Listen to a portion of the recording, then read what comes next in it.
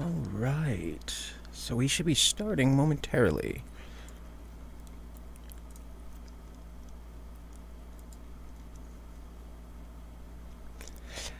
All right, here we go.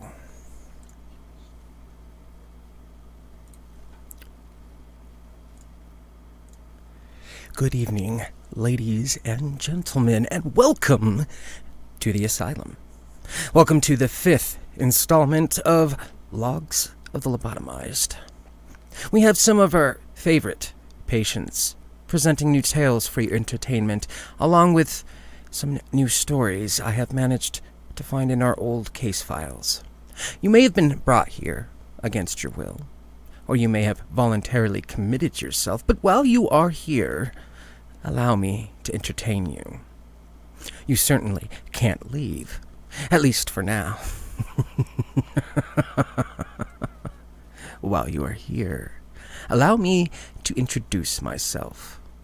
I am Beyond 5150, the inpatient of this asylum, and I will be your sovereign of the spine-tingling, your master of the macabre, your purveyor of the petrifying, your god of all things terrifying. I will tell you stories you will wish you had never heard. Try as you might, you won't find your happy place here, so welcome your circumstances and just accept the hair raising on your neck, your chills and goosebumps. Oh, and there is no milk and cookies. Now sit back and relax and wait for the doctor to call you back. Our first stories of the evening will be from one of our favorite patients.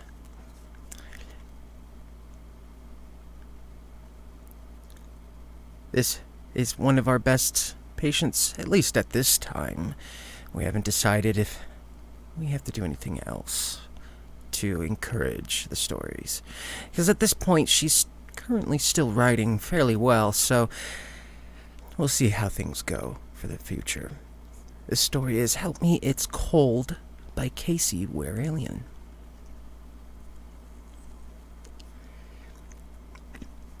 With leaves and snow crunching underfoot, I couldn't believe I was here, that this was how my friends decided to spend our last Halloween together.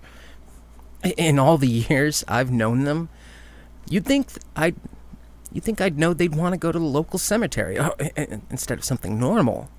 A B&E charge is not exactly on my priority list before leaving for college. But here we were, George, Savannah, and I, sneaking through what was supposed to be the most haunted cemetery in town.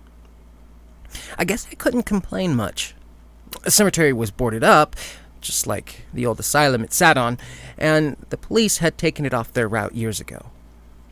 Sometime back in the 1950s, 2 young boys went missing out here and just were never found. Being a town with a population smaller than most Walmart supercenters, it didn't take long for the town to abandon the cemetery and avoid it. George and Savannah were so sure that 60 years later we'd find answers.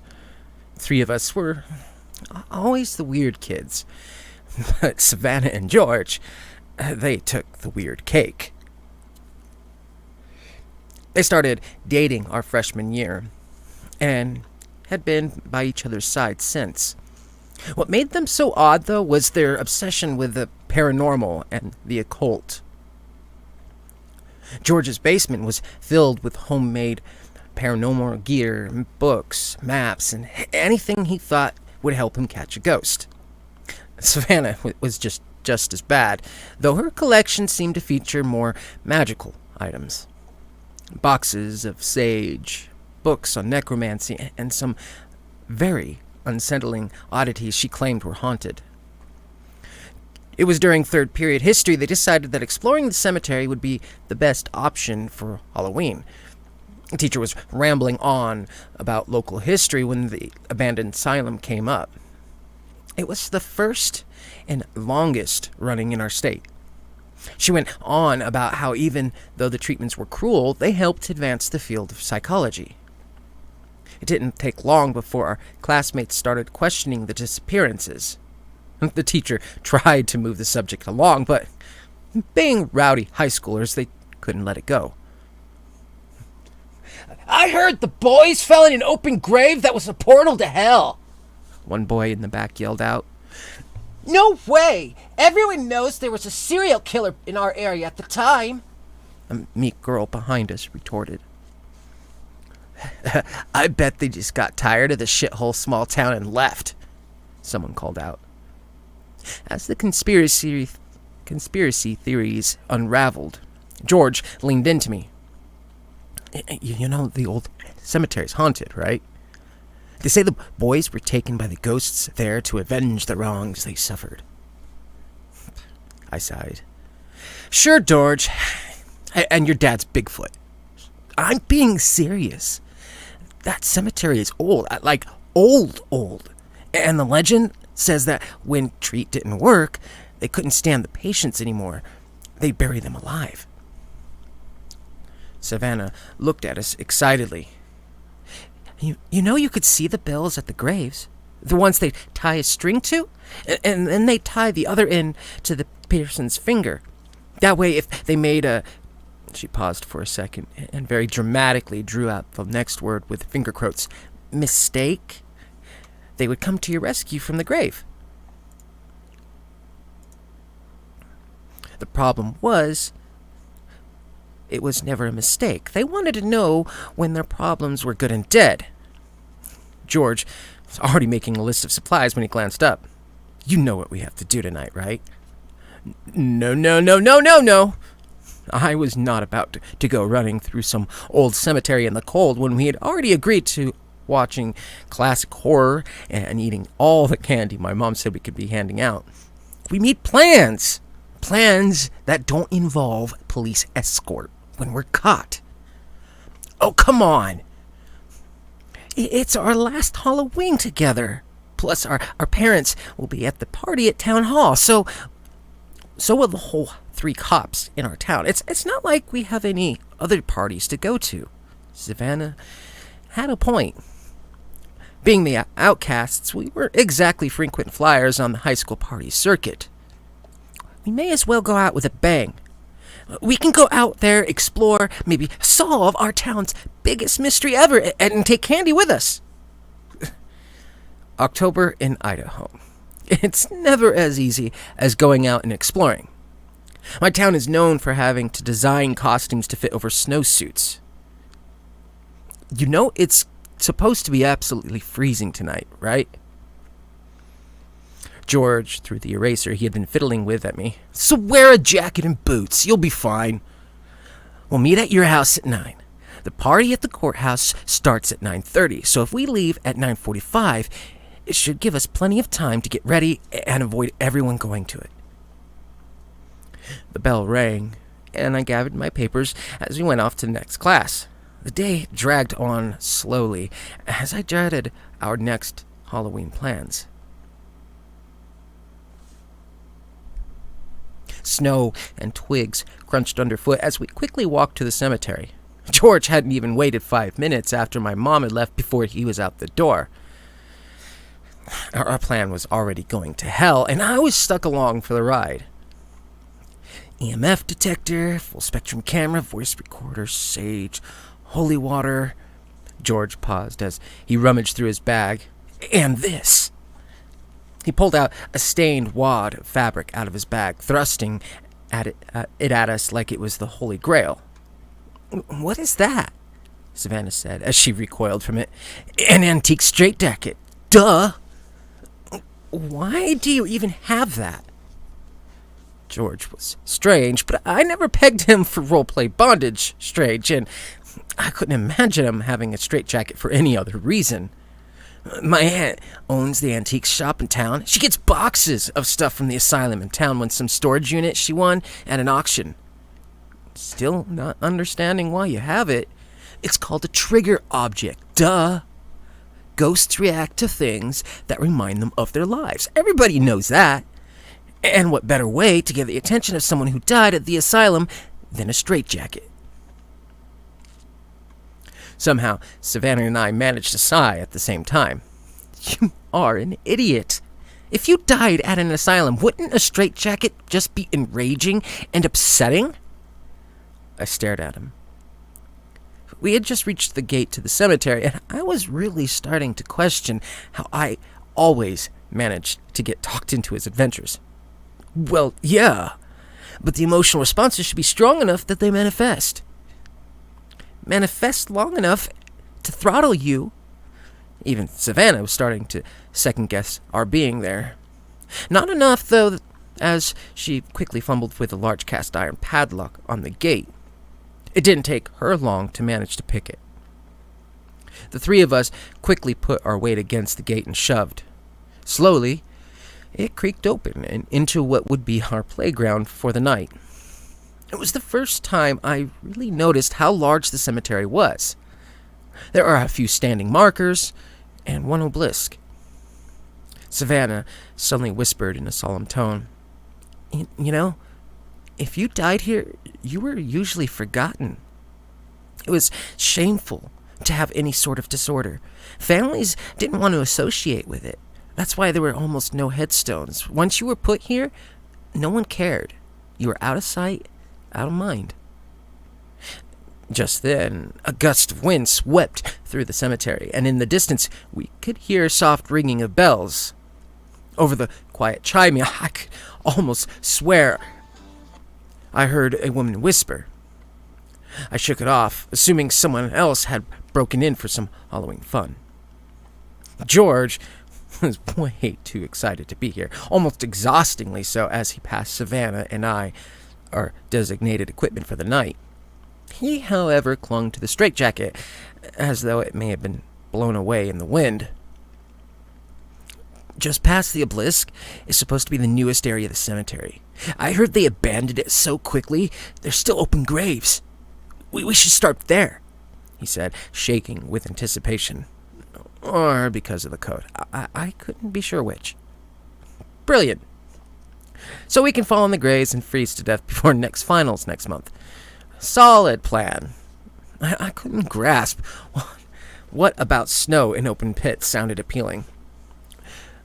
We're here to solve the mystery, so why not check the newest parts? It's where all the evidence would be. Savannah's logic was terrifyingly sound, and when they agreed with each other, there was no arguing with them.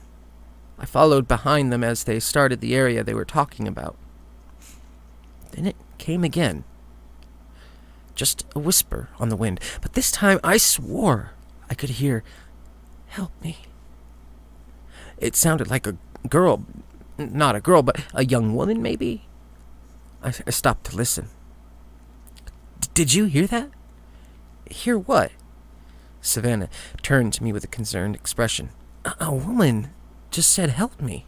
Ha ha, very funny. You can't scare us away that easy, George said, as he played with the buckle on the jacket. No, dude, I'm being dead serious. I heard it twice now. We're the only ones here. And we haven't even set anything up. There's no way you heard anything. His vote of confidence in my sanity was wildly assuring, especially considering I didn't even want to be here. Fine, whatever. Let's just get this over with before we freeze to death. I jogged to catch up to them before we started walking again. All around us, I could see various markers sticking out of the snow, and the bells.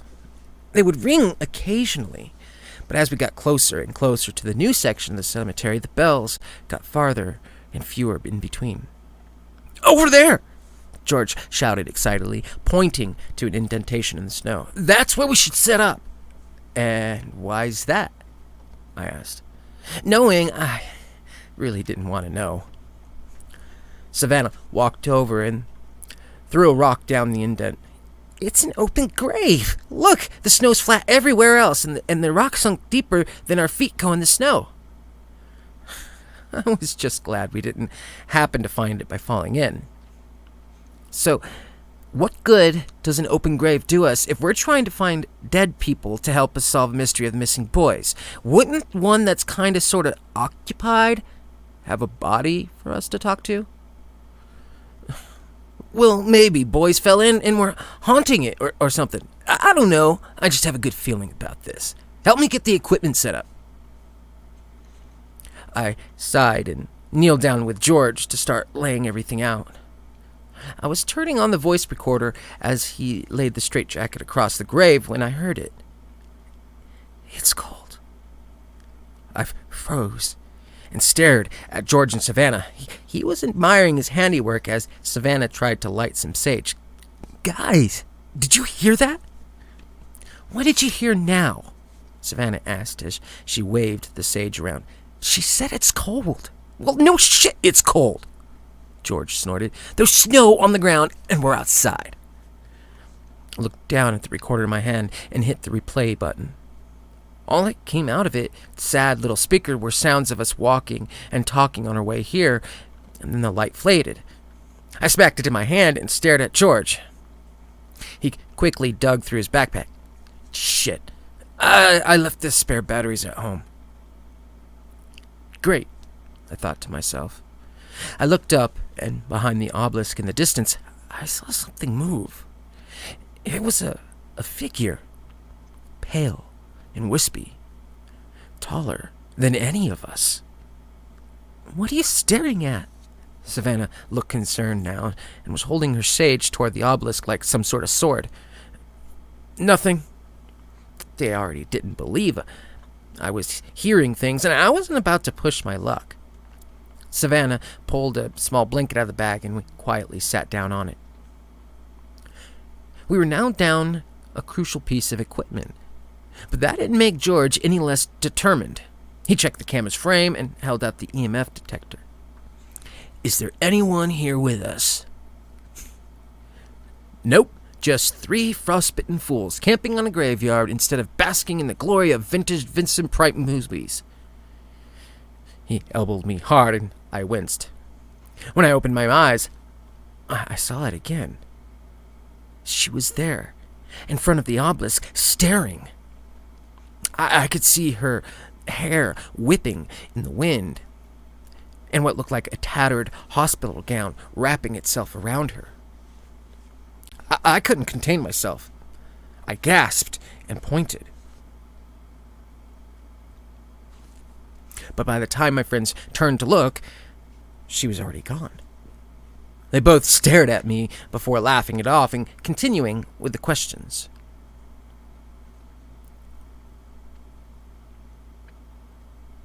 By the time I was too scared and cold to focus on what they were saying. Every time the wind blew, I could hear the voice carried on it. Help me. It's cold. Every gust brought the voice closer and closer. And right as I thought I was going to have a mental breakdown, George's voice, calling, ringing back to my ears. Did you take the boys? He suddenly jumped up with a burst of excitement. Look at the reading on the detector! This is off the charts! We leaned over, and sure enough, the detector was at its mask.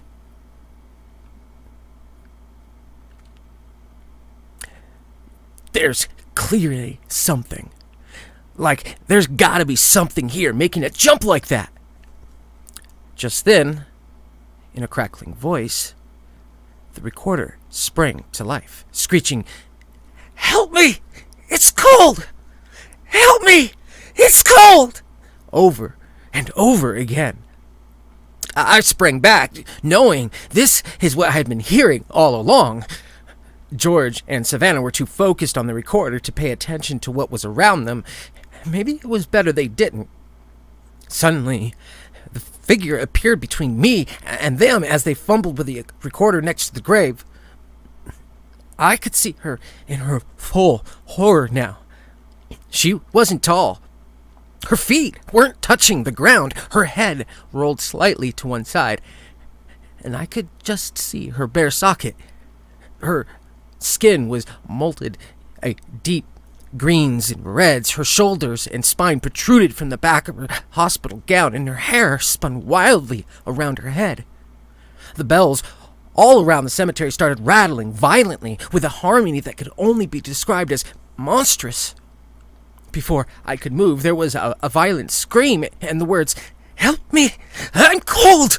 reverberated through the cemetery.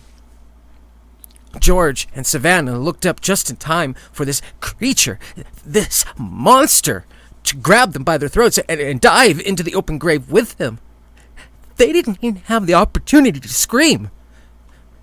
I ran home and called the police, and now I'm here. So, no, officer, my friends didn't run away. I don't know where they are, but I doubt you'll ever find them. That was 8 months ago. The police didn't believe me. At least not totally. They were dumbfounded when they found all our tracks walking into the cemetery, but just mine leaving. When the snow thawed, they excavated and found a body. But it wasn't either of my friends. It was that of a tall young woman with her eye torn out. After months of investigation, we learned she was one of the last patients of the hospital. They were in the process of shutting it down when the boys disappeared. The police think she saw what happened, and whoever took or killed the boys threw her in the grave, still alive. The grave had been dug but never used because it was filled with groundwater, and with the cemetery and asylum closing, there wasn't a need to fill it back. The police say she laid in there, and she was able to keep her head above water for maybe an hour before the hypothermia hit. She probably called and called for help, but it wasn't until it was too late that the boys were reported missing. And by the time the police checked the cemetery, the water had froze, so they assumed the boys couldn't be there. So she laid there for years, freezing and thawing year after year. According to the official report, George and Savannah ran away together like teen couples do. But I know the truth. At night, on the wind, I can still hear the bells, but her voice has been replaced with George and Savannah's. Sometimes they cry, but usually they whisper, "Help us! We are cold."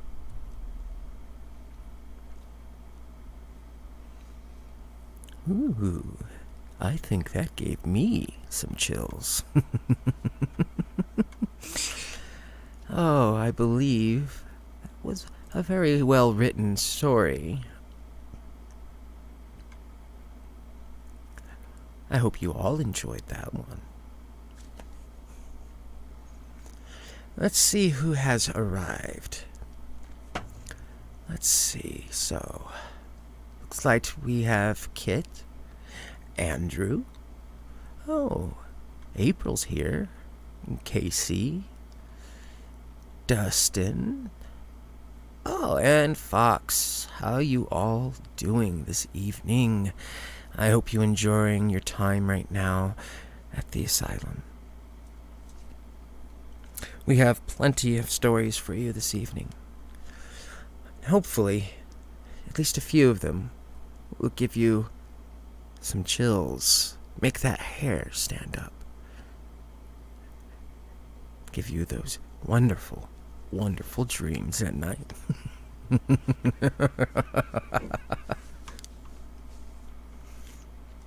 Now this next story, again, from Casey. As I said, she is one of my best writers at this time. And with these stories, I haven't found a need to fully encourage her.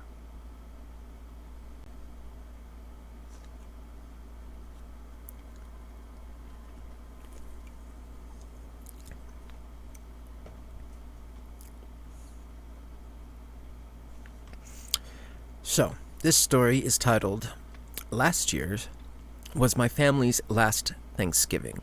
Again, by Casey Ware Alien. Again, just in case you all do not know it, I have went ahead and listed all of the authors Reddit accounts and a few of the authors' additional information in the description. So if you do decide you would like to support these authors, please feel free. And on to the story.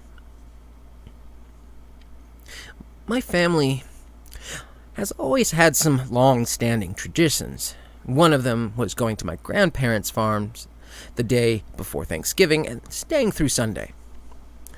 Being a farm, they had ready access to animals and produce, and it made getting ready for Thanksgiving easy. Every Thanksgiving, my pop-pop would get up early and pick the biggest turkey on the farm and then slaughter it for dinner. While he was handling the turkey, Grammy would start making dinner. She would set out different craft projects for the kids to do through the day. It had been a tradition since I was a child, and now we were old enough, my nieces and nephews could participate, and it almost made Thanksgiving more exciting. On July of last year, Pop died of a heart attack, and this was going to be our first Thanksgiving without him. Grammy tried her best to hold everything together, and when the families arrived late Wednesday night, she informed us that she would wake up early and handle Pop-Pop's usual Thanksgiving duty. We all had our concerns since he had passed away. Things had changed. Grammy was getting forgetful, and there were a few times we caught her talking to herself. There had been even a few times she would call and tell us things that couldn't possibly have happened, like Pop bringing her wild flowers. Through our protests, she insisted she would handle the turkey, and if she needed any help, she would let us know. I barely slept that night.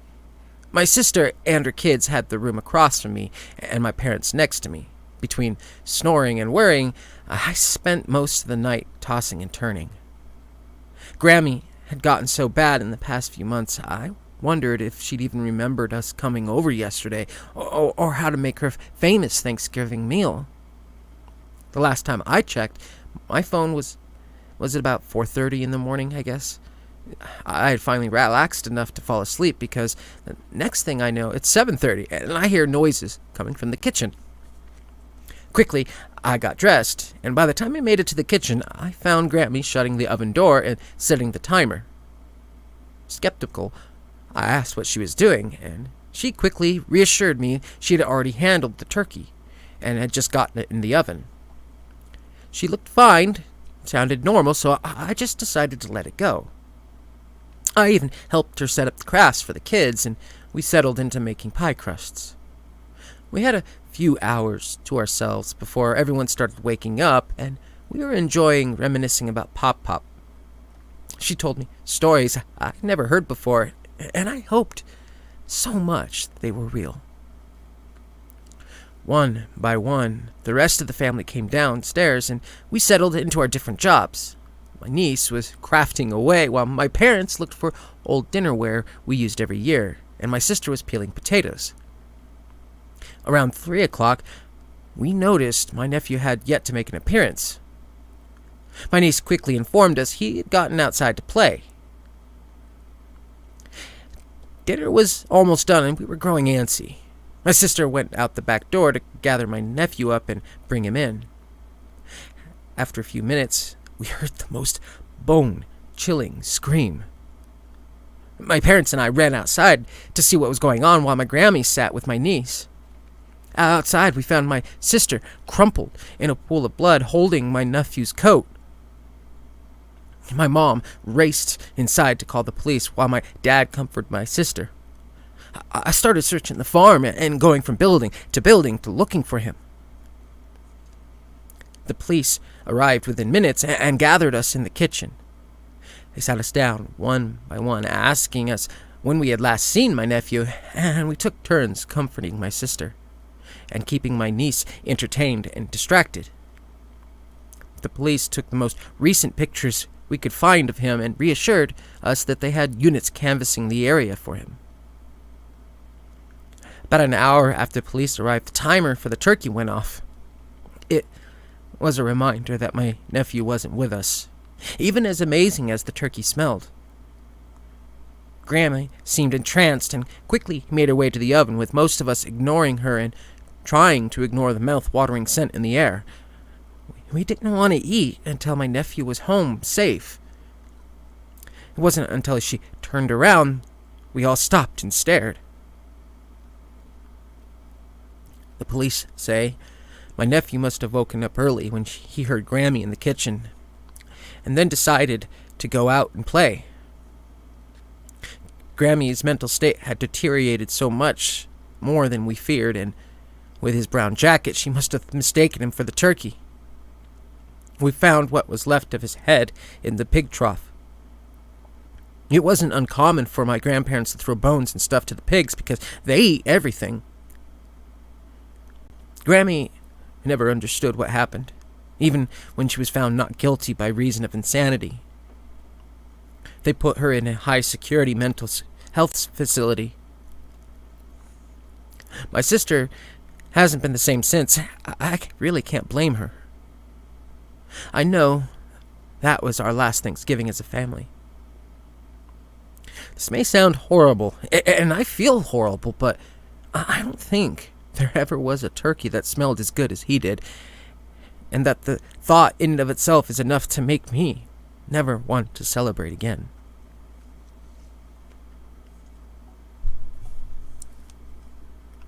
That was the end. Fascinating. That sounds like a interesting snack.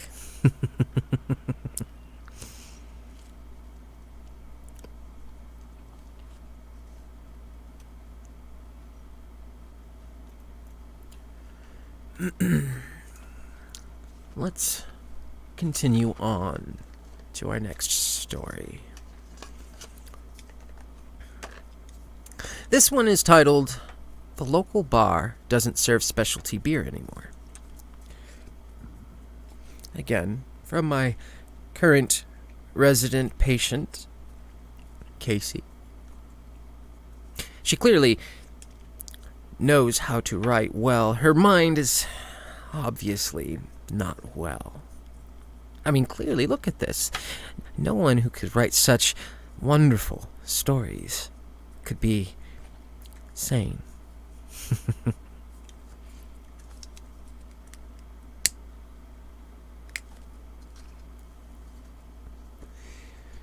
My local bar can't serve specialty beer anymore.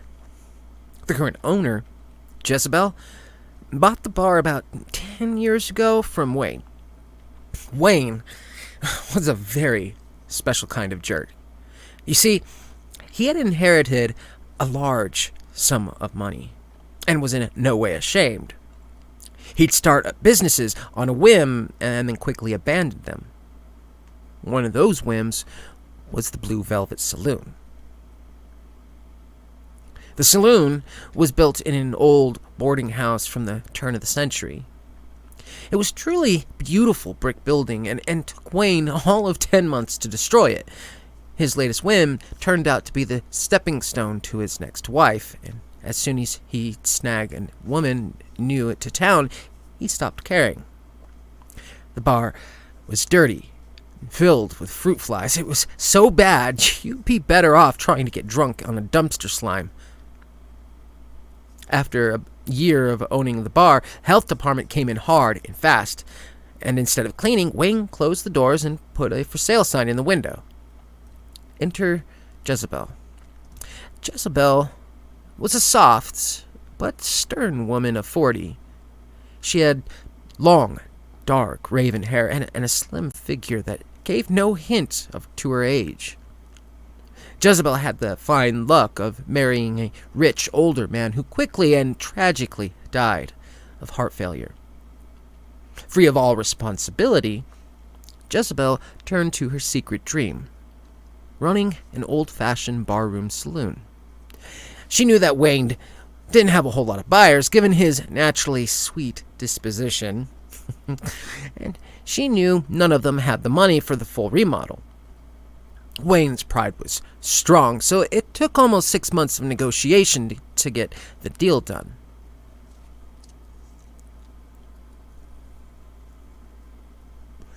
Jezebel was thrilled. Our town was a popular stop on the way to a national park and was part of the historic Oregon-California Trail. She knew a themed bar would attract tourists and survive. She moved quickly, and before too long, the saloon was open and thriving, something Wayne was never able to accomplish. This enraged Wayne. His new wife ran off, and he was left with a cold, hard fortune, so he did what any reasonable, rich, arrogant dick would do. He purchased the building across the street and opened a bar. It wasn't long before his $3 all-you-can-drink nights started taking Jezebel's regulars. Even with the regulars gone, Jezebel was thriving, and that just wouldn't do. Wayne started sitting in his patio and calling the police every time a car left. He started making up stories about Jezebel serving minors and selling beer to go, which is highly illegal. Blue Velvet's reputation was tanking hard and fast, but Wayne's bar wasn't exactly succeeding either. One night, a few months ago, I was drinking my troubles away at Blue Velvet. Once last call was over, I stumbled outside and was wobbling, waiting for my cab to arrive when Wayne pushed past me into the Blue Velvet. I could hear yelling and a bottle break as I was climbing into the just-arrived cab. When I came back a few weeks ago, I was thrilled to see Wayne's bar closed, and everyone assumed the health department slammed him again. That was the night Jezebel introduced a new product, Dead Man's Brew. Apparently, she had been trying to brew her own beer to attract new customers. It was a rich, thick stout. It had this mesmerizing, metallic taste. Business boomed, and Wayne was too ashamed to come to town, and life was quiet and peaceful.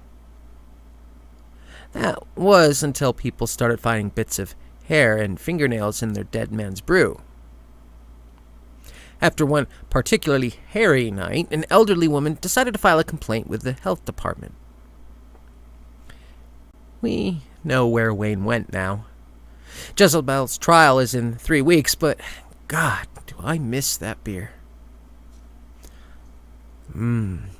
That sounds so delightful.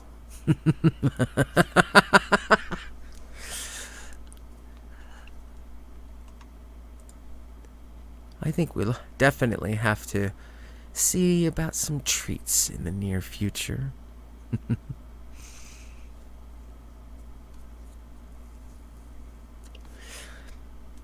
Again, if you would like to support our patients, I have provided the links to their Reddit submission pages. This is where you'll find most of their stories, if not all of the stories that they have written and submitted on Reddit.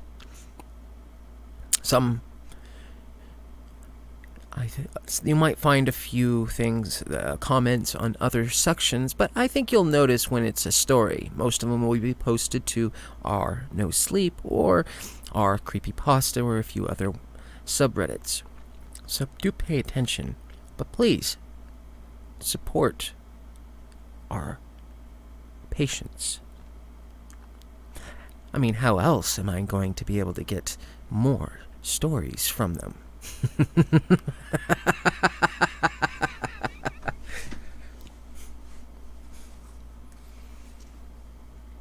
Next story is titled, Don't Trust the Gas at the Dentist, by Casey Weralian. About a week ago, I went to the dentist. I needed 2 large fillings and a crown. To say I was thrilled would be a gross overstatement. When I got to the office, things seemed normal, and I nervously waited for my name to be called. The dental assistant who called me back seemed kind, if disinterested. She quickly took x-rays, leaned me back in the chair, and hooked me up to the laughing gas. Nitrous oxide is a wonderful thing, or at least I used to think it was. I was calm and relaxed and just watching the TV mounted on the ceiling above me. Before long, the dentist had come in and was starting to numb me when we heard the shattering of glass and screams coming from the office waiting area. In his haste to see what was happening, he managed somehow to turn up the nitrous. Before long, I was dizzy and trying not to puke everywhere. The room was getting cold, and I was exhausted. Out of the corner of my eye, I saw something. It was like a small, moss-green humanoid crawling on the tool tray. It was no longer than the picks lying there on the tray, and it was thin and spindly. He had odd orange eyes and a mouth full of yellow, needle-like teeth. There were tiny black claws protruding from its hands and feet, and it was crawling all around on all fours. I stared at this thing in absolute shock and horror when I noticed more of them crawling out of the cabinets. They seemed to have noticed me and were inching closer and closer, hissing and scratching the air. They quickly started rushing towards me, careful not to disturb anything in the room, and then just as quickly, they scattered. The dentist's voice was booming and barking as he stomped back down the hall. As he re-entered the room, he apologized and didn't care to expand on what just happened. He glanced at the nitrous machine, and his eyes widened as he turned the gas down, not saying anything. Before I could ask him what I saw, he slid a cushion thing in my mouth and began to work. I shut my eyes and listened to the sounds of the drill and thought about what I had seen. I must have dozed off, because before long the seat was being lowered, and they told me they were switching me to oxygen. He and the assistant left the room as we waited for the gas to wear off, and then I saw them again. Two were crawling on the windowsill, just still hissing at me. When they came back, I asked what the hell I was seeing. They both went pale, and the dentist ran out of the room as he pulled out his cell phone, while the assistant told me it was nothing. It must have just been the side effect of the gas, and it should go away soon. As she hurried me back to the front desk, I could hear the dentist screaming into his phone. He was saying something about, "What do you mean contaminated? How could this happen?" I wanted to stay and listen, but I was quickly ushered out of the building by the assistant, who was now more interested in my situation. When I got to my truck, I sat there for a few minutes trying to understand and process what I had just experienced. I had many dental appointments and many experiences with laughing gas, but never like this one. I've read people could start having reactions at any point in their lives to things like medication, so I just brushed it off. As I was driving home, my glove box fell open. Weird. It's an old truck, but that thing usually sticks like crazy. I reached over with one hand on the wheel to slam it shut when suddenly there was searing pain in my hand. I snatched my arm back, and as I did, I swear I saw one of those things from the office fall and scurry under my seat. Panicking, I drove the few blocks to my house and ran inside. My face was throbbing, and I was panicking. Clearly, my best option was to pop a couple sleep aids and try to sleep off whatever weird side effect this was. I took the medication and then checked my house while I was waiting for it to kick in. No creatures, no monsters, not even a dust bunny to be found. I was safe, and I crawled into bed hoping to wake up when this was over. I was so terribly wrong. I awoke to several sharp pains all over my body. I jumped out of bed and watched the things fly off me as I did. I had these round, bloody marks all over. They were swollen and had circles of what looked like tooth marks on them. Crying, I ran to the front porch and called the dentist office.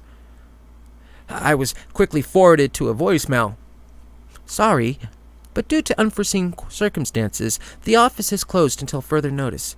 If this is an emergency, please hang up and dial 911. It's been a week.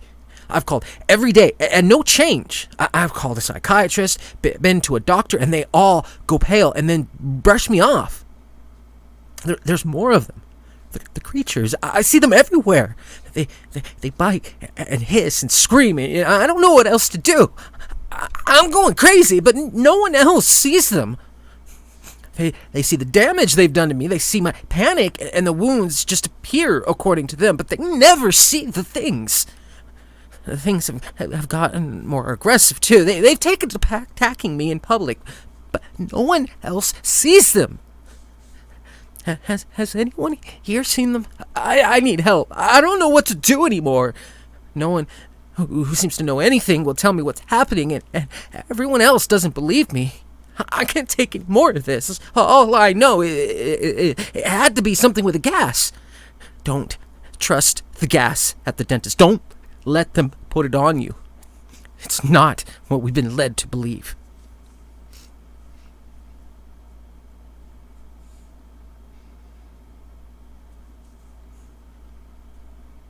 That was the end of it. What a fascinating story. Great imagination. Clearly, she must remain with us. She's going to need a more intensive treatment, I believe. Such a mind be a terrible thing to waste.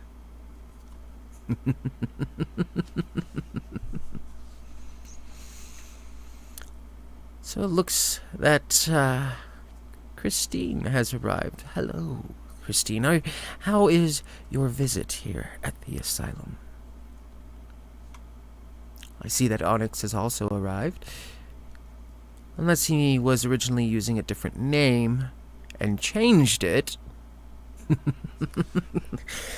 Maybe we might need to bring him into the asylum. I mean, if you're changing your name, does that mean you are starting to lose your mind?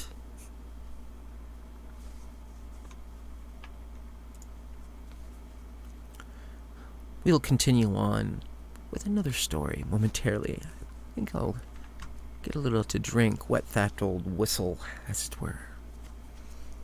See, talking tends to give anyone, I would assume, a dry mouth. Maybe I'll have some of that dead man's brew.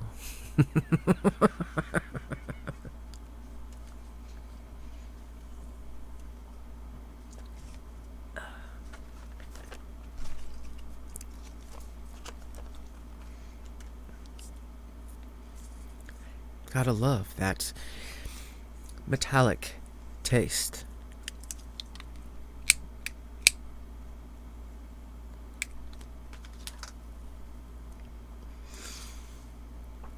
This story is titled Seeing. It's not a very long story, but I believe it'll be just as fascinating as the rest. Again, this one is by Casey. I have a gift. More so an ability I never asked for. It's been this way since I was a child. We aren't sure if it's genetic or a condition of my birth. I speak to, hear, and see the dead. I also can see how people are going to die and can dream of things that no one should know. You would think something like this would bring closure, allow you to say goodbye, confront your emotions in ways most people never get a chance to experience. But that's nothing I experience. I've had to hide my abilities because of this misconception that everyone that sees this must be crazy. We must have some schizoaffective disorder, but that's not it. People like me We don't hallucinate. We don't imagine this. And it's not a defect in the chemicals of our brain. But it isn't uncommon for us to have depression or anxiety. I mean, I was mentally sound enough that the military took me. You never know when you're going to wake up to a dead uncle. One who, as a child, you were told committed suicide, and then you learned maybe your friend, your aunt's frivolous spending wasn't a product of her mourning, but a motivation. When your high school friend supposedly died of a staph infection, but you can see the track marks as he sobs in front of you. When you look at your best friend, and instead of her face, you see the bruises, and where he's going to slit your throat. When you see in the news that a woman has gone missing, but her bloated form is sitting next to you, whispering where her husband threw her in the river. When you look at your shipmates and you see the burns and protruding bones, a glimpse of a future they've accepted but dread. And you can't stop it. There's no turning off what I see. There's no preventing it. I've tried. I've even gone as far as to take spark plugs wires out of a friend's car I knew would drive drunk, but that didn't stop their girlfriend from handing them her keys. I've warned and pleaded, and even if I take away one mode of their death, it's like the universe always has a backup plan. I can no longer take it. As I was getting ready to go out tonight, I looked in the mirror. To those I had loved and gone before surround me, and as I touched my face, fingers passing through the shards of glass and metal, my hair was bloodied and matted, and I could see the emblem of my steering wheel pressed deep into my forehead. Looking to my husband, I could see where his rib cage was crushed by the dash, his forehead cracked, his eyes blank, and he spoke excitedly about our weekend plans. I've never been wrong, never, but I refuse with every fiber of my existence to be the reason the world loses him. He was driving for our date, so I wasn't too concerned. I knew it would be me driving when it happened. He couldn't understand why I cried over our dinner, and I played it off as being emotional and PMSing. I love him far too much to tell him what I saw, even though he knows about my abilities and accepts them. Tonight, after he falls asleep, I'm going to the river. I have years of sleep aids that various doctors have prescribed me. I plan to take them all and slip into the river. I'm writing this because I know there are others like me, and because I'm sure people will question why I made my choices, but anytime someone's trying to warn you or tells you they have a bad feeling, please listen. I could never change anyone else's fate, but I'm taking mine in my hands. Maybe I never listened or tried hard enough, but you never know who's like me and who is trying to save you. I can hear my husband snoring, and I never thought I would relish the sound, but I don't have much time. Please, heed my warning and listen to your instincts.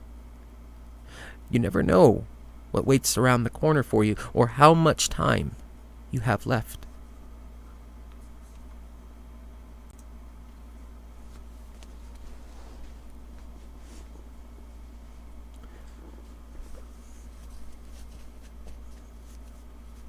That's the end of that story.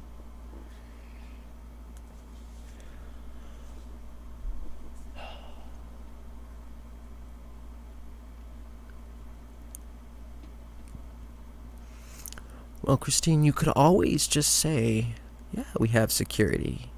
And now, I will securely be taking care of you. Or you can just let him come to the asylum and we'll show him what security really is, how secure things can be.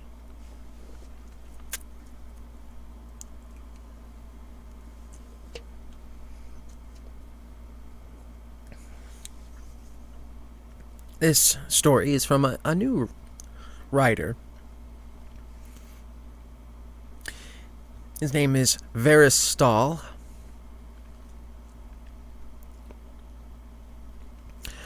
Okay, Casey, I will go ahead and allow you to have a snack. We'll make sure to provide you with something. Now, Verastahl is an author. He actually has a book. I have provided the link in the description where you can go and look for the book. If you have any questions, feel free to ask, and I will answer as much as I can. This story is titled The Wound That Bites.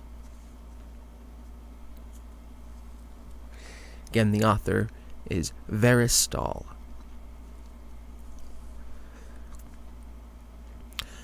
I knew from the first time I saw Lori Morning that something was different about her. That was last August, the first day of freshman orientation at the university. After some initial sign-ins and assemblies, we'd been funneled to different buildings across the campus for various mini-classes on keeping up with college workload, being a responsible dormmate, and work-study opportunities, among several others. Most of the classes were boring, and by mid-afternoon, my schedule sent me to an old chapel at the edge of the campus for a class called Getting to Know You. My anxiety and excitement was starting to fade by that point. This is fun and all, but I had no illusions that I was making real friendships or learning anything vital to my college experience, and I was heading quickly toward fatigued boredom. Steeling myself for another slow hour, I entered the chapel. I was in a small sanctuary, but the pews had been replaced with a circle of metal folding chairs occupied by a dozen freshmen that looked the same as I was sure I did, anxious, hopeful, and awkward as hell. Even the one older woman, a lady in her 40s that had to be a teacher, looked a little nervous. She gave me a weak smile and a nod as I took the empty seat that was left.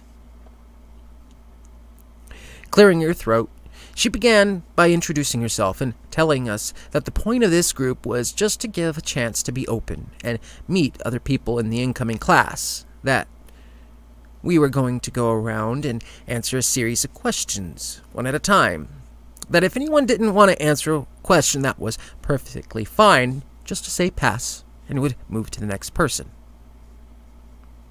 I could feel myself getting more nervous already. What kind of things are they going to ask? I didn't have anything to hide, really, but I didn't want to play truth or pass with a bunch of strangers. It's embarrassing. But the first questions were really mild. Name and where you're from, favorite hobby, that kind of stuff. We'd go around giving answers that were probably half bullshit, and then the teacher gave us the next question. It was pretty boring, but I didn't mind. I was spending all my time trying not to look like I was staring at the girl across from me. She said her name was Lori Morning. At first, it was just because she was beautiful. She had a maturity and a delicate grace that made her seem several years older than the other gawky boys and girls in the room. Then it was her voice. It was husky and rough while being smooth. At the same time, like silk being drug over coarse granite. Her answers weren't remarkable in and of themselves. She liked painting. Her favorite movie was some German film I'd never heard of, but it was more the way she talked about them. Always with a slight pause and a smile. As though she knew a joke she wasn't quite ready to share. I didn't want to look like a creeper, but I kept sneaking glances at her as we went around the room again and again.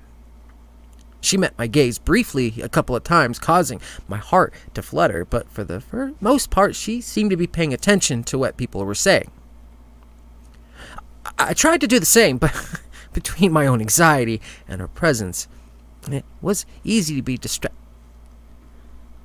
Tony, are you wanting to answer, or do you want to pass on this one? Either is fine. I turned in confusion toward Mrs. Cruffler. Shit, it was my turn again, and I didn't even know what the question was. Seeming to pick up on my embarrassed panic, the teacher repeated the question.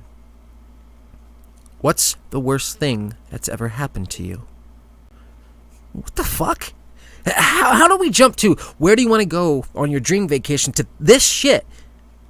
My first instinct was to try and give an answer, and my mind was already crawling down into the mines of my memory, looking for the deepest, richest veins of pain, sadness, and shame. I could already see flashes of my grandmother, of Richie, of the time... No, none of that was for these strangers. I didn't want to stand out or not seem cooperative, but shaking my head slightly, I told the teacher I passed. She gave a smile and moved on. Some people did actually answer, though most of the responses didn't ring very true, either because they were so mild that they seemed unlikely that it was actually the worst thing they've been through, or because they looked like they were making it up as they went. Not that I blamed them. What a weird, prying question to ask people, especially at orientation. Maybe the teacher was trying to figure that out too, because the next time she spoke, her voice seemed to tremble slightly. Lori, do you want to respond? Lori looked at Kreffler, then turned to stare at me for a moment. Yes, I do. She looked down at her hands with a sniff, and then she began. When I was 10, my family went on family vacation. We were traveling from Virginia and heading west, no particular destinations in mind, but with the loose idea we would try to reach the Grand Canyon before turning around the following week. It was a lot of driving. All of us stuffed in the family SUV for hours every day as we zigzagged across the highways and back roads, looking for various points of interest advertised in brochures my mother had found at the latest gas station or visitors center. My parents seemed to have a good time, but my brother and sister looked as over as I was.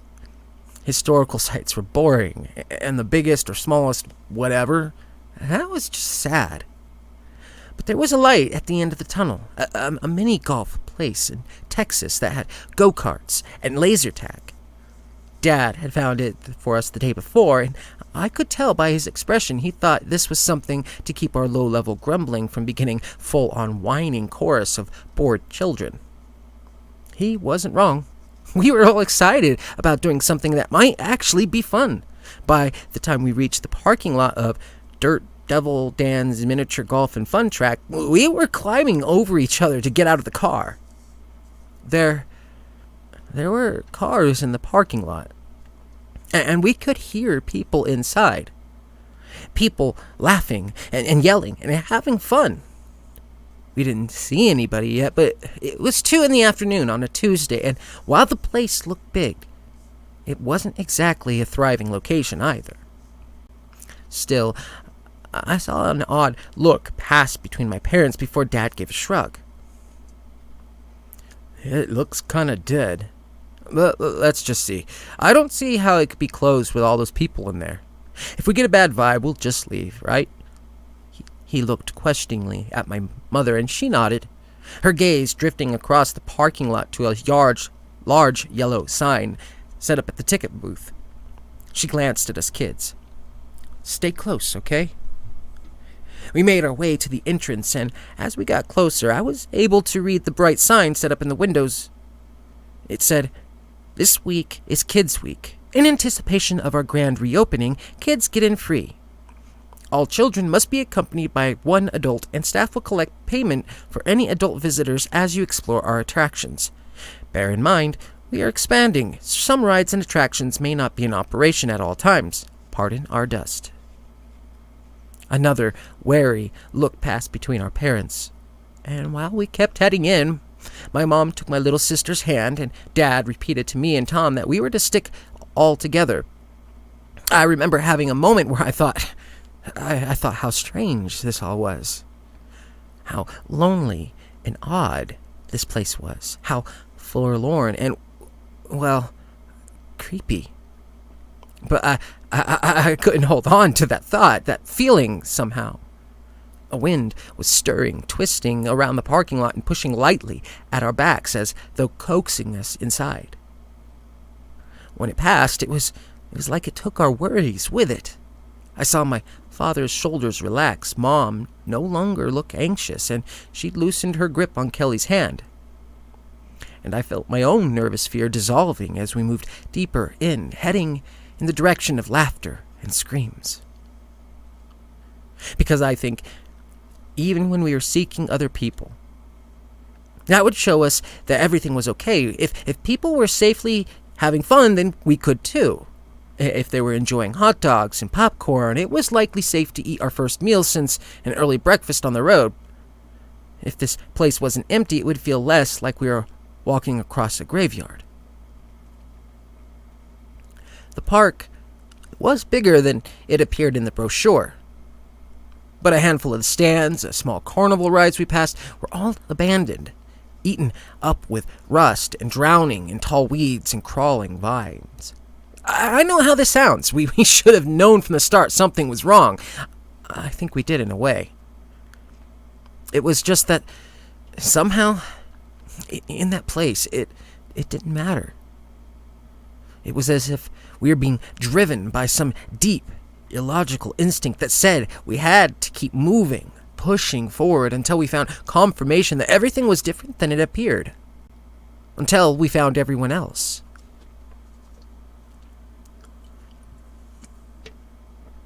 I was holding Tom's hand tightly as we rounded the next curtain. He was almost 15 and liked to act tough, but I knew he was scared too.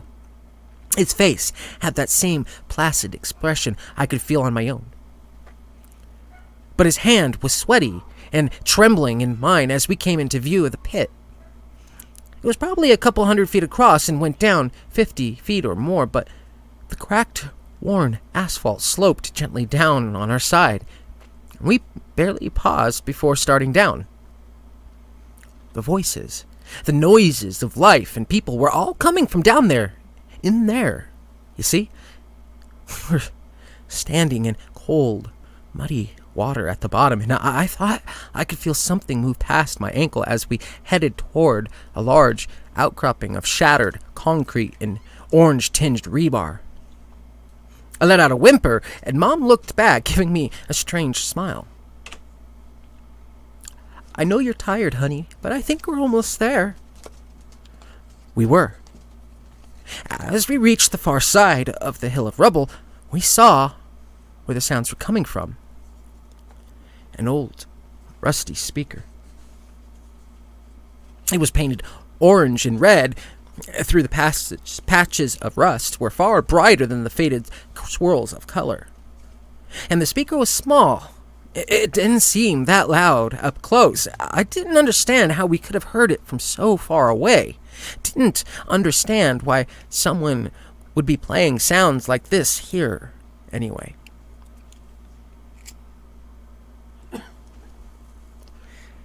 That's when the singing started, and I realized we weren't alone. There were shadows with us. Shadows that shouldn't have been there in the gray sunshine of the Texas afternoon.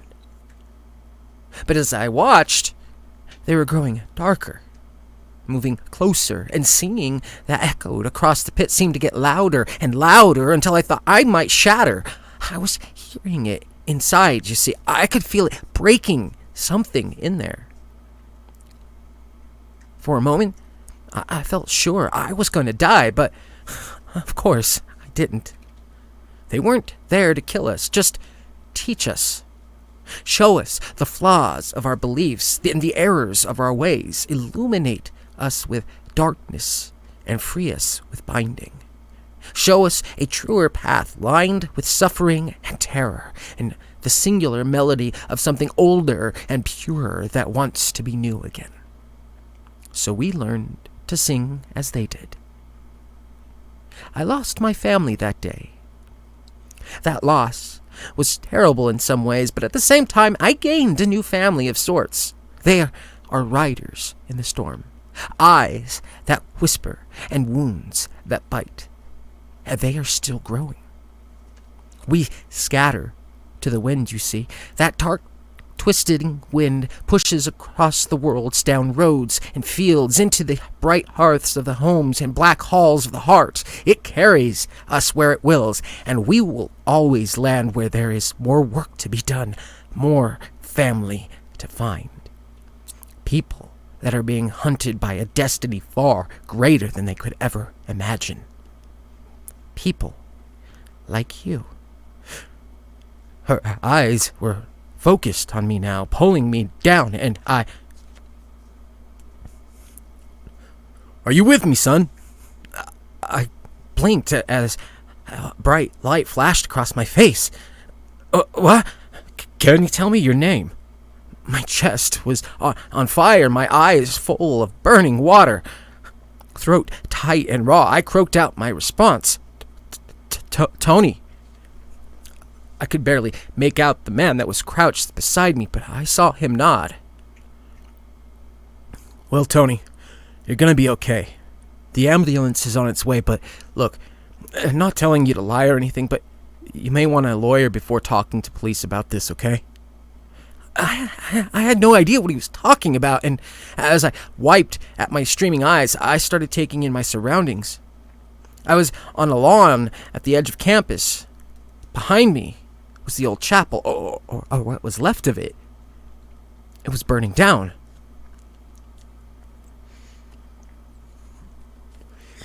The next 3 months were stressful. There was an arson investigation, a psychological evaluation, suspension of my acceptance into the college, and a tearful, angry conversations with my parents.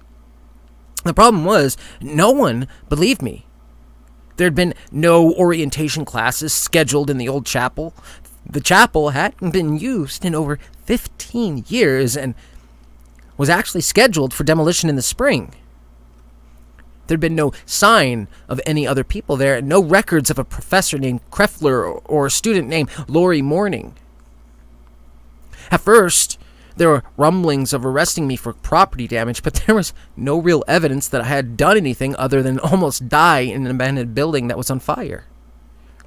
If that econ professor hadn't been out jogging and pulled me out, well, I guess in some ways I was really lucky. My parents got me a lawyer that threatened a countersuit, big enough that everything went away, but it still left me without a college or a plan until next fall. I spent some time back home, but I was restless there. I love my parents, but I don't think they believe me either.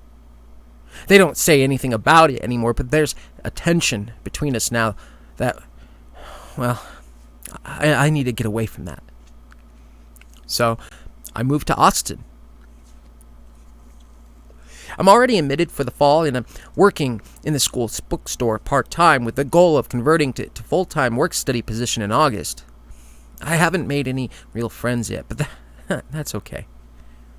I've kind of wanted to be alone since the day I met her.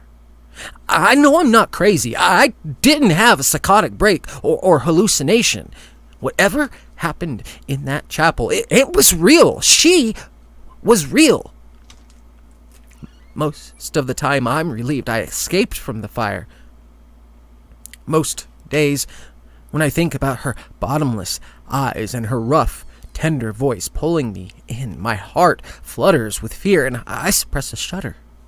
I try to push the thoughts away until I can breathe again, but some nights I don't sleep so good. I go out walking, my mind restless, my heart filled with some unknown thundering need.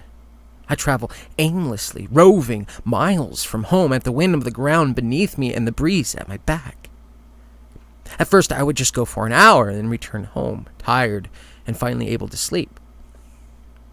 Then, I started staying out later, walking farther, moving with some mysterious purpose I don't understand as my eyes search the shadows, my ears listen for some sign of what? For some time, I didn't know. And then, last night, I heard people screaming and laughing. It was faint.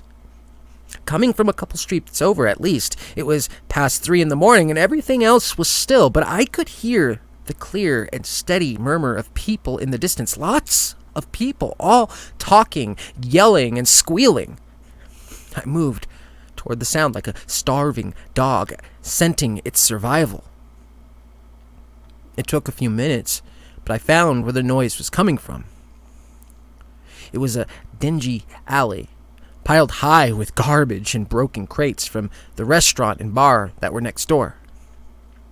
There was no one on the street outside, let alone this alley, yet I could still hear them as I moved forward in the semi-dark.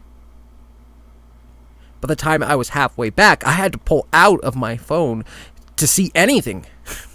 More trash. I thought I saw a furtive movement of a rat in one bag and forced myself to ignore it.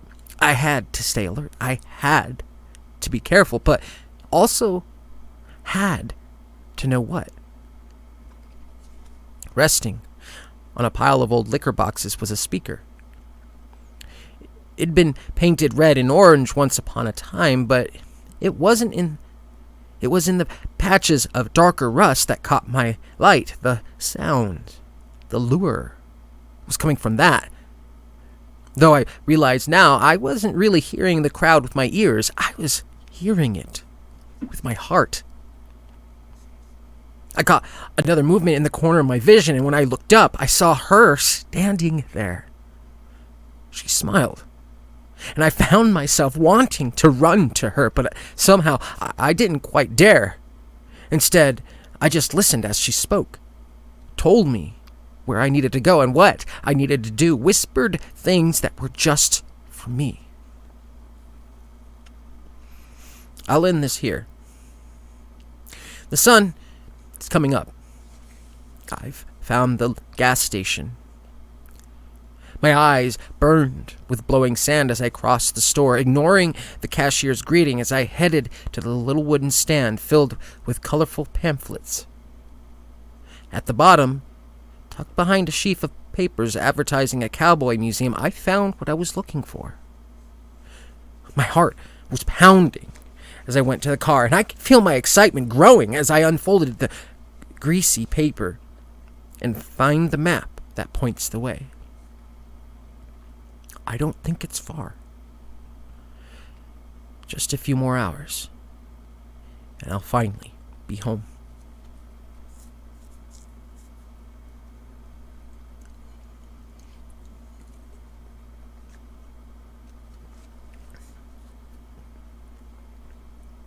What an excellent story.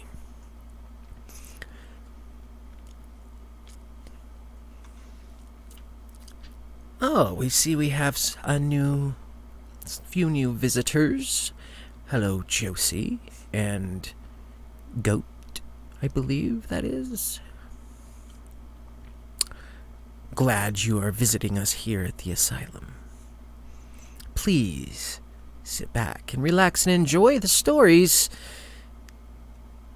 The doctor might see you soon.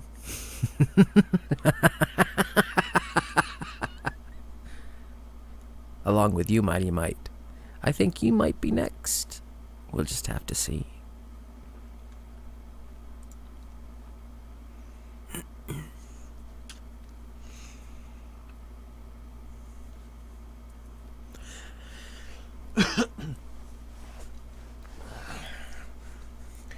One moment as I have a little to drink.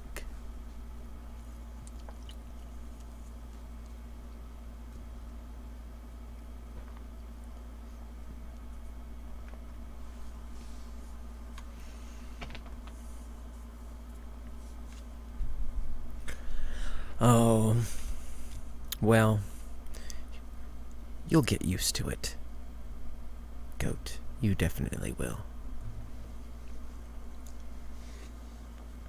This next story is by another author named Jgrube on Reddit. Information, again, is in the description. The title, I fell down a bottomless pit, but that wasn't the worst part.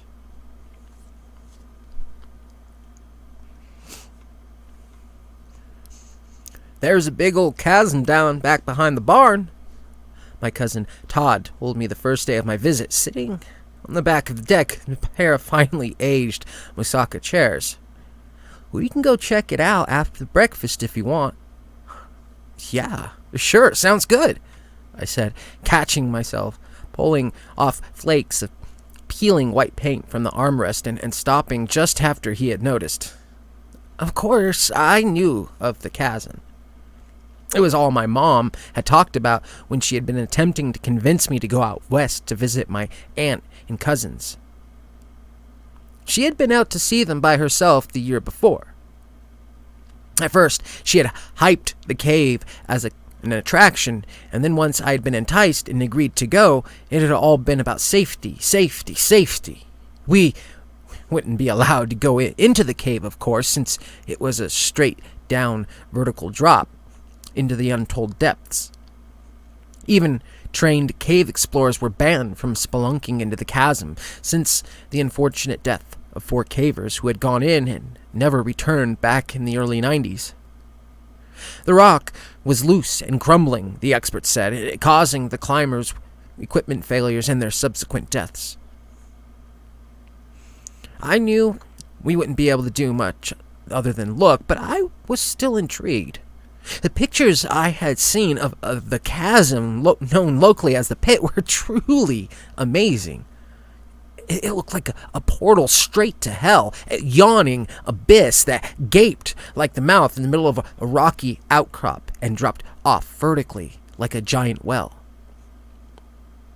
If the cousins didn't live in the middle of nowhere, they could have opened a roadside attraction stand and made a killing. That's how bizarre this thing looked. The hole went down farther than anyone had ever been able to record. Even before the deaths 30 years before, there was no record of anyone surviving who had gone down into the cave, since its unreliable walls were known to crumble and give way without warning. As we sat at the table eating bacon and eggs cooked by my Uncle Glenn, Todd told his father about the plans for the day. So, I guess you don't want to go out in the boat and pull prawn traps and try to catch a few cod today, then? He looked at me expectantly. I looked over at Todd, and he kicked me under the table. Could we go with you the next time instead? It sounds like fun, but I really wanted to check that pit thing out, I said, knowing that my uncle went fishing almost every day without exception. Yeah, I guess it wouldn't hurt to leave you guys here while I pull up the traps. Mary, Steve, you want to come out there with me? I could actually use a hand since I won't have this greenhorn out there to boss around, he said, shaking my hand amiably with his hand, ruffling my hair as an uncle can only do when you're still not old enough to drive a car yet. I smoothed it back down and gave my cousin a mental high five. We would have the place to ourselves for the day if my uncle could convince my brother and cousin Mary to go out and help with the traps. Oh, man, I'm sorry, Uncle Glenn. I'm really not feeling great. I don't know if I could handle going out in a boat right now, my brother Steve said.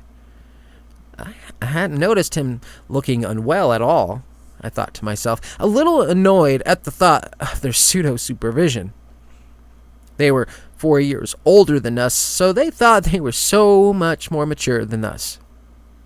My uncle sighed and made a few dejected-sounding remarks, but ultimately left the house in good spirits. We went down to the dock with him and I watched as my cousin untied the knots which held the boat in place with practiced motions of the expert.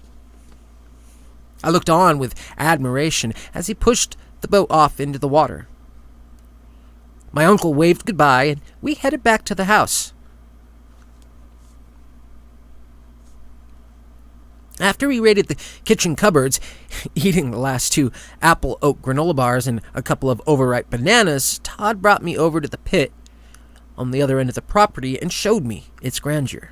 It was even more amazing in real life, and Todd seemed to have a great deal of respect for it.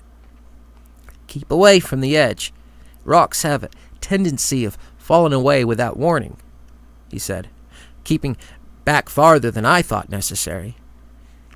I walked a bit closer, and I saw him tense up. What a wuss, I thought, and walked up to the flimsy rope which encircled the chasm.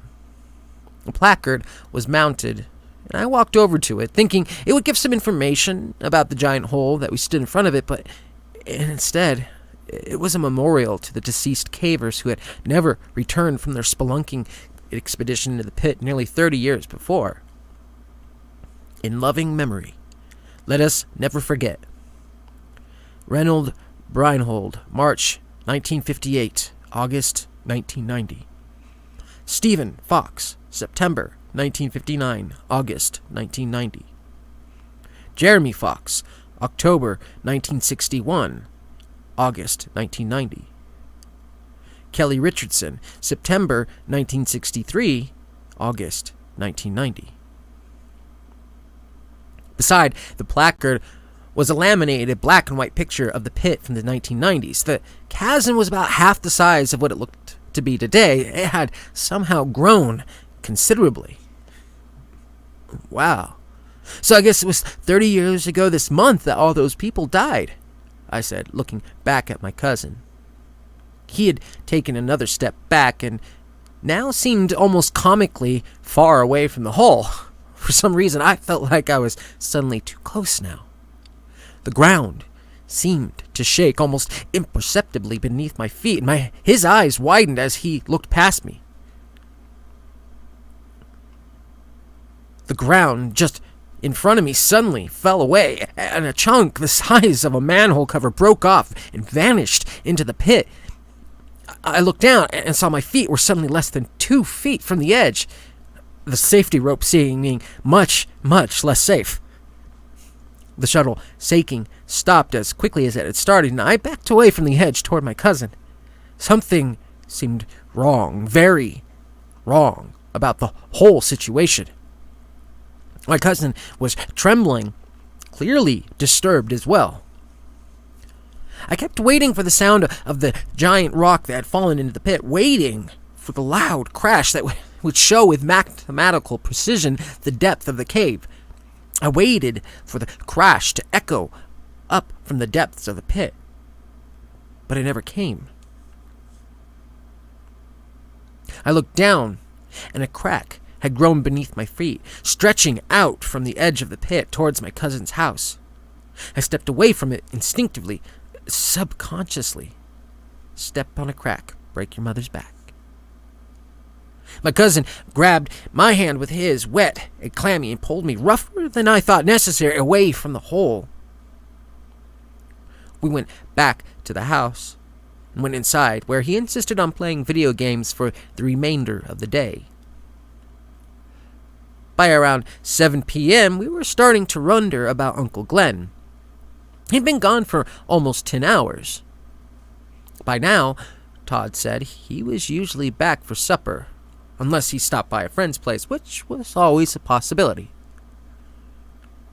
Todd called him up on the radio.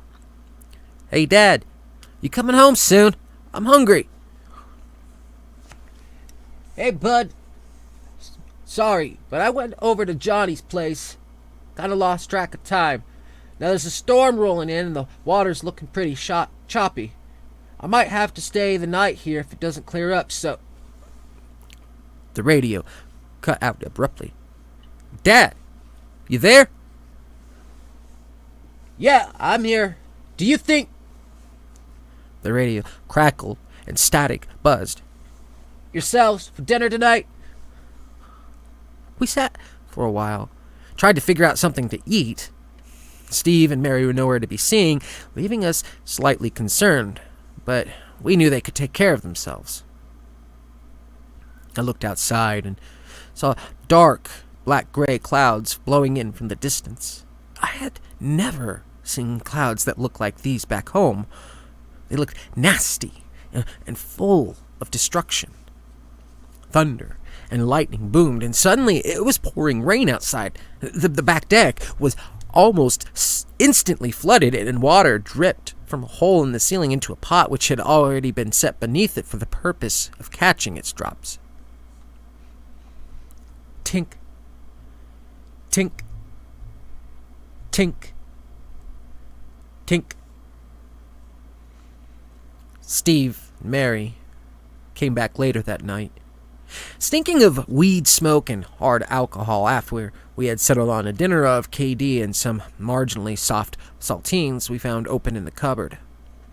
My cousin assured me we were going to grocery shopping in the town the next day. My stomach rumbled, but I politely told him I was already actually full. It was okay. I went to bed hungry that night and realized for the first time in my life I had done so. I was surprised to find myself feeling sad for my cousin and guilty of the privileged life I had back home. It made me feel terrible, thinking my cousin and his family lived like this all the time, on the verge of not having enough to eat. I fell asleep fitfully, unable to get comfortable with the heavy sound of rain outside and the occasional unheralded clap of thunder. The ground seemed to shake with each crash of thunder outside, but I eventually drifted off into a deep sleep.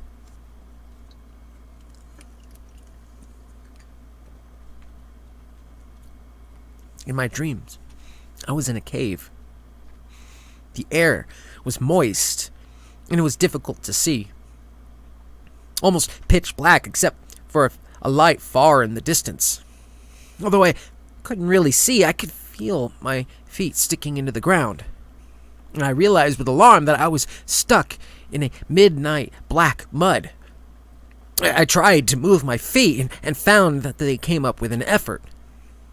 I pulled my feet up one after another and moved toward the light in the distance.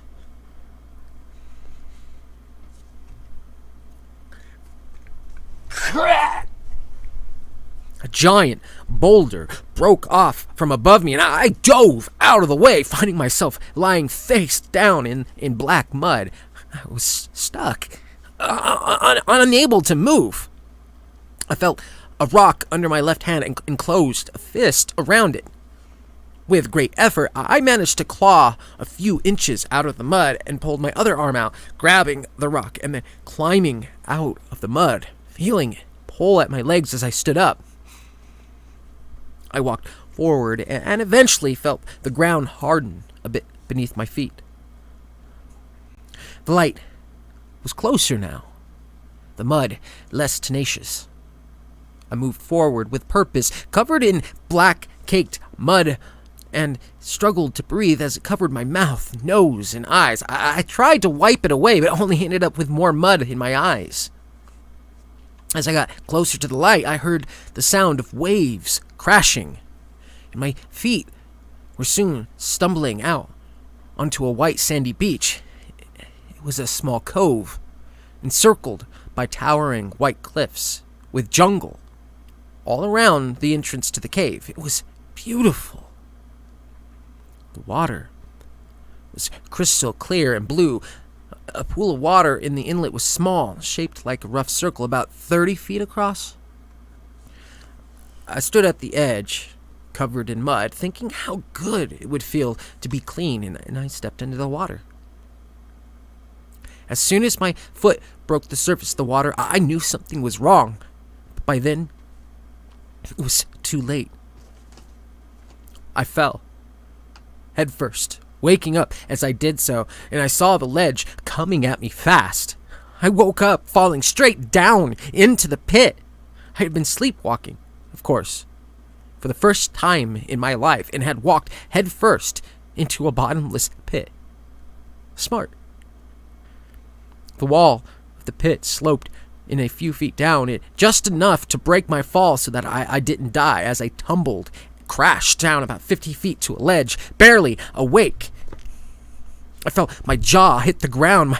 My arm instinctively reached out to brace for the fall, and my wrist flared in sharp pain as it took the brunt of the impact. I woke up to the world spinning. My mouth tasted coppery, and I realized my nose was bleeding, or maybe my mouth, or both. My arm was on fire. I couldn't move it very well. My wrist felt like it was sprained, but maybe not broken. It took me a few minutes to regain my senses, and I found I could hear a voice. It was whispering urgently from what sounded like a great distance down below me. It took me another minute to remember where I was and why the voice sounded so far and echoing. Hey! Hey! You up there! Can you hear me? Hey! Yeah, I hear you. Yeah, I can hear you, I said, gradually regaining some of my senses. Good! The voice whispered back, sounding relieved. Glad to hear you're okay. All in one piece? I must have been sleepwalking, I said, remembering how I had woken just as my foot plunged into the cold ocean water of the cove in my dream, waking to find myself tumbling head over heels down into the cave, the chasm, the pit. My stomach lurched as I recalled the view of the rock shelf I landed on, with racing towards me as I fell. A moment later, I found myself vomiting without warning. Clear bile dripped from my lips as I coughed and finished retching. I noticed suddenly the smell down in the pit was horrendous. It smelled like a sewer on a hot day, like a dead mouse in a hot cabin left to decay for the summer, like rotted black potatoes, spoiled eggs, and rancid butter left out to rot under the radiator. That smell! I said, suddenly unable to hold back, forgetting our tones had been whispers until this point. The walls above me shook suddenly, and small stones fell down, hitting me hard on the top of my head and neck. A big rock fell and struck my right shoulder, causing a stab of sharp pain there. I bit my lip and sucked in the air through my teeth, trying not to scream. Quiet! The voice insisted desperately. This whole place could cave in at any second. I tried not to hyperventilate, thinking about tons and tons of black rocks falling on me from above, pinning me down, trapping me in this place with this smell forever. My cousin, I whispered. He'll come looking for me. He'll get us out of here, I said, more to myself than the man below me. Good, the voice below answered back. I've been down here for, I don't know, a long time, it feels like.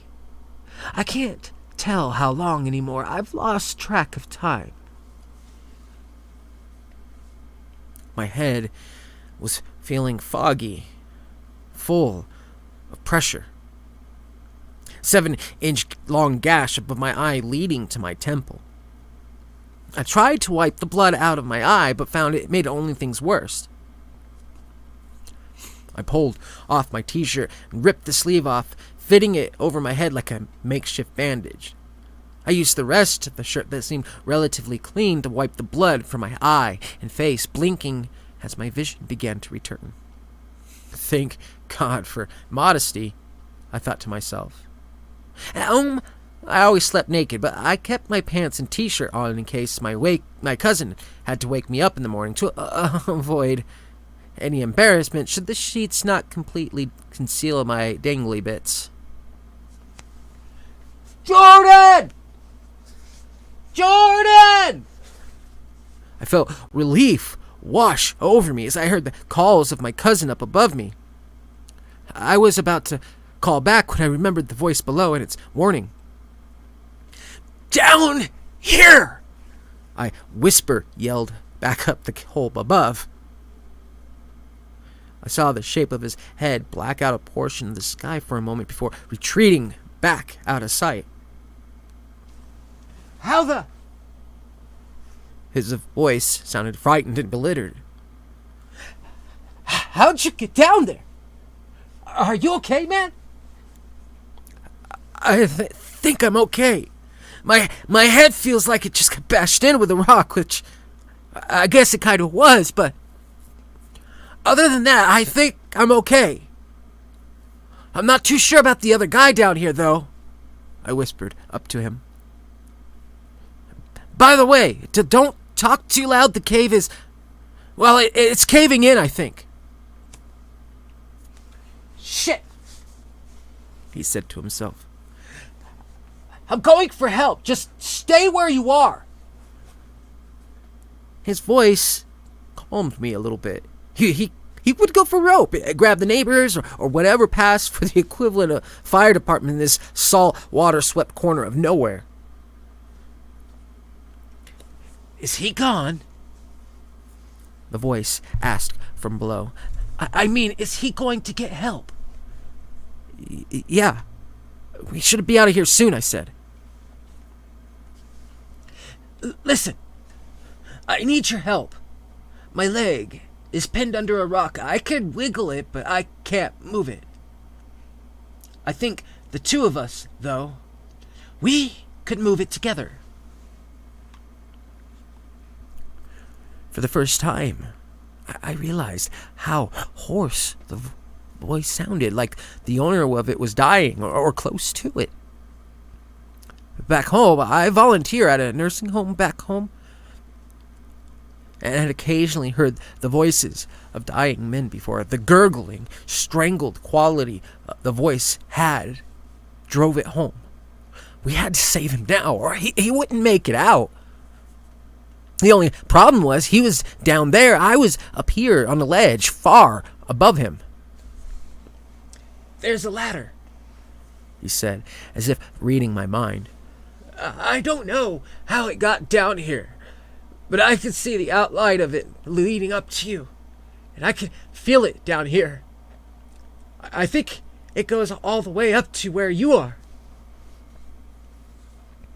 I reached down the side of the narrow ledge and felt around for the ladder, thinking it was impossible. If climbers had used this cave once, they would have left it as an escape route should their clasps and ropes fail on the crumbling rocks above. I was about to give up when my pinky finger bumped against something cold and wooden. I reached down further and felt the rough, splintering frame of a ladder. I got it, I said to him. I'm coming down. I was wiggling my rear end to the side of the ledge when I remembered my cousin would be back any second. I think I should wait for Todd. He might not be able to hear me from all the way down there, I said, not admitting to myself that I was really afraid to dangle off the ledge and blindly feel for an old, rickety ladder to climb down to the bottom of the pitch-black chasm where a voice was calling from, telling me it was all right not to be afraid. It's not that, I whispered in reply. I just want to let him know what's going on, that's all. Just hang on a minute. He'll be right back. Please! It hurts! It hurts! The voice suddenly sounded more desperate than it had been before, its tone now childish and insolent where areas it had sounded confident and self-assured. I didn't say anything back, trying to gauge the situation. My head felt foggy and I was having trouble thinking clearly. I didn't like the change in tone, but resolved I would attempt to help him as soon as my cousin came back. It felt important that I tell him. The voice below made an occasional pained noises, but stayed otherwise silent for a while. Finally, Todd's voice called down softly from above. Jordan, I'm back. I got a few people from across the way. We're gonna pull you out. We're tying the rope off up here, then we'll set it down for you. Okay, I called back up to him. I gotta help this other guy down here, though. His leg's pinned under a rock. I got a ladder down here, though, that someone left. I'm gonna climb down and try to help him. There was no response for a few long moments, except for the small rocks skipping and sliding down the sides of the cave above, raining down on me steadily, pelting me with increasing frequency. Look, Jordan, you need to listen to me. There's no one else down there with you. Think about it for a minute. No one could survive that drop. I can't even believe you're alive, but you are. We need to get you out of there. I think... I know you hit your head. I think you're maybe a bit confused. Just let us pull you out of there, okay? Don't try to go down further. There's nobody down there. I couldn't believe what I was hearing. Maybe I did hit my head. I knew what I was doing. I wasn't confused or hallucinating. I heard talk from above, and words like head trauma and concussion featured prominently. I'm not crazy. There's someone down here. He's gonna die if we don't help him. I turned my head back below me and called to the voice below. Hey, just tell him your name or something so he'll believe me. If you're from around here, he probably knows who you are, right? He doesn't know me. I would have been before his time. I'm older. So what? Just call up there. Tell him your name so he knows I'm not crazy. Or I'll do it if you're scared of a cave-in. What's your name? I do not remember. The voice sounded defeated, as if it knew what I would do before I did it. My cousin must have heard us talking, and I thought for a minute he had decided there was a second person below. His voice suddenly seemed regretful and apologetic. Okay. Sorry I was wrong. But let's get you out of there first, then come back for the other guy. Okay? One thing at a time, alright? He's lying. The voice hissed at me from below. He will leave me here, as they always do. You must help me. I'm bleeding. I'm trapped. I don't know how much longer I can survive like this. Minutes could mean my death. Don't you understand? I was tired of the debate. It didn't seem like the voice was that far down. I would help myself now, not later.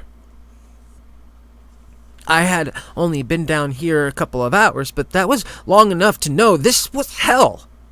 The smell, the rocks falling down constantly onto you, the wet slime of mud that permeated everything and made it hard to breathe. This would be my penance for the few bad things I had done in my life, at least. The back of my mind, Catholic guilt said subconsciously, even though we had quit the church years before. I'm going down for him, I said, more to myself than anyone else. My cousin must have heard it, because he really lost it. If not for the threat of a cave-in, I think he would have screamed at me. He settled for a halfway whisper shot, which resulted in a barrage of rocks falling on me from above. Are you out of your mind? There's no one down there. Just stay where you are. You're gonna get yourself killed. His words stung even more than the avalanche of rocks raining down on my bloodied face. But I steeled my resolve and swung my lower half off the ledge. A moment of panic set in as my foot searched blindly in the dark for the top rung of the ladder. Finally, my foot settled and I found the next rung with my other foot, slowly and carefully making my way down in the complete blackness below. Above me, I heard people talking back and forth urgently. And clearly, they had decided I was completely nuts and were coming up with contingency plans, since I wasn't exactly cooperating. "I just need 5 minutes, so that's it!" I continued down the strange ladder, feeling the odd curvatures of it, and wondering why and how anyone would construct a ladder in such a fashion. The rungs of the ladder felt ornately curved into shapes that felt each unique. My fingers felt them with increasing curiosity as I made my way down. The vertical bars of the ladder felt strange, too. I ran my hand over the face of it. It felt like letters. Only not from any alphabet I had ever seen. The grooves were precise, though, and seemed to form the sharp angles and curves unmistakably recognizable as letters of some sort of alphabet. I tried to decipher them, but the light was too dim. I looked up and saw the hole I had fallen down looked tiny, the size of a quarter now. How long had I been climbing? I began to notice the ladder rungs felt more intricately sculpted as the ladder descended. In the increasingly dim light, I noticed they began to have form and features. And I realized at some point that each rung was an oblong wood carving of a different animal. This one felt like the wings of a bird, the left side narrowed to the point of a beak, the other end fanning out into tail feathers. The next had large, flat teeth on one end, and unmistakably pancake tail of a beaver on the other. An orca whale would be followed by a bear, a squirrel, by a hawk, with no consistency or reasoning I could decipher. "So close," the voice said, very near now, maybe only 10 feet below me. I was suddenly afraid. My hands were shaking as I prepared to take the next rung of the ladder. "Almost fell there," I said, expecting the voice to be oh so pleased to see me. It was, but not for the reason I expected. "Yes, yes, yes, almost." I stopped suddenly. The voice didn't sound hurt or scared anymore. It sounded hungry. I had a moment of clarity where I realized what I was doing. This wasn't right. None of this felt right. I looked down and saw my eyes had adjusted enough to see the vague shape and face of a being below. It was not a man or a woman, though its features were distinctly feminine. Its skeletal form was long, slender, covered in ancient rags that hung loosely from it. It was standing up to its calves in thick black mud that bubbled and looked alive. The creature looked up at me with a mouth full of too many long, sharp teeth. Its ability to change its voice seemed to be a talent the creature possessed, along with its persuasiveness, I realized later. As I saw its true form, I realized fully I had been tricked, that the mental fog I had been feeling was the result of this powerful thing's grasp on me. I looked at the ladder and saw the rungs were much thicker now, very ornate. They were no longer the forms of animals I recognized either, but strange humanoid monsters and winged chimeras. My throat caught. I struggled to swallow for a moment when I noticed the rungs currently holding me appeared to be rotting, their delicate carvings falling away in pieces after years of exposure to the black mud covering the bottom of the pit. I resolved to get out of there as quickly as possible, but felt for a moment as if my legs wouldn't move. Crack! The ladder rung beneath my feet suddenly buckled, and then snapped in half an instant. I fell, breaking through several ladder rungs on my way down, smashing my face against a boulder as I hit the ground. I struggled to maintain consciousness, my vision filled with bright mosaic spots, and I felt for a moment as if I would pass out, but I fought hard not to and struggled to my feet. The thing was on me in an instant, its rotten black fingers clawing at me and snapping its razor-sharp needle teeth inches from my face. I managed to push it away, the only thing saving me my 6-foot frame and rudimentary knowledge of combat. I have never been a fighter, but I fought that day, though. I fought for my life and pushed that bitch off me with all my might. I tried to jump up and slipped in the mud instead, and then scrambled to get to my feet again. I looked back and saw the creature was getting back to its feet as well. We'd each gotten a good few shots in, and I was bleeding profusely from a bite onto my arm. The pain from the bite was spreading quickly with a dull ache that began to throb in time with my heartbeat. I saw ribbons of flesh hanging down and realized the thing had pulled my arm apart like a paper bag lunch filled with hamburger meat. Strips of loose flesh flapped around me as I moved my arm, and I felt bright, fresh waves of pain, worse than anything I'd ever felt in my life, as the adrenaline rush was no match for this degree of wound.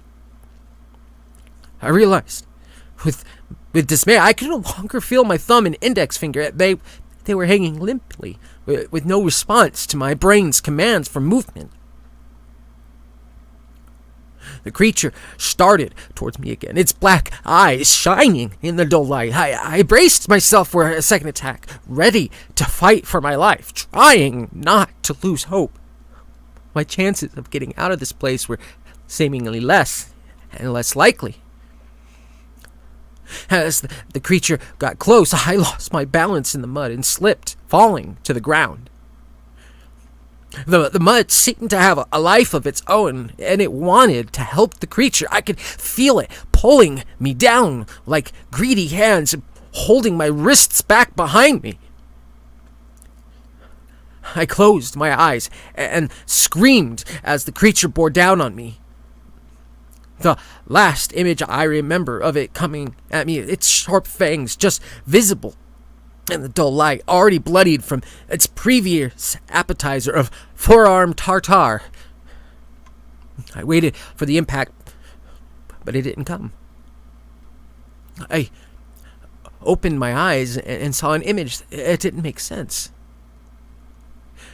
My uncle Glenn hanging from a rope, punching the demon creature in the face hard.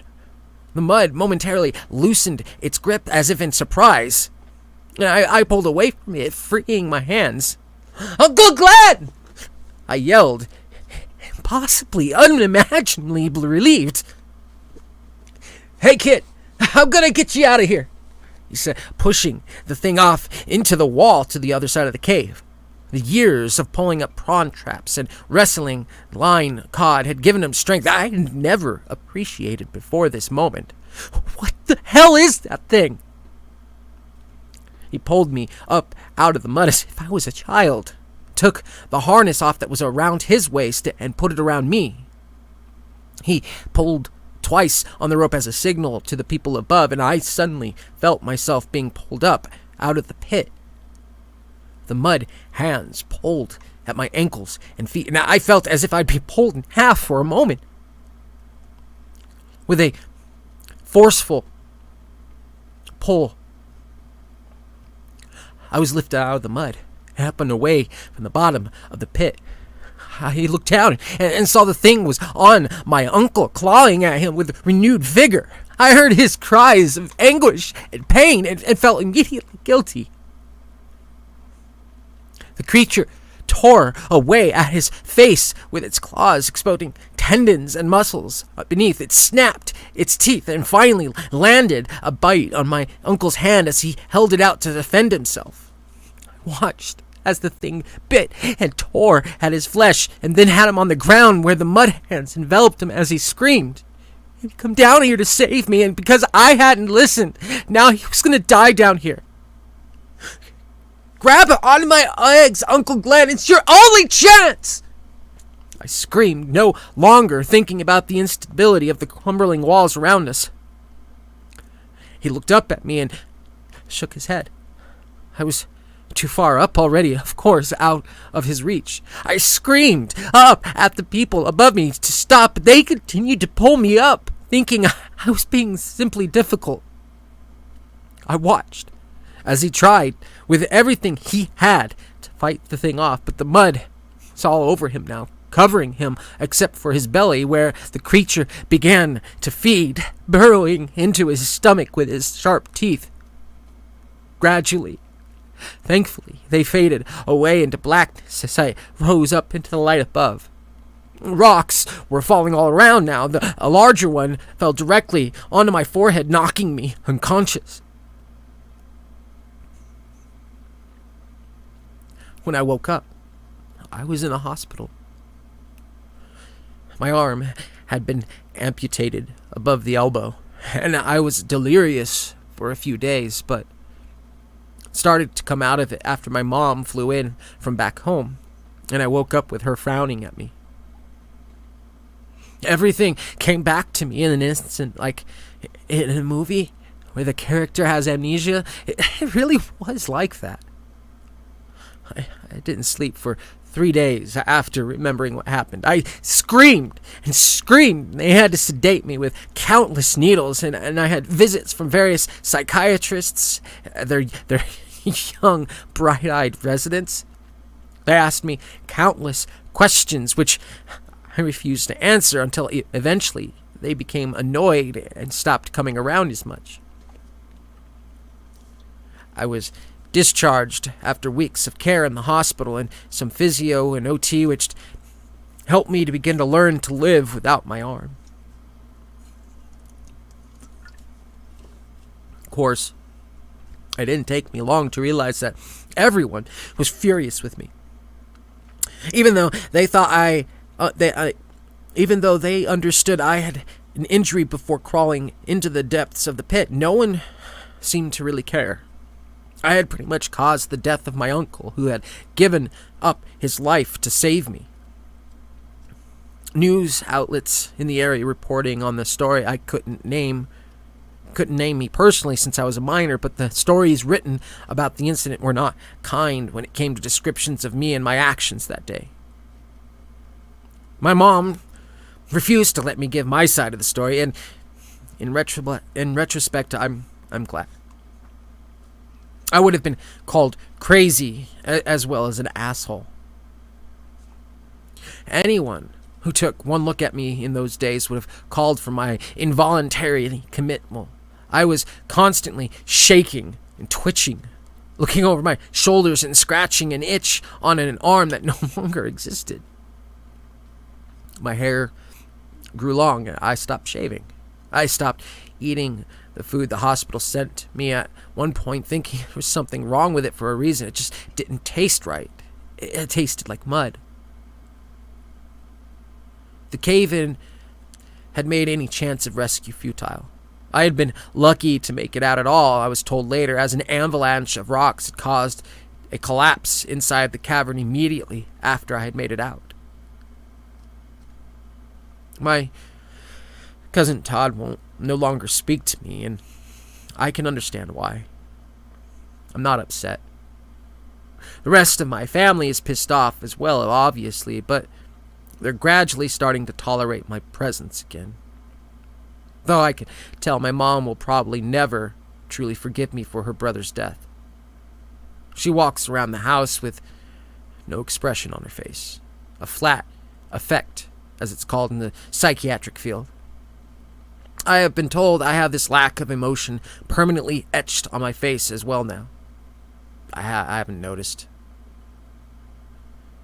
I haven't looked in the mirror for a long time. I'm afraid to look into any reflective surface. I try to cover up mirrors in the house, but my mom uncovers them. I've been told to stop, but I can't help it. Every time I see her in a mirror, I think of that water in my dream. My foot breaking the surface and falling down into the pit, spinning sickeningly head over heels, seeing a rock shelf racing up at me. Mirrors at night are even worse. They look just like that midnight black mud to me now. I keep a bottle by the bed to pee in at night so I don't have to go to the bathroom and walk past a mirror in there. If I have to go number 2, I just hold it till morning, no matter how sick it makes me feel. The therapist told me I should write this all down, so that's why I'm doing this. She keeps asking me the same question over and over, as if waiting for me to slip up and change my story to reveal that this is all truly a lie and maybe start to make some progress in our sessions. Guilt-free zone my ass. This is the truth. This is what happened. I remember everything.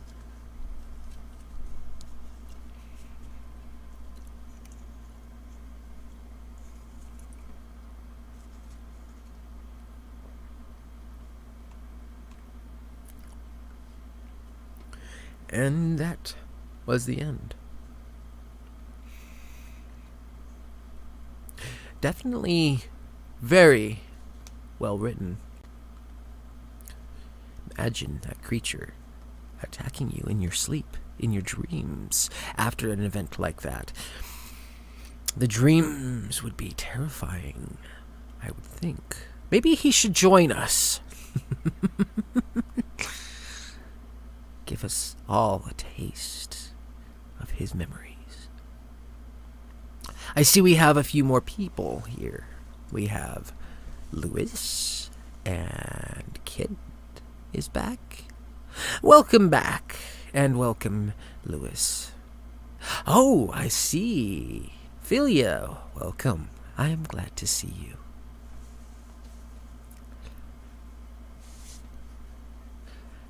Quick moment, I will be going to grab a drink, and we'll move on to the next story.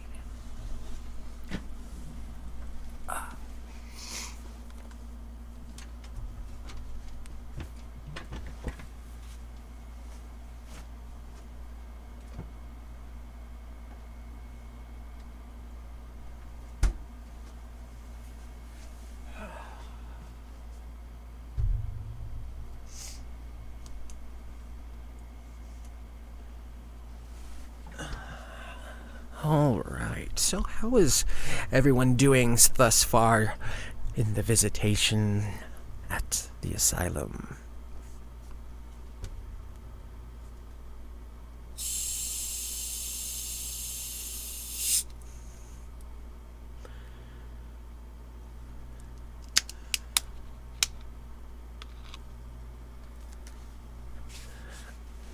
Yes, she was referring to the section of the story where the character said the food at the hospital tasted like mud.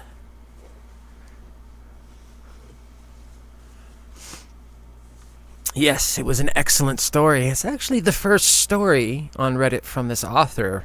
That's why I'm thrilled that he's went ahead and let me read it. Very, very well done. Hopefully he'll be able to join us. I noticed he did subscribe. Yes. I must have a drink. Wet the old whistle.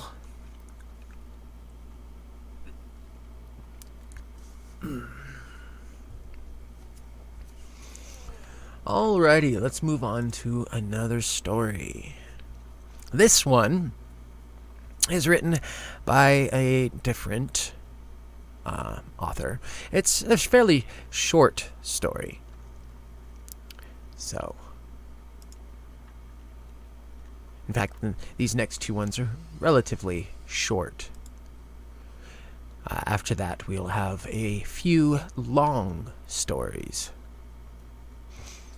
So, get started on this next story titled Tina Toy, Sole Host of 3.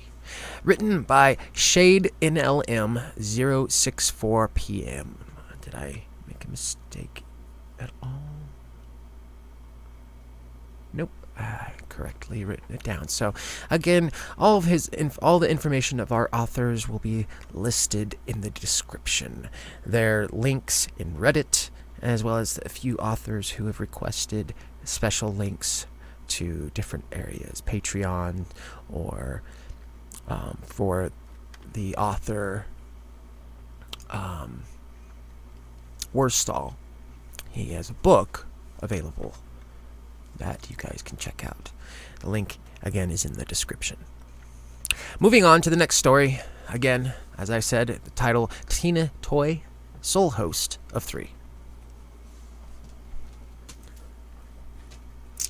In the land of long ago, there was a man that was a sly fox with a few of the kingdom's fair maidens. He was a poor toy maker that lived near the edge of town.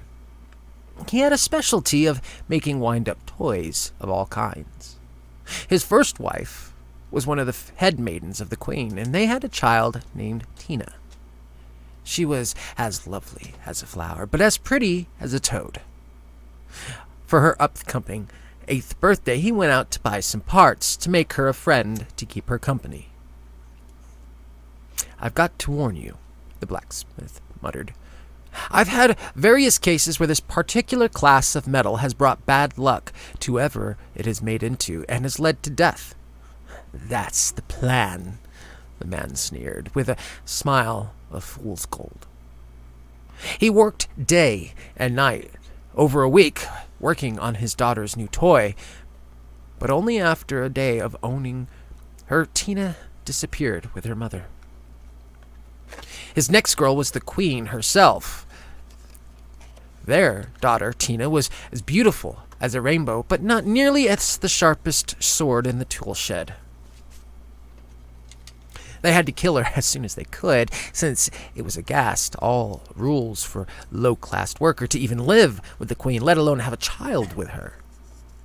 For the 8th birthday, Tina reserved a wind-up toy that was equal in height to her. Blonde hair, pale skin, with eyes blue as the daytime sky. Within a day, the girl disappeared as well. The queen was glad Tina L was gone. She paid the man well for making new toys for her children. Her 3rd daughter was a kind, gentle, sweet girl with a heart of gold. She had found the wind-up toy at the young age of 4. She played with it like she was a sister. She called the toy Mia, even if that was not true. At the young age of 8, her father locked the toy in a closet so he could have a word with Tina. The toy was mad. They didn't want their maker to take someone else away. Their key started to turn itself until it clicked and sprang. Minor music managed to slowly edge out as they opened the door. If they could have, they would have cried as they saw Tina A laying dead on the ground in a pool of blood with marks of rope on her back. Her father was laughing as he looked at the blood-covered stake. "You shouldn't be up. You should be out like a candle." "No." The toy clicked in D flat. "Why don't I make you into a toy?" The toy slowly walked towards the man before sharply grabbing his arm hard, blood spurting out of his wrist. It dragged him to his workshop and strapped him to his workbench. He could feel as his bones were beginning to turn into metal, and he was filling with fear as he looked at the toy. "Don't worry. The pain will be over soon, Maker." It flipped him over and placed a giant key into the center of his spine, and she started to turn it. At first, the twisted toy is right. Once the key had clicked, all the agonizing pain was gone. "I wonder how long it will take for the spring locks to go off. Let's see. 1, 2, 3, 4, 5, 6, 7, 8. Snap! "I wonder how long it will take for you to die. Let's see. 9, 10, 11, 12, 13, 14, 15, 16. The man, now dead in a pool of blood on his own table by his own creation. The toy picked up the girl's body from the center of the room and buried her outside the house. She went to the local toy market to see if she could make a friend. She saw a man with bright red hair and green eyes trying to sell a toy to a little boy. The boy looked scared, but Tina didn't care too much. "Spare the boy," it chirped in C-sharp. "If you let the boy go, I will be your friend if you want." The man let the boy go and lightly laughed. "You really want to be my friend?" "Yes. Who are you?" "I'm Jason, the toy maker. Who are you?" "I am Tina Toy, sole host of 3, for the moment." So it appears the story, as this author has written, is this toy takes the souls of everyone that is killed near it. Quite interesting, quite fascinating little story. Think about that while I grab something to drink.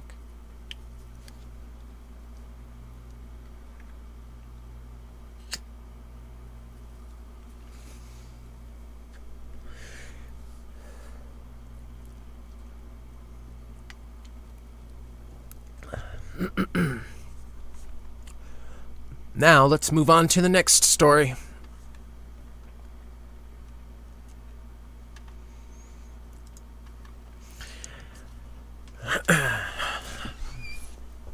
Now, this story was written by RichardSaxon.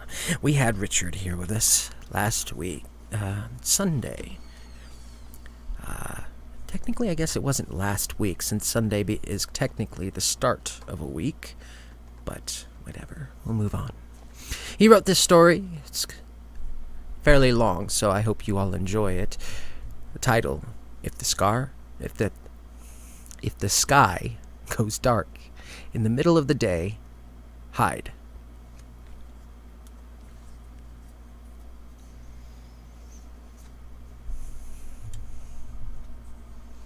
One last thing. If it ever goes dark in the middle of the day, just stay in your house and hide, the driver said before falling silent. I chuckled at that bizarre suggestion, as if it hadn't been enough to just state the ridiculous nighttime curfew and forbid any romantic attachments with the inhabitants of town. They want me to hide from the dark? This ain't no joke, detective. If you can't follow these instructions, we're turning around, and I'm taking you back to the city. He slowed down the car and looked back at me.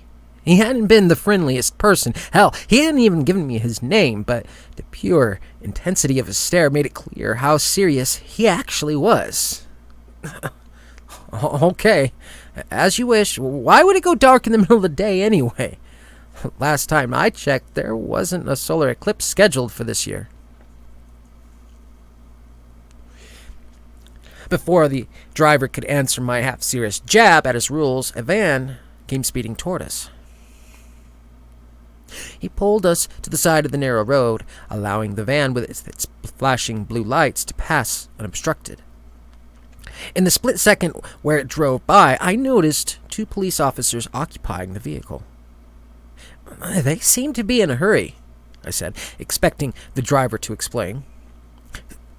"Seriously, why are they driving out of town in such a rush?" I continued. "They're looking for Patrick. Dumbass tried to leave town a few days ago. I guess the local hunter must have found him." His second comment piqued my curiosity. The ominous insinuation he said in such casual manners meant I had to keep digging. "What, you're trying to tell me he's not allowed to leave?" Of course he is. Don't be stupid. It's just that..." He trailed off. "Just what?" I asked. He sighed. Listen, I'm just the damn driver. If you have any questions, the sheriff will be happy to fill you in. He seemed on edge, just having me in his car. I had offered to drive to town myself, but the powers that be had insisted I get picked up, as the road was treacherous and confusing. Based on what I'd seen so far, they hadn't lied. The road was broken and in dire need of maintenance. There were almost no signs to guide our way on our journey. Before long, we passed by the first road sign I'd seen in hours, just a simple piece of wood with the town's name written on it. Tenebris. Not a particularly welcoming sight, but it served its purpose. After another mile or so, we pulled in an almost empty street. No more than 5 minuscule buildings that were supposed to be houses. The driver parked outside one of them and got outside.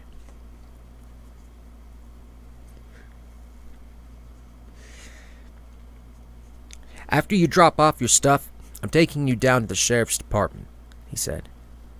Before we entered my humble abode, the driver walked over to a power box and flipped the switch. Dim lights flickered to life, barely illuminating the dark interior. The place was run down, barely comparable to a 2-star motel. Not that it mattered while I was on the job. Luxuries had never been a part of my work. As we entered, bugs and insects scurried away from the wet doormat covering the floor. The place only seemed to have 3 rooms. The main one was a living room with a sofa bed and a stove. A hybrid room for all purposes. Other than that, there were 2 doors, one leading to the bathroom and one with a sign reading curfew pantry. I tried to open it, but the door wouldn't budge. "How come it's locked?" I asked. Without speaking a word, the driver walked over and gave it a solid pull. After the third or so attempt, it flew open, revealing hundreds of canned, non-perishable goods. It was enough to feed a family for about a year. "I'm only staying a month, you know, right?" I asked nervously. He sighed and nodded. "It's just for emergencies. If it suddenly goes dark, there's no how long we'll be stuck for. So, in case the sun vanishes, I just stay here." "For how long?" I asked, half sarcastically, still skeptical to the whole situation. He thought for a moment before responding. "Usually, just a couple of hours." He trailed off. "Usually?" "God knows. Could be longer." "How long?" I asked firmly. He fell silent again, not willing to answer the stream of questions I kept producing. "Just drop your damn bags. Let's go visit the sheriff," he ordered. Without further argument, I put my bags on the table, careful to keep them away from the bug-infested floors. I chuckled briefly to myself, thinking at the very least I wouldn't be lonely. As we drove through town, I got a better look at the tired-looking buildings. They all seemed so ancient, as if they had been built back in the 50s and subsequently forgotten about. There were a few people out on the streets, all looking cold and exhausted beyond measure. None of them particularly excited to have a stranger visit them, it seemed. The sheriff's department didn't fare much better than the rest of town. It was a mix between an office building and a jail. Too small to keep many criminals in place, but I suppose that in a town that small, crime wasn't much of an issue. At least, officially, the deaths had all been ruled accidental. An older man came to greet us as we arrived, accompanied by 2 younger officers. He wore a thin smile on his face, a tired one at that, but the first sign of friendliness I had met. I reached my hand out, and he gripped it firmly. "You must be Robert," he said as he shook my hand. "Name's Bill Riley. I'm the sheriff around these parts." The other 2 didn't smile. They just stared at me with suspicion in their eyes. "Why is he here anyways?" one of them asked. The sheriff turned back towards them, his smile vanishing, placed by a stern look. The man fell silent, and the sheriff redirected his attention towards me. "Don't mind them. It's good to have you here. We're in dire need of a forensic pathologist, especially after," he said before I interrupted him. "Hold on, I'm not a pathologist. Not anymore, at least." "But your file said that was a long time ago," I said quickly. The sheriff took the hit and didn't push the issue any further. Before we could get inside, a van pulled up behind the building. It was the same one I had seen speeding past us as we entered town. The sheriff rushed over to assess the situation, and they pulled a covered stretcher out from the back. "You found him?" Sheriff asked, surprised. Officers nodded and carried the stretcher inside. We followed them in through a set of metal doors which led to an old-fashioned autopsy lab. The distinct smell of formaldehyde burned my nose as we went inside. The sheriff pulled the covers off the stretcher, which revealed a pale corpse of a middle-aged man. The cause of death wasn't immediately apparent. I suspected cardiovascular condition, with his eyes deep red from subconjunctival bleeding and his legs swollen. "Where'd you find him?" the sheriff asked. "Just at the edge of town. He didn't even make it across the border, poor bastard." They all stared helplessly at the dead man on the table before directing their attention at me. "Robert, would you mind assisting us with the autopsy?" I took a step back, and the sheriff noticed my trepidation. With a look of mild concern, he put his hand on my shoulder. "Look, I wouldn't have asked if I had any other choice. I'll stay behind and help. I just can't do it on my own." After an eternity of uncomfortable silence, I put the discomfort aside and agreed to help. I realized that while most of the officers in the room had dealt with dead bodies, none had ever dealt with dissecting a cadaver. Just the act of cutting a human being up in their most basic parts was something entirely different that I had never gotten used to. Together, we jotted down all the basic information regarding the man whom I'd come to know as Patrick Lawrence. After taking down his weight, height, age, and observed all minor wounds, bruises, and other recognizable marks on his body, time had come to get the scalpel. "You don't have to be here for this," I said as I looked at the profusely sweating sheriff. "I'm fine." "So you have an autopsy lab, but no pathologist on site?" I asked, more to get his mind off the sight in front of him than out of curiosity. "Yeah, we do," he trailed off. "Where is he?" You're looking at him," he said, gesturing to the corpse in front of me. I felt ashamed.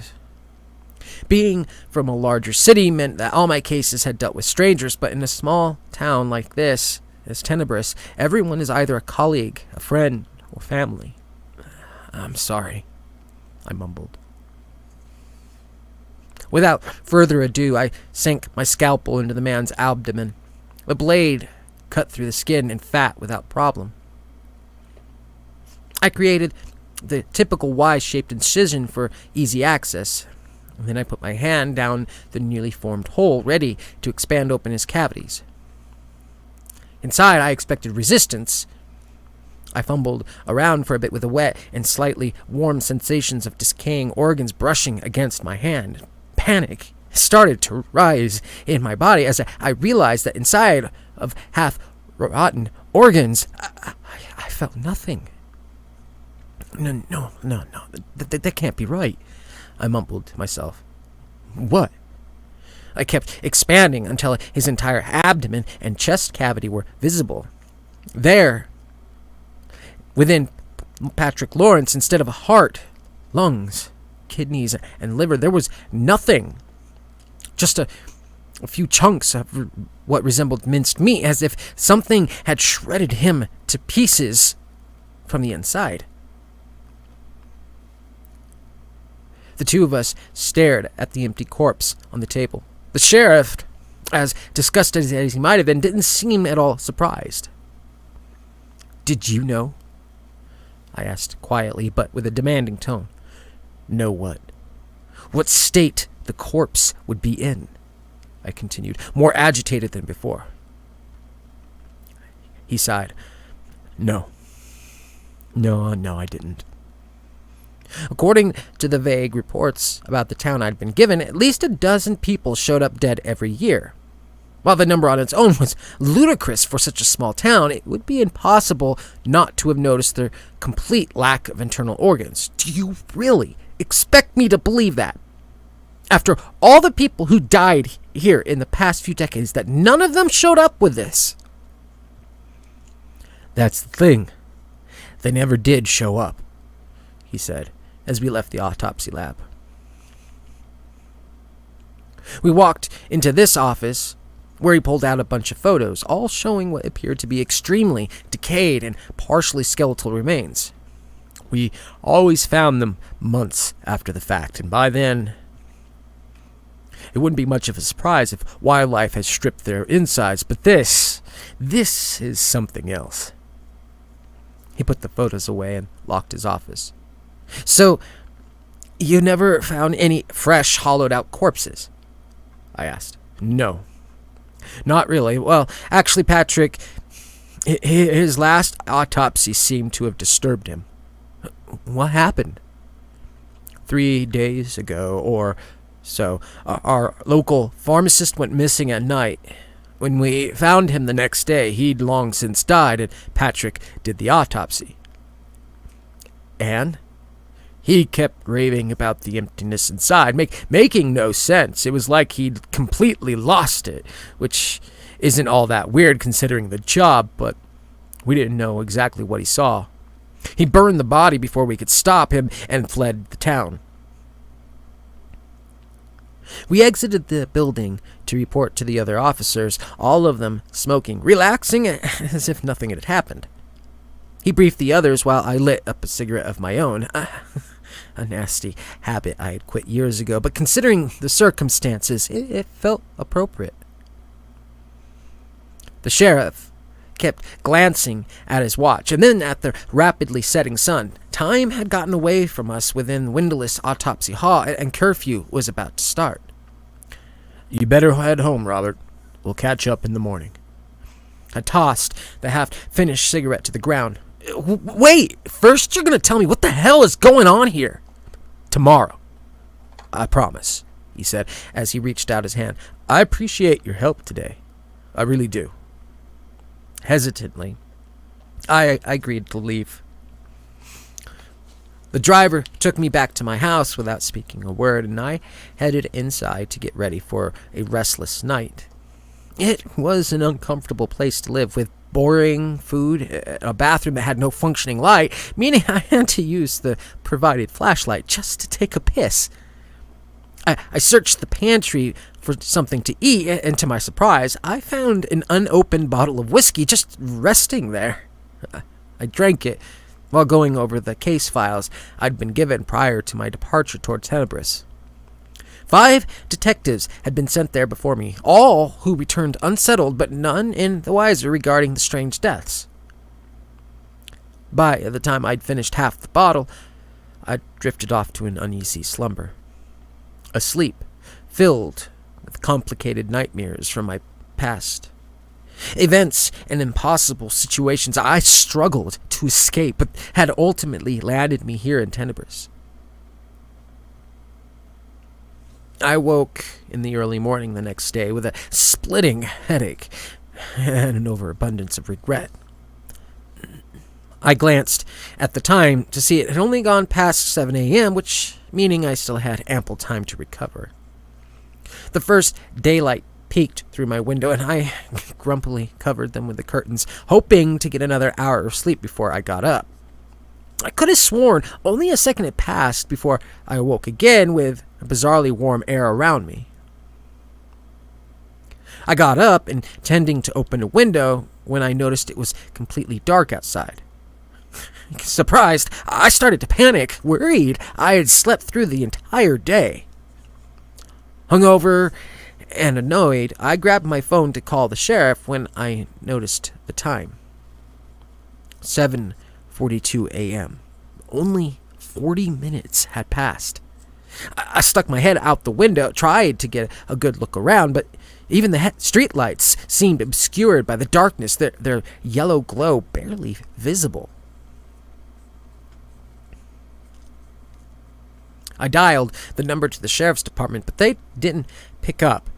When I attempted to call Sheriff Riley's personal number, he picked up almost immediately, but his voice was obscured behind the static-like mess of sound. Rob, Hap, stay inside. Keep don't outside. He managed to get out before the connection broke. I slumped back down in bed, and the driver's warning playing on a loop in the back of my mind.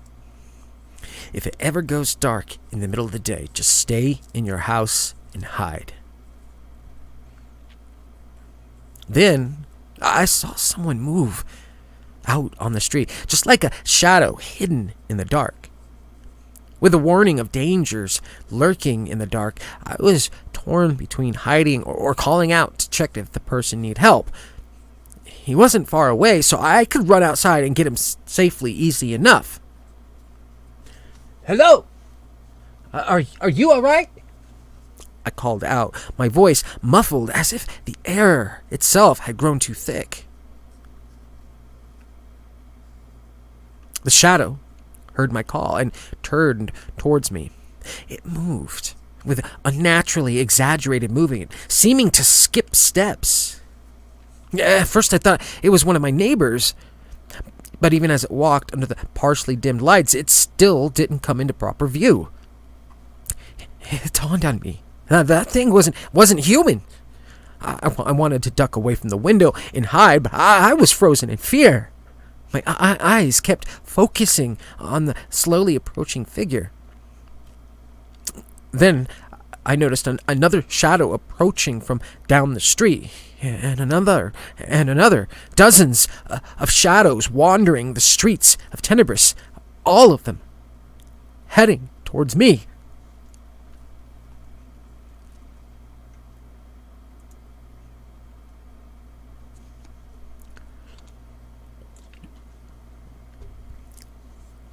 Self-preservation might not be my most redeeming quality, so when I saw a figure walking around in the overwhelming darkness, my first instinct was to help them. That fact, mixed with the skull-crushing headache I received as a parting gift from the alcohol, caused me to fuck up monumentally enough to call out in the dark. There, on the street, hundreds of dark figures approached me, mere shadows with humanoid figures barely resembling people. While they hadn't necessarily seen me, they definitely heard me idiotically call out the window. I ducked down out of sight and closed the blinds. I contemplated whether I should leave the light off to keep myself hidden or turn it on to fight the darkness. Then I noticed a few scribbles on a piece of paper posted under the light switch. Leave on. I turned on every switch I could find, hoping it would repel the bizarre creatures from entering my temporary home. Then, after I locked all the doors and windows, I collected my mobile phone, my gun, and provided flashlight before boarding myself up inside the pantry. With little hesitation, I decided to call the sheriff again, hoping he could give me some further instruction on how to survive the oncoming nightmare. Alas, despite my best efforts, the call wouldn't go through. I glanced down at my service weapon and considered whether hiding or escape would be my best option, but even if bullets could maim the creatures, I wouldn't have nearly enough ammunition to put a dent in the horde. My only option would be to hide until the darkness rescinded. The driver had told me earlier that only a couple of hours would pass while the darkness loomed over us, and while I prayed that was true, something within me felt instinctively doubtful. I kept as quiet as I could, keeping my eyes focused on the door in front of me. a hand on the gun. While I couldn't hear the creatures move around, I knew they'd gotten close once the lights outside the pantry started to dim. It wasn't as if the lights died, but more like their presence swallowed the light. The sliver of light that sneaked in under the door had all but vanished. I had a little more than the weak light bulb inside the pantry, and my exceptionally strong flashlight left to keep me company. Hours passed, and I held my breath as I awaited what felt like my inevitable demise.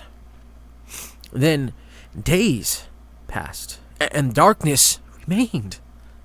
I tried my best to preserve the battery on my phone, only turning it on every few hours to check the time and attempting to call for backup. I managed to keep the phone going for a week before it eventually died. Even if I had the charger with me, there were no outlets to connect it to. The pantry itself had become a disgusting prison. Food and water weren't exactly a scarce resource, but dealing with my bathroom habits made me weigh the pros and cons of consuming anything more than absolute necessities. Time became a foreign concept without my phone to keep track of it. I had to rely on my own internal clock, which had been wrecked by the lack of day and night cycle.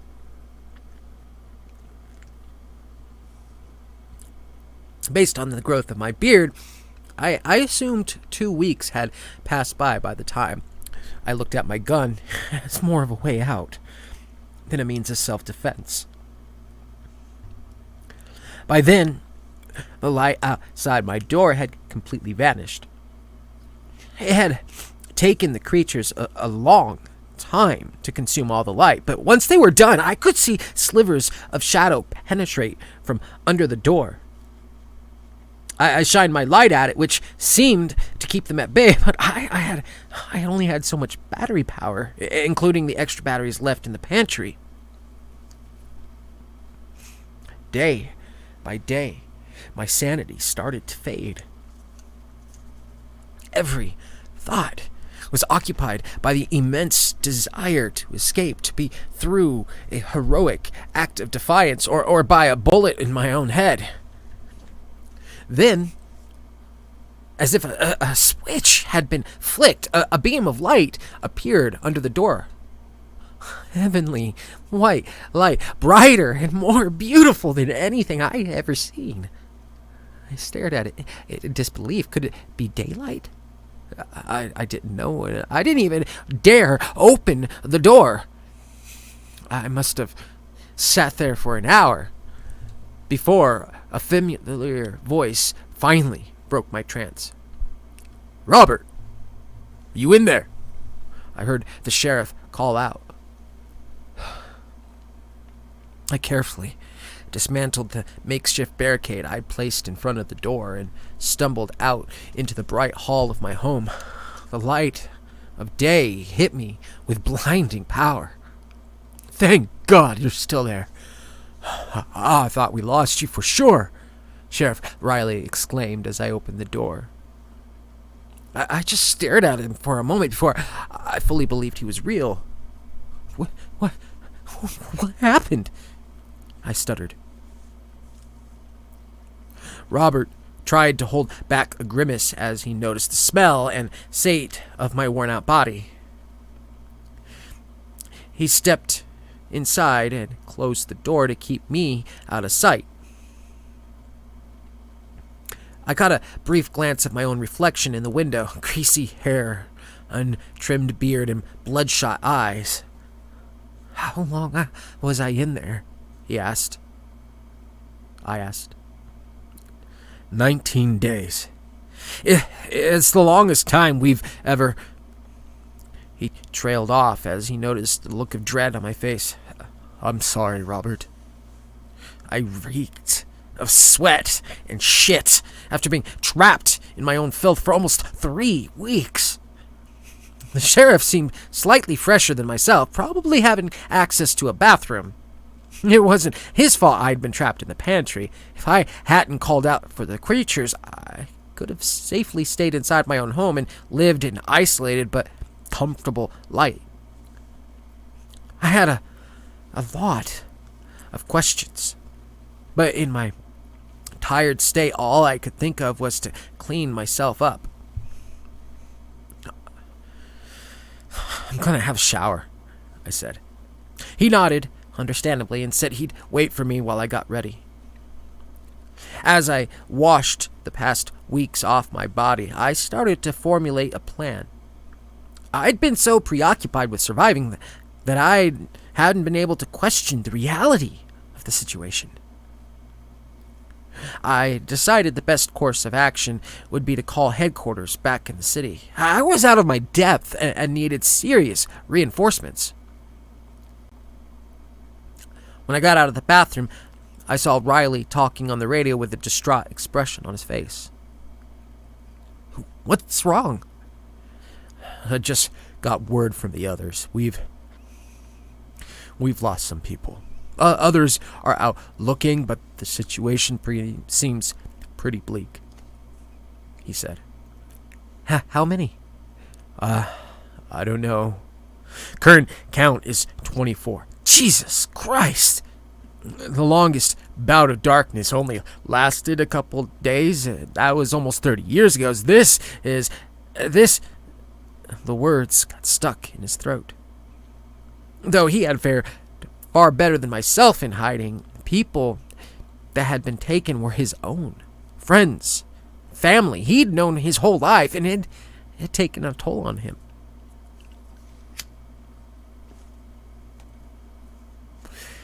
A surge of pity filled my body as I realized the true gravity of the situation. "Sheriff Riley, we're going to figure this out. I promise.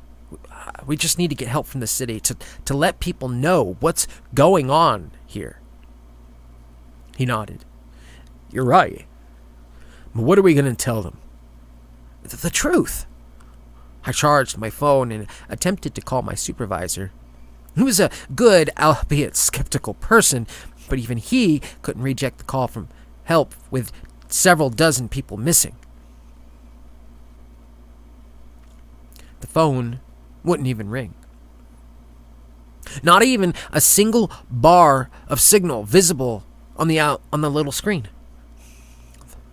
By all accounts, we'd been effectively cut off from civilization. I ran through a few ideas, ready to suggest that we just drive a town over before I could formulate a proper plan, somebody called Riley over the radio. "Sheriff, you there?" a voice said on the other end. He picked it up and responded. "James? Yeah, I'm here. What's going on?" "We found something at the edge of town. We don't know," the officer said with a shaky voice. "Oh, God." "What'd you find?" There's a wall of darkness. It just took Lewis. We didn't get the..." He continued before getting cut off. "James, can you hear me?" Riley kept repeating, getting no response on the other end. He turned towards me with terror in his eyes. "We have to help them." We rushed to the car and started speeding towards the border, only stopping briefly at the station to see if anyone had gotten back. But apart from a prison guard too old to partake in a search and rescue operation, it was seemingly abandoned. The streets were empty, everyone either hiding in their homes while the police did their search. Yet, despite every available officer being on duty, we could not reach any of them over the radio. "These creatures, what are they?" I asked as we sped down the road. Riley glanced over at me with a look of confusion on his face. "What creatures?" "I saw shadows wandering through the dark, barely resembling humans. There were hundreds of them." Before I could ask any further questions, a car came speeding towards us from the opposite direction. Riley swerved to the side, narrowly avoiding a collision, while the other car broke violently, skidding into the ditch. panicked man stumbled out from the car, his face bruised from the crash. "James, what the fuck are you doing?" Riley asked. "They're dead. They're all dead. I just left them there. I'm sorry. I couldn't. He stuttered as he frantically looked around. I stared towards the horizon where James had fled. Light at the horizon seemed cut off, fading harshly from day to night as pitch black clouds were moving toward us. For each second passed, the wall of darkness grew closer. It was what had terrified James and what killed the others. "Sheriff, we need to move," I said as he tried to comfort James. I turned around and noticed the same darkness had occupied the horizon behind us. By the time we'd picked James up, the darkness had enveloped the entire town, shrinking by each second passed. It had already killed most of the police force, and I was starting to fear by the time we got back to town, there wouldn't be anyone left.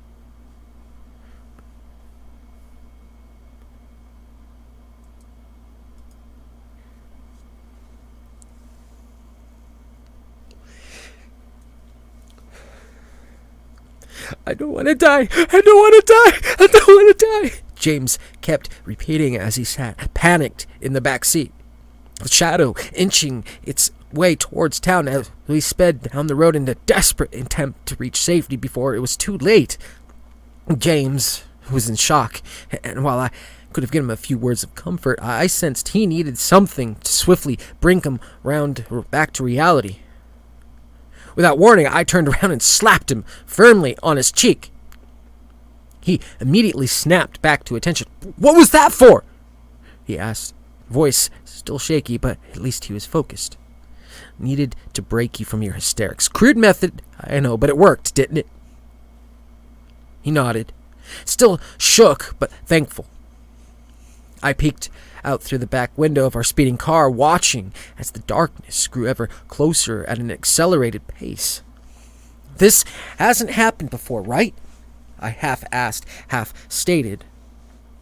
Riley didn't even respond, his eyes fixed on the road, hands grasping the steering wheel in a mix of panic and determination.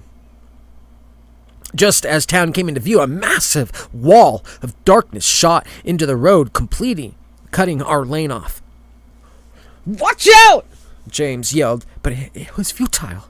Riley swerved away from the darkness into the other lane, causing the car to spin uncontrollably before putting us into an abrupt stop only a few feet away from the dark. No, keep driving!" James yelled as the shadow started enveloping the car. Small tendrils slithered their way through cracks in the window, wrapping around James. "Oh, God! Help me!" Before I could even try to pull him away, tendrils dug their way into his chest and abdomen. His blood-curdling screams of agony quickly faded as his throat filled with blood, and within seconds he could do little but writhe around, hopelessly whimper in pain. I fumbled around for a flashlight and pointed it at the window. The shadow immediately retreated back, retracting from the light. "The headlights!" I yelled. Riley had already reached out to switch the high beams on. The bright light shoved the shadows away, just long enough for us to make our swift escape. "James, you all right?" I asked. He didn't respond. He just sat motionless in his seat, his eyes wide open and lifeless. "James," Riley chimed in. He's dead," as I checked his pulse. I thought about performing CPR, but his abdomen and chest seemed sunken in, as if he'd simply been hollowed out by the shadow. With no time to stop, we let James's corpse sit there while we made our way out into town. By the time drove past the first neighborhoods, the darkness had formed all around town, leaving nothing but a tiny opening of light as the void surrounded us. At the center, we were met by a small group of survivors. They'd put up a perimeter of bonfires and powerful searchlights, though it seemed to keep the shadows at bay. Slivers of darkness still tried to absorb the light, dimming it second by second. We stopped the car and bolted out, leaving James's lifeless body behind. An older man, who I recognized as the nameless driver, met us with a strong flashlight and gestured for us to follow. "George, thank God. How many people made it?" Riley asked. "We've got about a dozen setting up a barrier while the rest are scavenging for supplies, but we ain't got long. We need to get inside the station," he said. It was a chaotic retreat back to the sheriff's department. Though it wasn't the safest place to be, it was the only building not yet consumed by the dark. As we ran inside the building, something emerged from the shadow wall just looming on the border. "What's that?" Riley asked. It was one of the creatures I had seen wandering in the dark, the beings that kept me trapped within my pantry for weeks. "It's them! It's the creatures I saw!" I yelled in panic. George and Riley instinctively put their flashlights toward it, and the shadow quickly retreated back into the dark, but before it did, the true, horrific nature of the being revealed itself. They weren't shadows, but mangled messes of flesh and human organs held together by an unseen force. It was as if something or someone had created a poor reconstruction of a person, leaving nothing more than guts and muscle to work with. "What the hell are those things?" Riley asked with a trembling voice. I don't know. Let's keep them the fuck away." We mounted a few searchlights on the outside of the building and lit a few fires before barricading the doors to the station. How long till the dark goes away?" I asked, knowing in my heart what the answer would be. "I don't think it will. Not this time," George said quietly. The darkness kept growing closer, slowly consuming the light, breaking through our barricade. Is there any way out of town?" I asked. "Only the main road in it, but it doesn't matter. We can't leave this place." "Do you have any other better suggestions?" I asked. "It's only a matter of time before they break through it, and once they do, we're all gonna die." Riley kept quiet for a moment while he pondered his response. Others had collected any weapons and lights they could find to keep the shadows at bay, but could do little more than buy us a few hours. Though we had an overabundance of food and ammunition, electricity was a scarce resource. How long can we keep this place running?" Riley asked.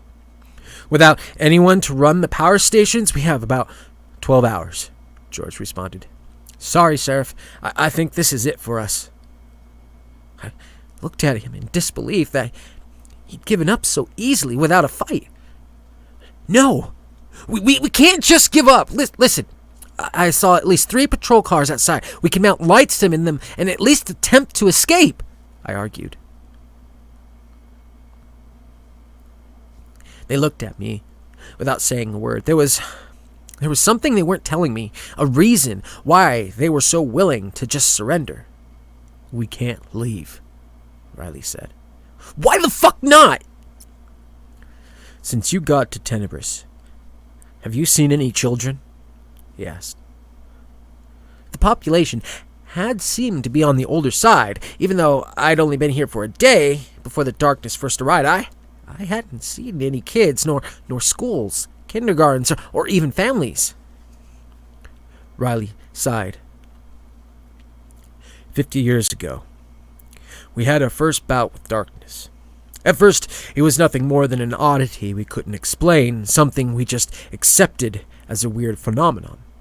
Then, people started disappearing, always in the dark, never to be found again." He trailed off.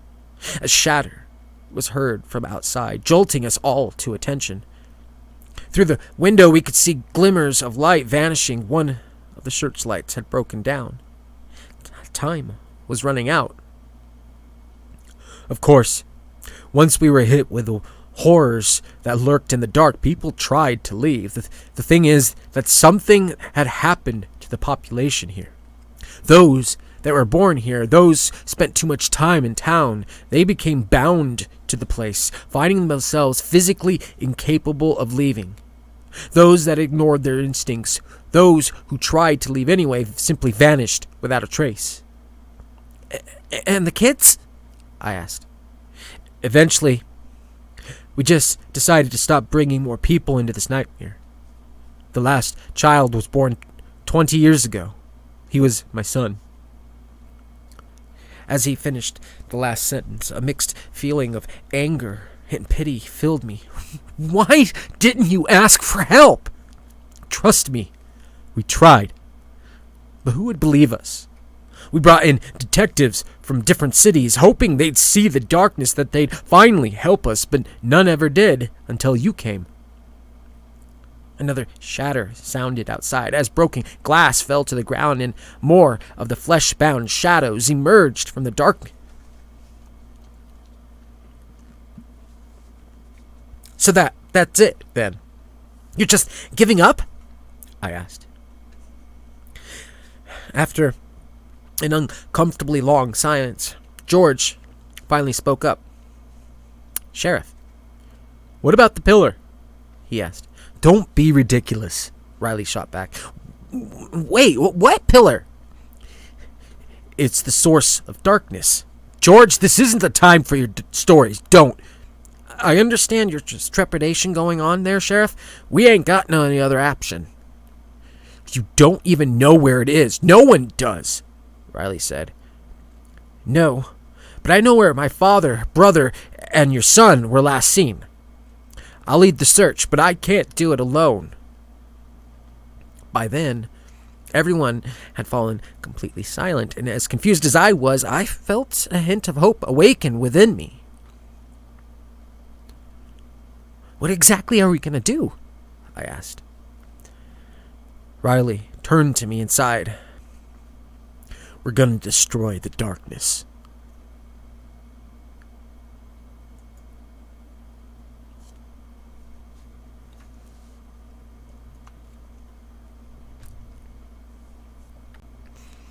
As children, we were told that darkness wasn't something to fear.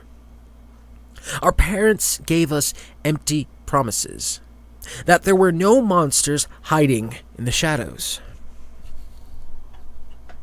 They said whatever creaks and cracks we heard were figments of our imagination, yet we felt the horrors hiding behind the edge of our vision, the threat looming right in front of us, obscured beyond recognition. We were right to fear the dark. After arriving in Tenebris, my childhood fear of the dark was revived. I quickly realized it's perhaps the most logical instinct of humanity, one we're even born with, developed to keep us alive since the dawn of humanity thousands of years ago. Detective Riley had just announced a plan to destroy the darkness.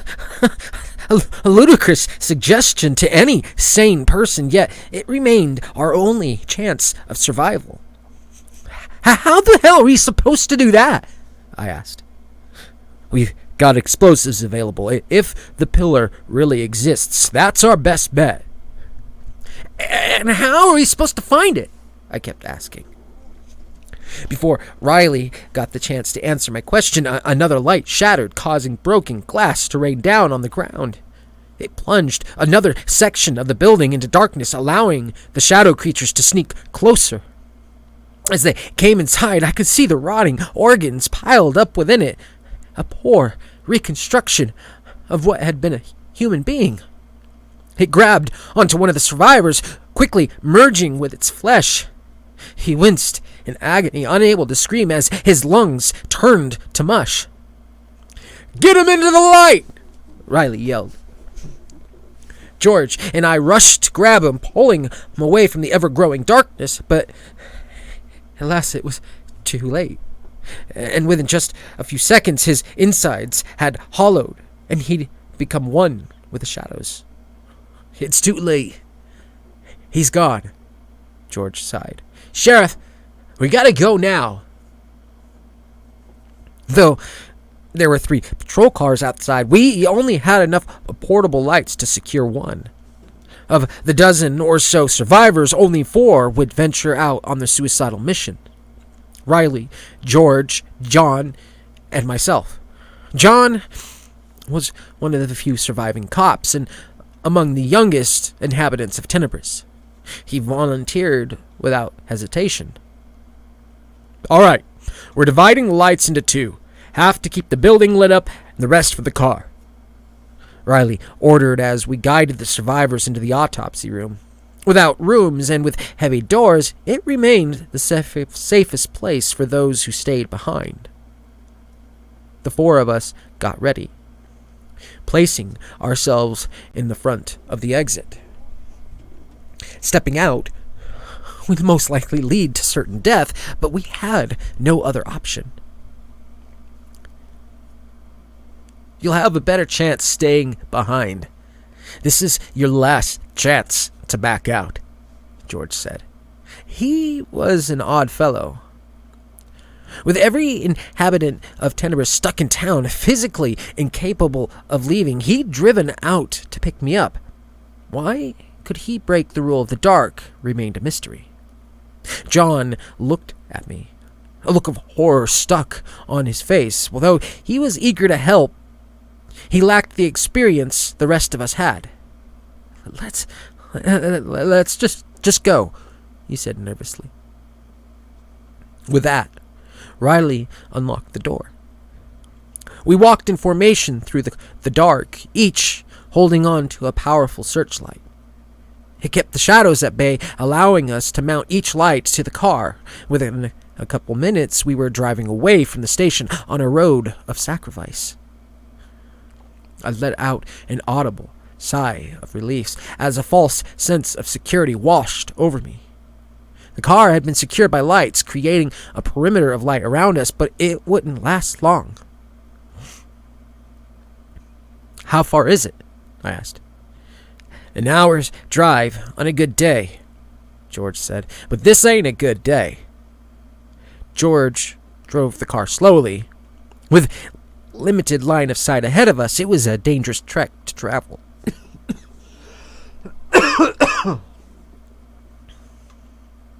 At the edges of our perimeter, shadow creatures loomed. They observed us from a distance, somehow absorbing the light, straining our lamps in the process.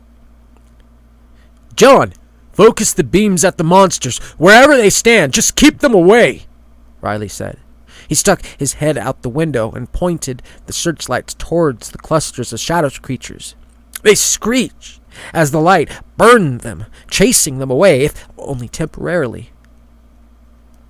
"George, you need to tell us everything you know about the Pillar of Darkness," I ordered.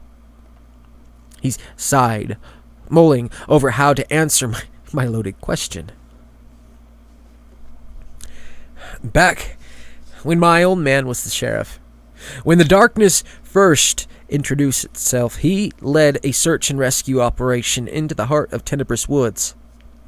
A kid had gone missing, which wasn't anything we'd experienced before our small, peaceful town. He trailed off as the road narrowed. We drove over a rock sticking up from the ground, causing one of the lights to shatter. John quickly responded by shifting the rest. "Fuck! If we lose another light, we're screwed!" John said in a panic.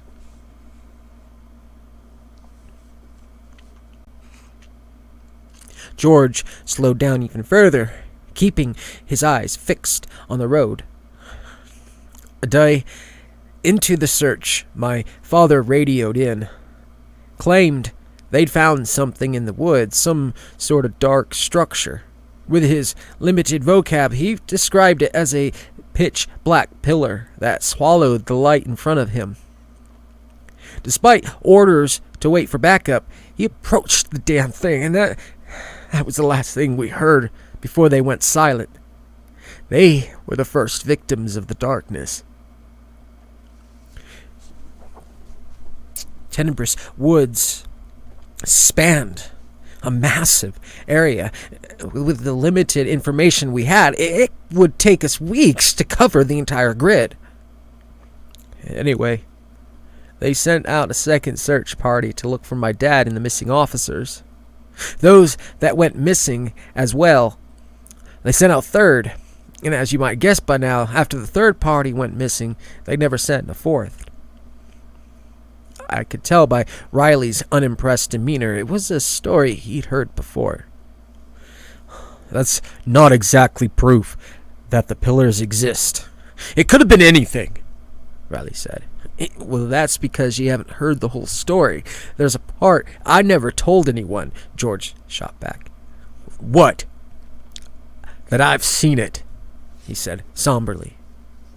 That single sentence shut us all up, plummeting the car into deafening silence. You've seen it? The pillar?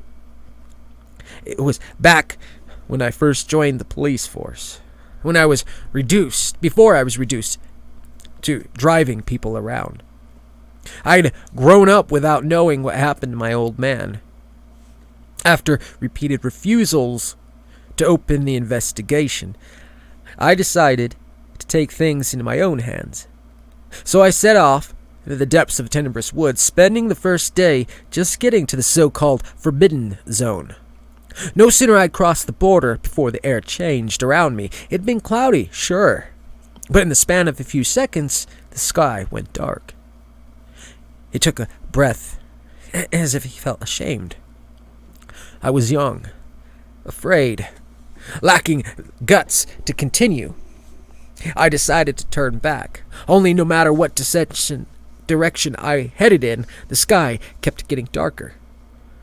Within an hour, I was hopelessly lost and getting desperate.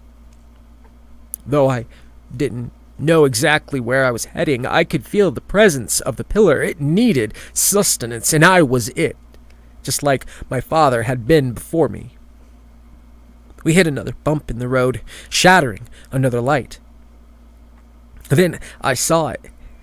A towering structure wrapped in dark tendrils. It stretched far into the sky above, eating any light that dared touch its realm.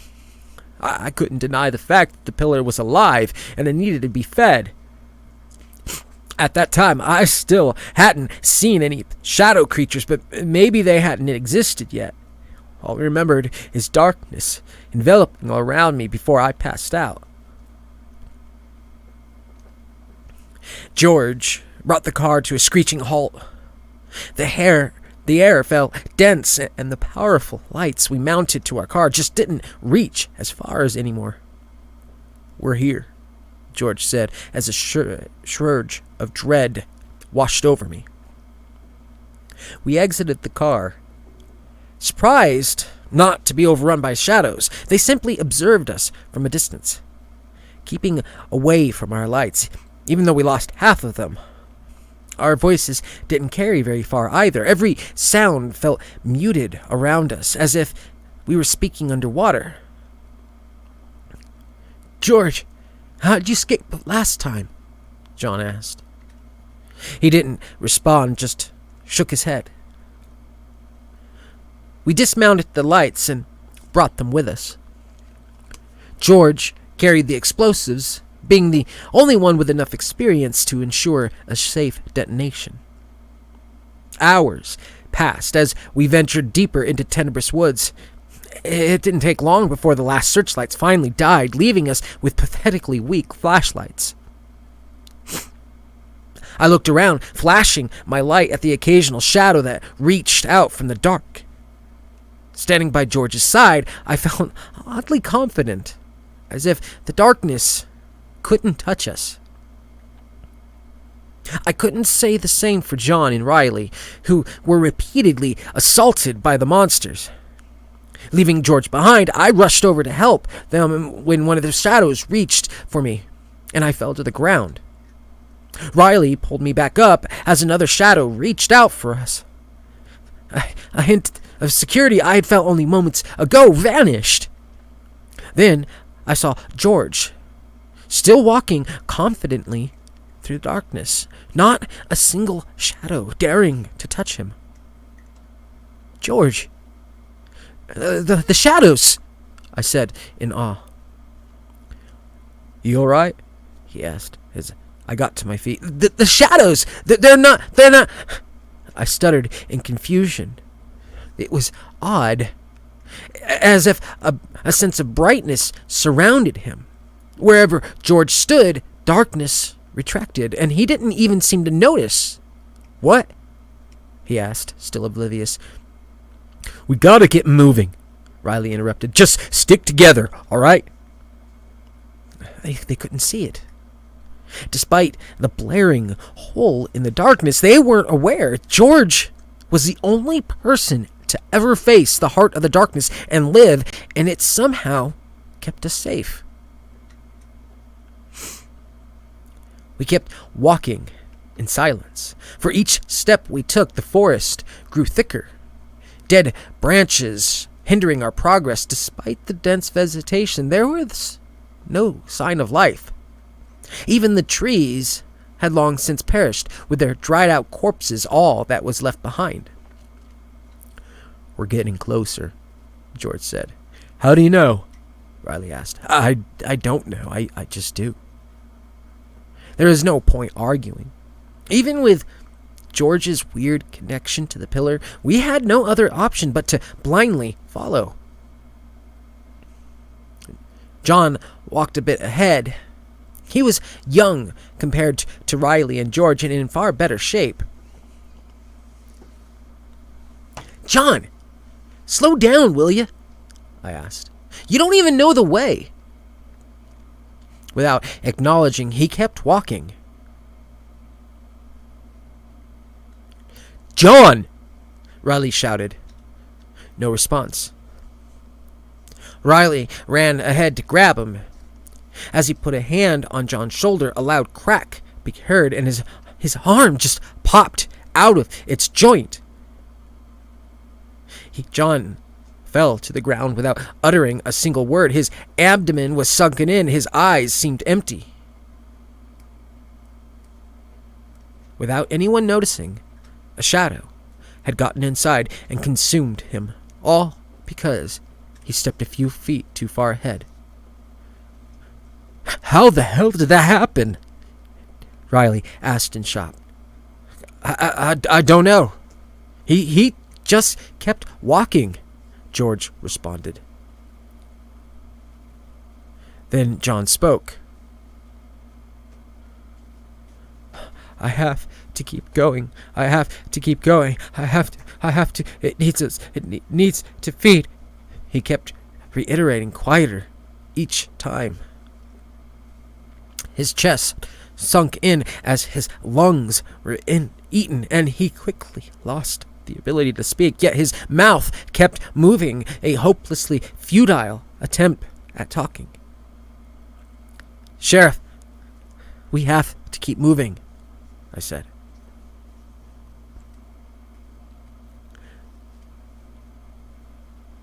We left John's body behind. No words spoken. We'd accepted our deaths the moment we agreed to this mission, but if we could save the town, it'd be worth the risk. The shadows followed us from a distance as we proceeded into the darkness. Our lights were dying, and our hopes faded thin. Hours passed, if not days. We wandered blindly towards the heart of the darkness, awaiting much anticipated deaths.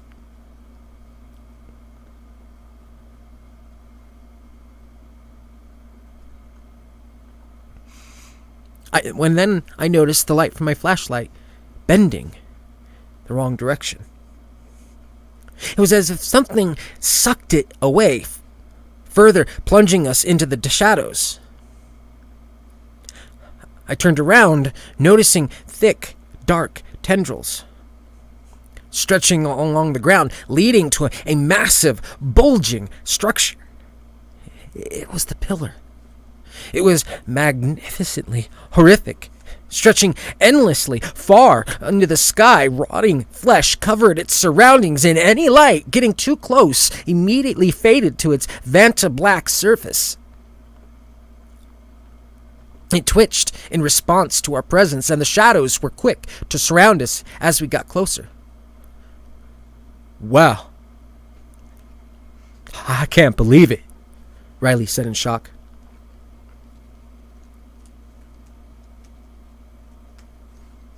There, on the edge of darkness, stood the emaciated remains of John, his body broken. One moment.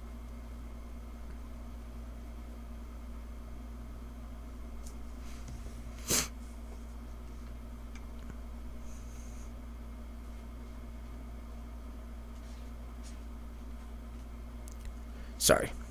Lost my place. Yes, but don't stop to admire it. Keep the perimeter clear while I fix the explosives, George said. Riley and I kept the area as safe as we could while George went to work. With the pillar eating up the light, we could only clear a few feet ahead of us. By then, most of the shadows were fleshbound. Within their dark frame, they carried the remains of the townfolk. "Oh, God!" Riley exclaimed.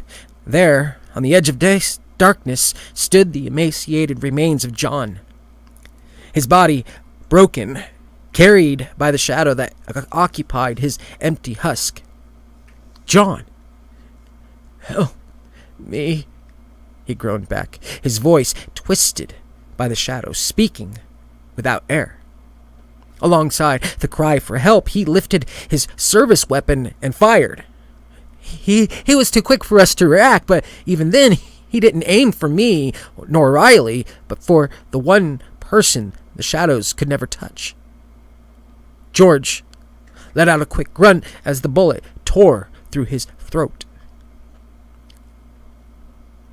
Riley kept his flashlight fixated on the mutilated remains of John, causing him to drop the gun. I rushed to help George. His carotid artery had been severed, his trachea torn to shreds. He lay there, bleeding into his own lungs, unable to speak. All he could do was stare at me as he coughed up chunks of half-coagulated blood. Despite the agony, he seemed at peace, as if dying was the preferable choice over a life in Tenebris. What's going on?" Riley asked, still keeping his light pointed at the shadows. Then, without a single word, John died in my arms. He'd spent the last 50 years living in the dark, and now he'd never see the light again. He's gone, I said. The light in his eyes had vanished, and with it, the power that kept the shadows at bay. Without hesitation, they approached us, ready to add our flesh to their growing pillar. Riley rushed back towards the explosives, knowing that we couldn't get to a safe distance in time. He grabbed me and pushed me out of the way. "Run!" I fled from the pillar, which focused their attention on Riley. We gave each other one final glimpse, and I saw the undeniable feeling of guilt in his eyes, regret that he brought me into Tenebris, and regret that they hadn't tried to destroy the darkness before. This was his last chance. The ground shook under my feet. The tendrils had awoken, trying to grab onto me while I stumbled away from the pillar. Behind me, I can hear Riley scream in agony. The shadows had already reached him and were digging their way through his guts. "Come and get me, you fuckers!" he yelled. Then, an impossibly bright light filled the air. Riley had pulled the trigger. The explosives shattered the pillar behind me. Despite being at a safe distance, the sound and shockwave sent me plummeting to the ground. A wailing sound of pain followed the loud explosion as the darkness retracted towards the pillar, giving way to light in its wake. Once I recovered from the initial shock, I stared up at a clear blue sky. I got to my shaking feet and returned to the site of detonation. Riley and George had been evaporated alongside the remains of the pillar. It was over. The trek back to town was monotonous. Still in shock, I wandered on autopilot, not sure what I would find once I got there. Tenebris was a beautiful place, a fact that had been obscured by the dark for so many years. I linked up with the last survivors, all of them speechless. Together, we mourned the loss of those who'd perished, gone, but never forgotten. They could finally leave Tenebris and find new opportunities. To my surprise, most of them chose to stay behind. For better or for worse, the town had become their home, and they had nothing on the outside. It had at least been given a second chance and could once again flourish as it had so many years ago. I returned back to my own city a few days later with no clue how to report what I'd seen. I'm sure they'll come up with something more believable than the tale I have. Not that it matters what the public thinks, but to honor Riley, George, and all those who died, I wanted to share the truth about Tenebris. They didn't die for nothing.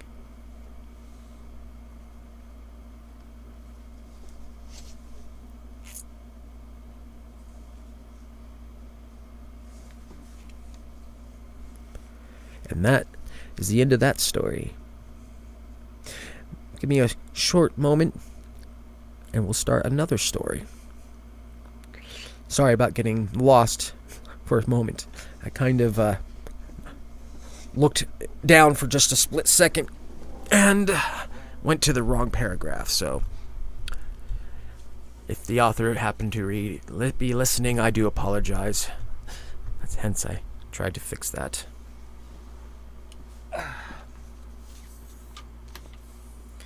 But we'll continue.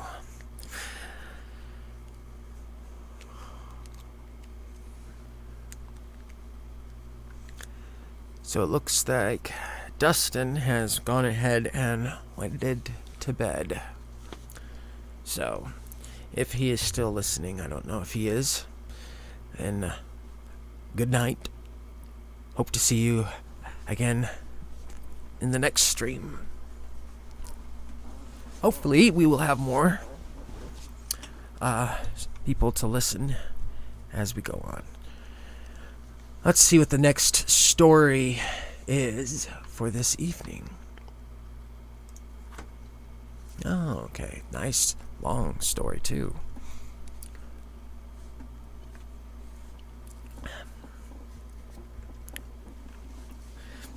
Take a quick moment to get a drink.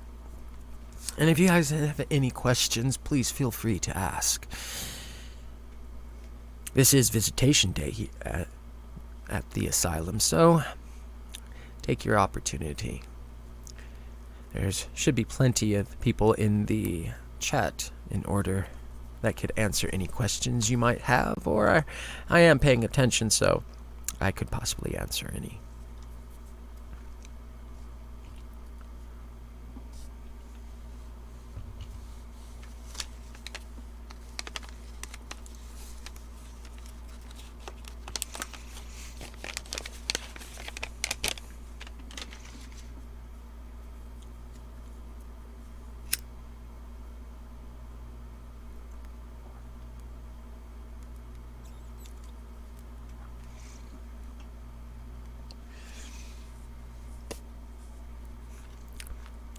I sent someone with snacks. You should have gotten them by now. Well, I'll rephrase that. I sent someone as snacks.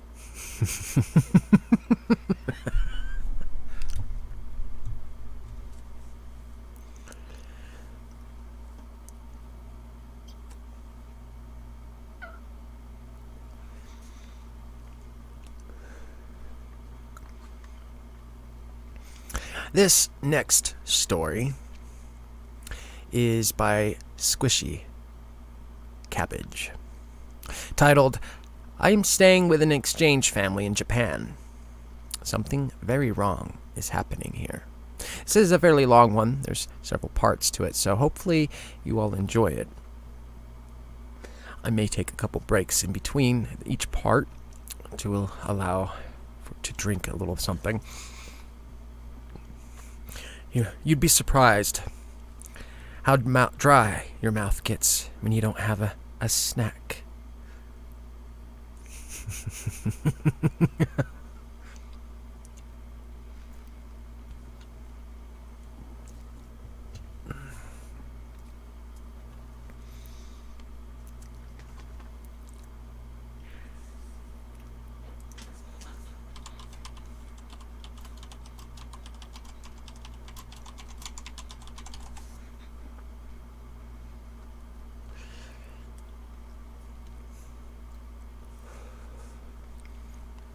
Again, for any of those listening, and you would like to listen to any or read any of the stories from our patients, I have gone ahead and listed all of the authors down below in the description. Please make sure you support them. Tell them how much you enjoy their stories, as their stories is what keeps our patients from having to experience things they are not quite ready for.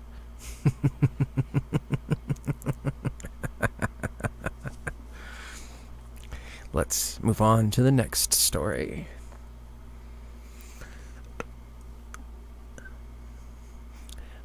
My name's Finn. Growing up, I was always the quiet one. I did my own thing, but had solidified myself in a friend group. None of us popular, none of us outcasts. I took this with me into college. It was there where I truly realized the part of life I was missing. The friends I made there had an abundance of crazy stories and adventures that could silence a room. Mainly Lexi. She traveled the world, mostly by herself, which opened her up to meeting some really interesting people and getting herself in some really crazy scenarios. I wanted that. Was it out of my comfort zone? Absolutely. But that's where we thrive, right? So after college, I asked her for some advice on how to organize a solo trip. I wanted to backpack, live it rough, stay with host families or in hostels, like she had done. She asked where I wanted to go, and we got talking about my possibilities. I chose to travel across Asia. It's somewhere I'd never been, and raging cultures from country to country, city to city intrigued me. I loved the way Lexi had spoken about each country: India, Uzbekistan, Thailand, Vietnam, South Korea. So she put me in contact with people she'd met along the way. People to house me or offer me jobs, and I planned my route.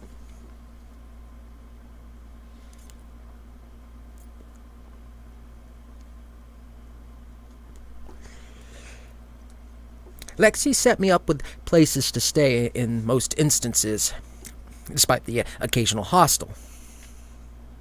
The trip was amazing. It brought out a side of me I never knew I had, but rarely showed. I was talking to strangers, trying to speak to locals in their respective languages, embracing a culture of wherever I was. I lived day to day, from sleeping on packed buses to hitchhiking with strangers who soon became new friends. I stayed with an array of host families, all providing me with different experiences, and now I'm on my way to stay with the final one before the end of my trip. I pulled out the itinerary that Lexi and I had come up with months prior. This last family I'm staying with was one of the few that required me to be on time. They live in an isolated village in the mountains of Japan and were expecting me on a certain date at a certain time.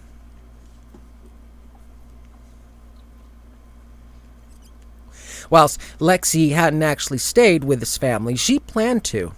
Her trip had been cut short due to personal circumstances, and she never got the chance to meet them. She communicated with the family through a mutual friend, as the family didn't have much access to the internet and apparently spoke very little English. All the information I had was the name of the village and go to the main square where I'd be greeted by the family. That's all I basically knew, and that's what makes this so exciting. I also knew the name of the family, the Nomura family. The journey here was exhausting. I had taken a ferry from South Korea to Honshu, Japan. From there, I had taken a series of buses before having to walk for about 30 minutes up a small dirt road through the trees. Thankfully, the bus driver knew where the village was, because when I got off in the middle of nowhere, I would have been useless with just my map and my very limited Japanese. He pointed me in the right direction, but the journey was worth it. The village is beautiful. It's large, situated on a grassy plain that rests alongside a small mountain that overlooks traditional wooden houses. As I walk its streets, most people smile and nod. I'm guessing there's not too many outsiders that visit this place. I feel privileged to be one of them. The houses are made of wood and clay, providing a complementary rustic appearance against the bright green grass below. Some boasted large front doors, while others opted for the more traditional sliding doors. I walked the streets in awe of the hustle and bustle going on around me, contrasted by the natural, overwhelming beauty of the mountain above. I soon see an area that's clearly the main square of the village, a clearing in the middle of wooden houses with a beautiful statue standing tall in the center. I go to inspect the statue when a girl approaches me. I'd guess mid-20s, and smiles. "Finn?" she asks, focusing on pronouncing my name correctly. Yeah, hi," I respond. Are you the Nomura family?"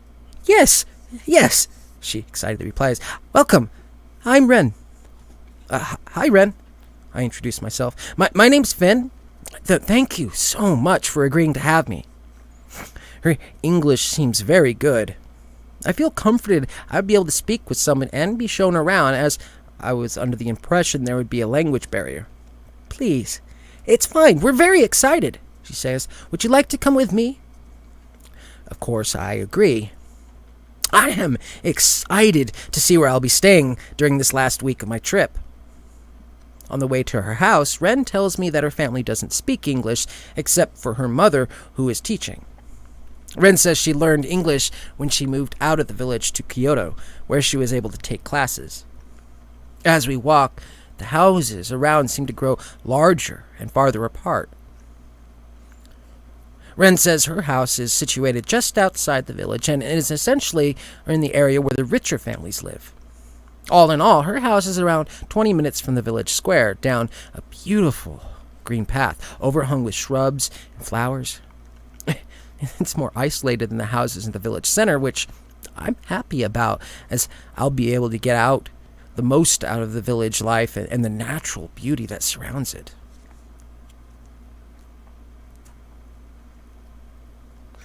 Ren's house is beautiful. Intricate designs danced on its light brown rooftops, looming over its large front door frame. The wooden walls of the outer house pristine, almost as if newly made. The isolation of the house enhances its beauty, as there are no distractions to take you away from its bold presence. I've hit the jackpot here. Ren opened the front door and welcomed me inside. The house is split into two parts. The main area with the dining table and kitchen, an area with the bedrooms and bathroom. The two sections of the house are connected by a small walkway that takes you outside, providing a stunning view of a flowery garden below. The main area hosts a dining table that lays close to the ground. Just off that, a kitchen area and an area that looks like instruments. In the far corner of the room, a small house shrine. Across the connecting walkway, the sleeping area. A long, wide corridor hosting rooms on either side, each with traditional sliding door made of what I think is rice paper. Ren showed me to my room, the third one down. My room is simple. A mattress laying on the floor and a small table perched below an open window too high to see out of. Like the rest of the house, the walls and the floor are made of wood. I set my bag down and unpacked before going to meet her family. I meet the rest of Nomura's families over the Nomura family over dinner.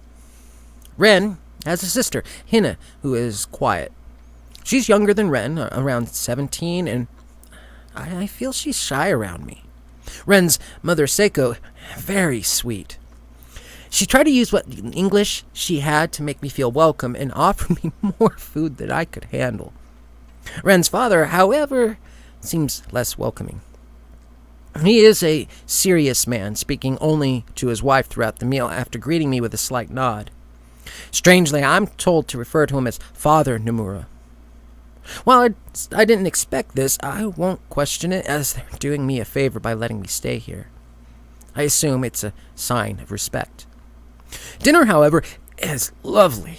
Seiko clearly put a lot of effort into it. I am already starting to feel comfortable here when Ren pulls me aside as we're all apart from the dining table. Finn, she grabbed my arm, locking eyes in mine. The last room in the sleeping area, that's my grandparents' room. The room at the end of the corridor. You aren't allowed to go in there. I didn't even realize your grandparents are staying here too, I reply, having not seen them. Yes, they are, she says, and you must make sure you don't go near their room, okay? Okay. I find that weird. Obviously, I'm not going to go into anyone else's room, but if she's going to warn me about that, why only warn me about the grandparents' room?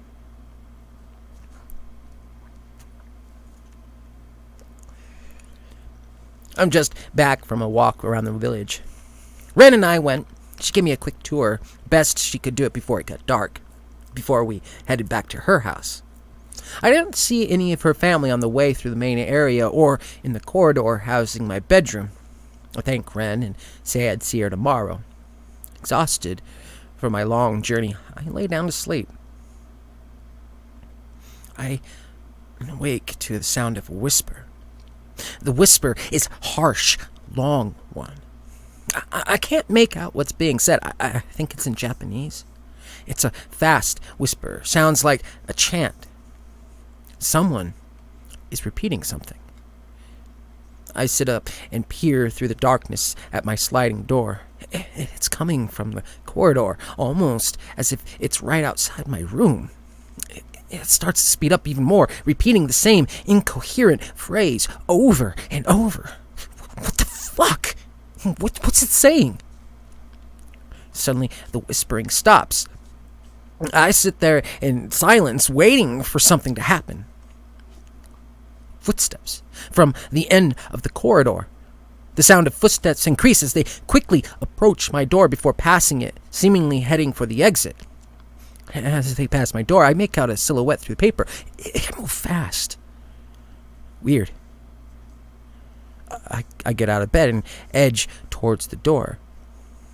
I slowly slide it open, peering into the dark corridor before me.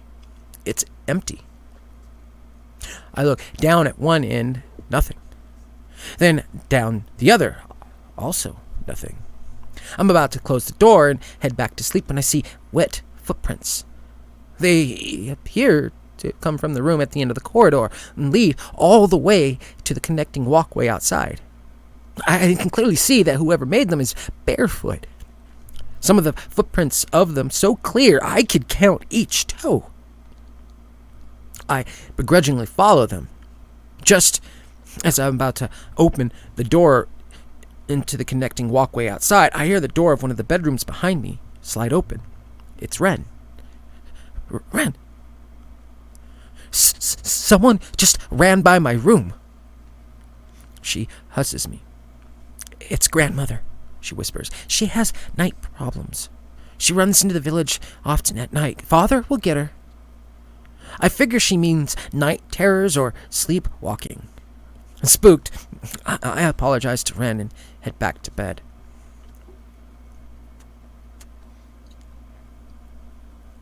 The cold air awakes me the next morning.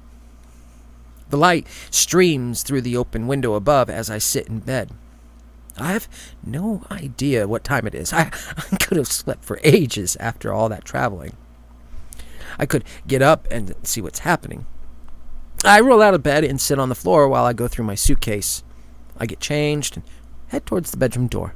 I'm freaked out about last night, but it's my first night here, so I'm definitely not going to bring it up.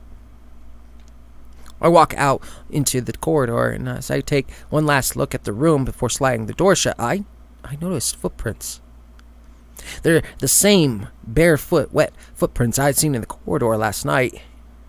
My heart flutters, and I scan their route. These were different footprints.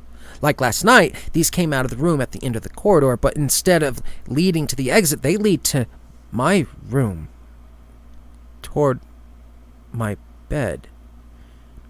I see two wet footprints planted at the floor at the foot of my bed. Ren's grandmother had been watching me sleep.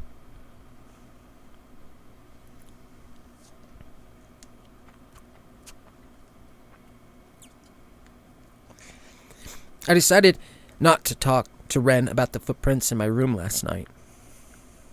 If they have a grandmother with these types of issues, it must be very hard to control, and they must be aware that these kinds of things happen. Though I'm on edge, I'm not really the kind of person to completely wave something off like this. Call it overthinking, but I always feel like something more sinister is going on, even when there isn't. So whilst I'm not going to forget what happened, I'm also not going to bring it up to Ren. Especially not after my first night here. It might not even happen again. Ren is taking me around the village this morning. Man, it's just as beautiful in the early light than as when I arrived. The mountain top glistening in the still rising sun. However, I noticed something different. The people. When I arrived in the village yesterday, they were smiling, waving, and greeting me. Now they look in shock of my presence. A man who I clearly recognize as one who waved at me the other day just looks at me, then at Ren, and then back at me, almost as if in fear, before turning back to his family. Ren isn't speaking to anyone, and they aren't speaking to her. Surely, in a village this size, everyone is friendly with everyone. Or at least Ren would recognize some of the people around us, but apparently not. We've been walking around for an hour, mostly talking about my life, when a man bursts from his house and grabs me. His hands grip my shoulders, and he stares into my eyes with an alarmed look on his face. He's speaking fast, his tone one of urgency, frantically speaking at me, volume slowly rising. Ren quickly pushed him away. I was too far in shock to even react. She speaks a quick sentence back to him before grabbing my arm and leading me away. He stays by his house, still shouting at me from afar. What the... I scream, what was that? What is he saying? He's trying to sell you something, Ren replies, eyes front as she continues to lead me from the scene.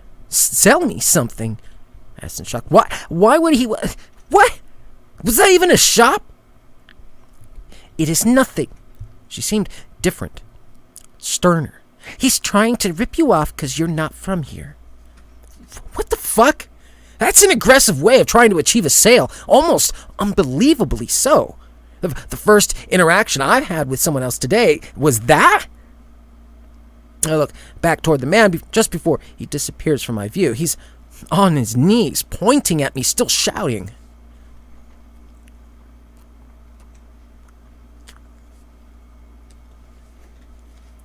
We are just back from the village. I'm going back to my room to show Wen a book I had told her about.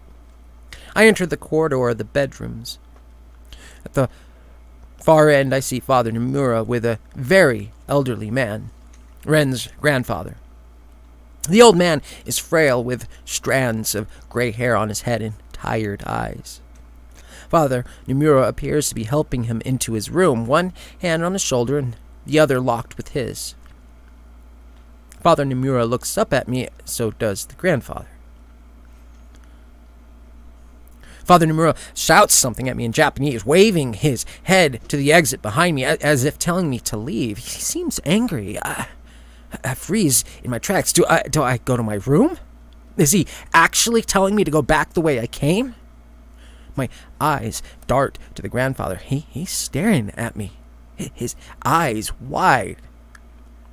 His mouth is moving. He's muttering something. I can't quite hear what he's saying over the shouts. No, not that I'd understand anyway. I turn to leave as Father Nomura's tone gets more agitated. As I turn, the grandfather speaks up, although still in a rasp whisper. He's repeating something. He's repeating the same phrase I heard outside my room last night, over and over. Shut the door behind me and stand on the walkway, staring blankly at the flowers below.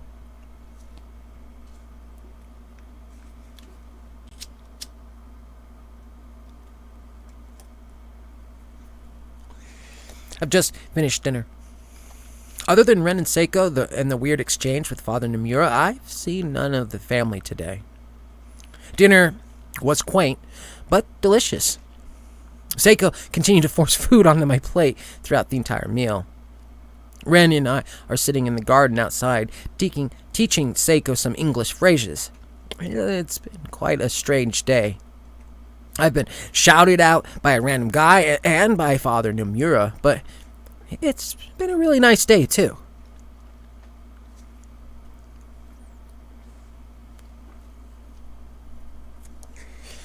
I can't sleep. Last night is replaying in my head, freaking me out. I'm nervous that as soon as I fall asleep, someone's going to come in my room or something. I've been lying here for a few hours. I haven't heard a peep outside, but I'm still so on edge. My brain won't shut up. In fact, my thoughts are so loud and overwhelming, I almost didn't notice my door begin to slide open. It opens very slowly. Someone in the corridor is sliding it quietly and carefully, as if trying not to make a sound. I'm frozen. I stare at the doorway as more of the dark corridor is exposed. It's almost as if the darkness pours into my room, bringing with it fear and uncertainty. The door soon is fully opened, but I don't see anybody, just darkness. I hear nothing, see nothing. My door just opens. That's it. I'm not moving. I lay in bed on edge, ready to spring up any moment should I need to. But nothing's happened. It's been open now for a few minutes and nothing. I build up the courage to go and shut it. I stand up slowly and quietly and edge towards the door.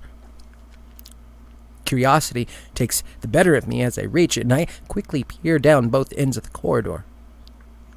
To the left, towards the exit, nothing, darkness. To the right, a light at the end of the corridor. A faint light coming from the open door of the grandparents' room. Although the room is side on, so I can't see inside. The light's clearly a candlelight as it flickers in that way. Fuck that. I start to slide my door shut and notice footprints once more. Wet, bare footprints. They lead from grandparents' room to mine and then go back the way they came.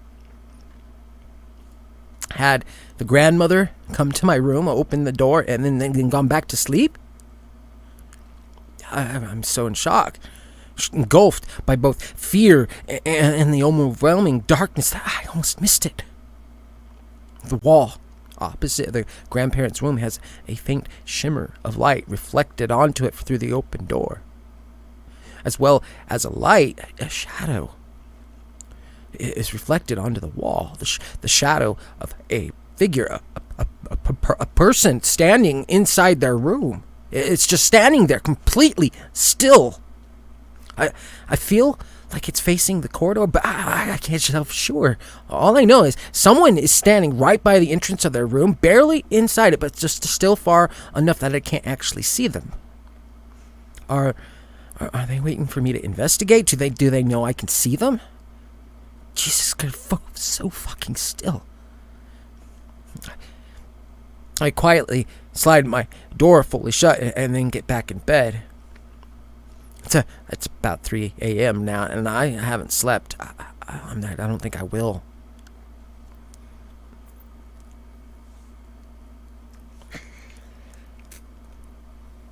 Well, sleep must have taken me last night, although I don't know when. I sat up in bed fast, in a panic, looking around my sunlit room. No footprints, but my door's shut. Bag seems untouched. I'm so thankful for that, although I'm fucking scared.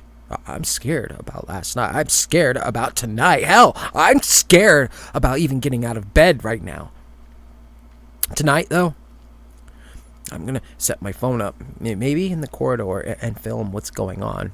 I'm going to hide it in the corner, maybe in one of the protruding rafters. I'll make it sure it's difficult to see. No one will see it. I want to find out what happens here at night.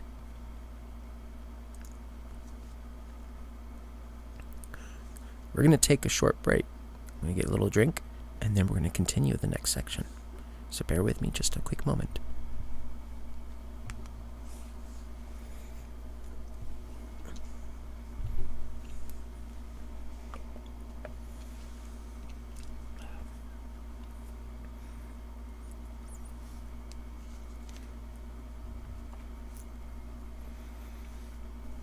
Welcome. Was that free-ish, Ethan?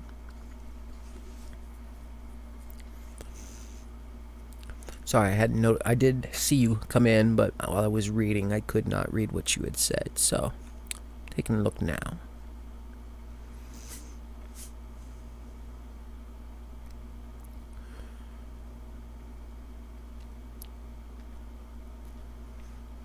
Hey, Viktor. Good to see ya. Excellent. Viktor is another one of my patients. He has been having some issues, so he came in a little late. We'll read one of his stories a little bit later, after we finish this one. So, we'll go ahead and continue the next story momentarily, and then we'll see about one of Viktor's stories. I am assured that it will be a good one, so it all depends how Viktor plays this. Now, if it's a good story, then we won't have to punish him.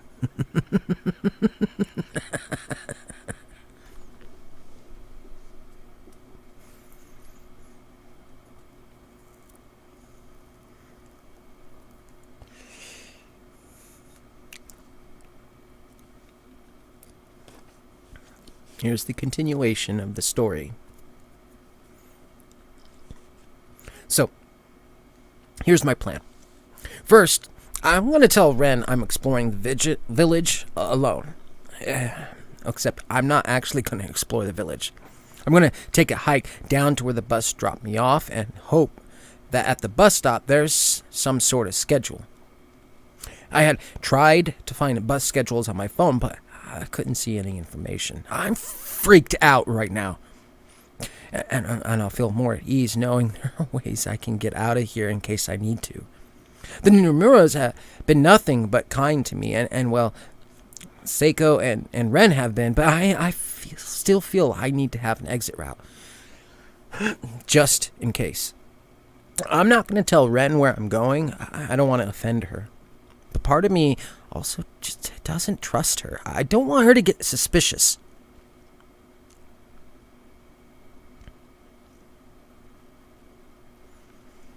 Secondly, the camera. I downloaded an app on my phone that's used for overnight recording. I think it's advertised toward parents watching over their kids' rooms or something. I'll set it up and see what happens here tonight. If I see anything I don't like, I'm out of here. I'm almost at the bus stop. Earlier, I'd eaten breakfast with Ren and Seiko before telling them I wanted to explore the village on my own.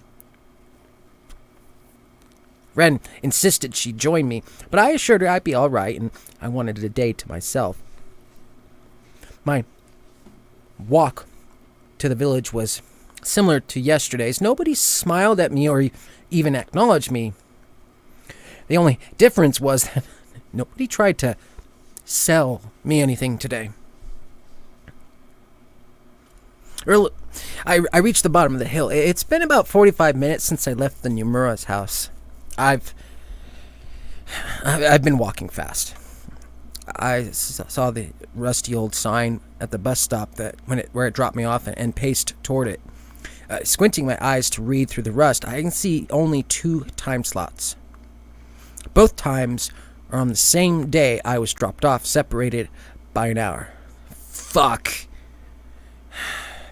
And the next bus out of here is the bus I was planning on taking anyway. This was for nothing. There's no buses out of this place for days. I pray I won't need one. Fully fed, I sit on my bed after dinner. Other than finding out there's no buses out of this place, it's been an uneventful day. But I'm dreading the night. I open up the recording app and turn my phone on silent, turn the brightness down. I don't want it to be seen. Everyone has gone to bed, but I still hear people occasionally walking around. I'll wait for everyone to be asleep before setting the camera up.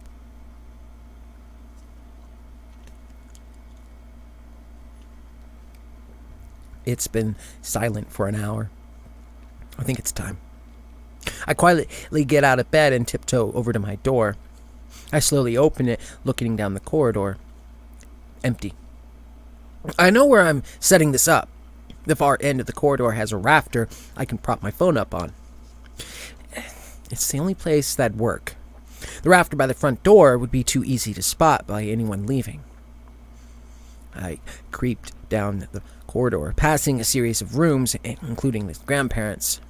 Softly as I can, I jump and grab the rafter, pulling myself up and propping my phone so it films down the corridor. Awesome. I slowly lower myself back down to the ground. I'm quite proud of myself for being so silent when the grandparents' door starts to slide open. I freeze. I'm just beyond the door at the end of the corridor. I don't move. I'm hoping not to be seen.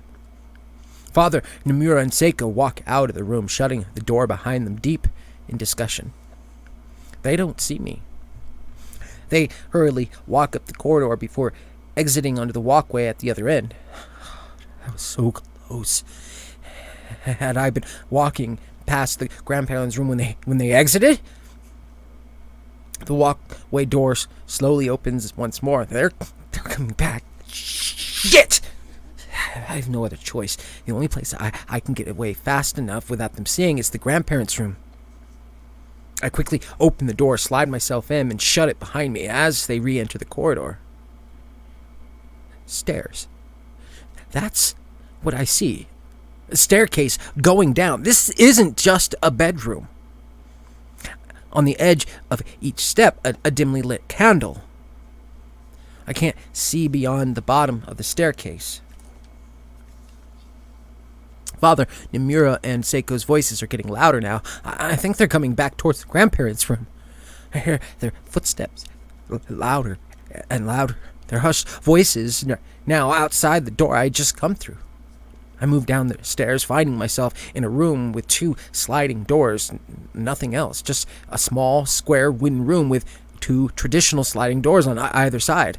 Nowhere to hide. I choose a door. As I stare at each door, I see movement, a shadow through the door on the right. My choice is made for me. I'm going through the door on the left and shut it behind me. I get swallowed by darkness. Shaking, I'm pressed against the door I just went through. I hear Father Nomura and Seiko making their way down the stairs. The room I chose is completely dark. I try to quickly scan it for somewhere else to hide in case someone comes in. I can't see anything around me. I don't want to venture in further into the room unless I absolutely have to. I can't see it, and I might knock something over. Hold my breath. Footsteps. Father Nomura and Seiko have just reached the bottom of the staircase. To my relief, their quiet steps and hushed conversation lead to the other room. I hear the door slide shut behind them. I'm still frozen and want to wait a second before making my move, but I can hear something behind me. No longer disrupted by the sound of Father Nomura and Seiko, I can hear something in the room with me. Slow, quiet breathing. Exasperated, rasping breaths sounding from behind me in the darkness. Every breath sounds as if it's causing incredible pain. The breathing is quiet, but the anguish that comes with each breath is clear. I'm not finding out who or what is in this room with me. With no second thought, I open the door, shutting it behind me, and bolt up the stairs to my room, careful with every step.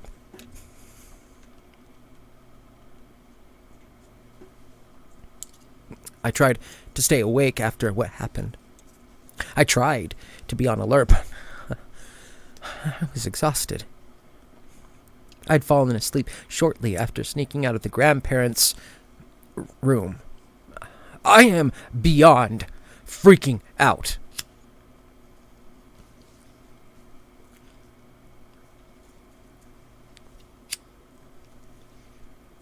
I am trying to tell myself there's an explanation for last night, that I simply heard one of the grandparents breathing, but I can't convince myself what I heard is normal.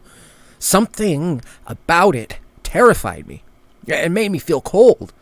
Every breath laced with pain, with suffering. I could almost feel it myself. And if I had been in the room with the grandparents, what did I see through the screen in the other room? There's something happening in this house. I go to collect my phone. Even in the morning light, it was almost impossible to see it. I hid it well. And I quickly grabbed it and bring it to my room to see if anything happened during the night. Skimming through the recording, the bright green filter of night vision provides a creepy view of the corridor. The shadows skimming in the corridor, dancing as the moon makes its cycle through the night. Father Nomura and Seiko left the grandparents' room late, going back to their room. Nothing out of the ordinary. I reach 3:45 a.m. and I see movement. Simultaneously, all doors open. All doors but mine and the grandparents. In sync, each of the family members step out. Hina stepping out of the room next to mine, Ren in the room opposite. Both parents also step out of the room at the same time, all in unison. Furthest from the camera, Hina walks down the corridor first, towards its end. As she passes Ren, she walks by her side. The grandparents then follow, walking behind the sisters. None of them appear to speak or acknowledge each other. They gather around the grandparents' room. Father Nomura opens it, and they enter before the door slid shut. I fast forward, 4:40 a.m., movement. The door of the grandparents' room is open. The family walks out in the same order they had entered. Sisters side by side, parents side by side behind them. Father Nomura shuts the door behind him. They walk toward my room. They surround my door. Their mouths are moving as if they are chanting something. They stand at my door, staring at it for exactly 23 minutes. Father Nomura then moves. He opens my door slowly. Carefully, the family enters my room in the same order they maintain, completely in sync. The door shut behind them. My heart is racing. What the fuck did they do in here? I look around my room. Nothing seems out of the ordinary. I even feel around my body. Nothing feels different. I fast forward. Exactly 23 minutes later, my bedroom door is slid open and the family exit. Parting ways, they go to their respective rooms, shutting their doors in unison. I'm leaving. I don't know where I'll go. Maybe I'll seek refuge in the village or even brave the wilderness. I don't know. I just have to get out. I quickly pack my things and open my door to see Ren on the other side. Finn, she says, a nervous look on her face as she looks at my fully packed bag. Where are you going? I stutter. Laundry. I don't know why I said that, but it works. Finn, she calmly responds, Father wants to speak with you in the main area. But why? My heart is beating out of my chest. I might just run. He wants to talk about something, she replies. He knows you went into my grandparents' room last night.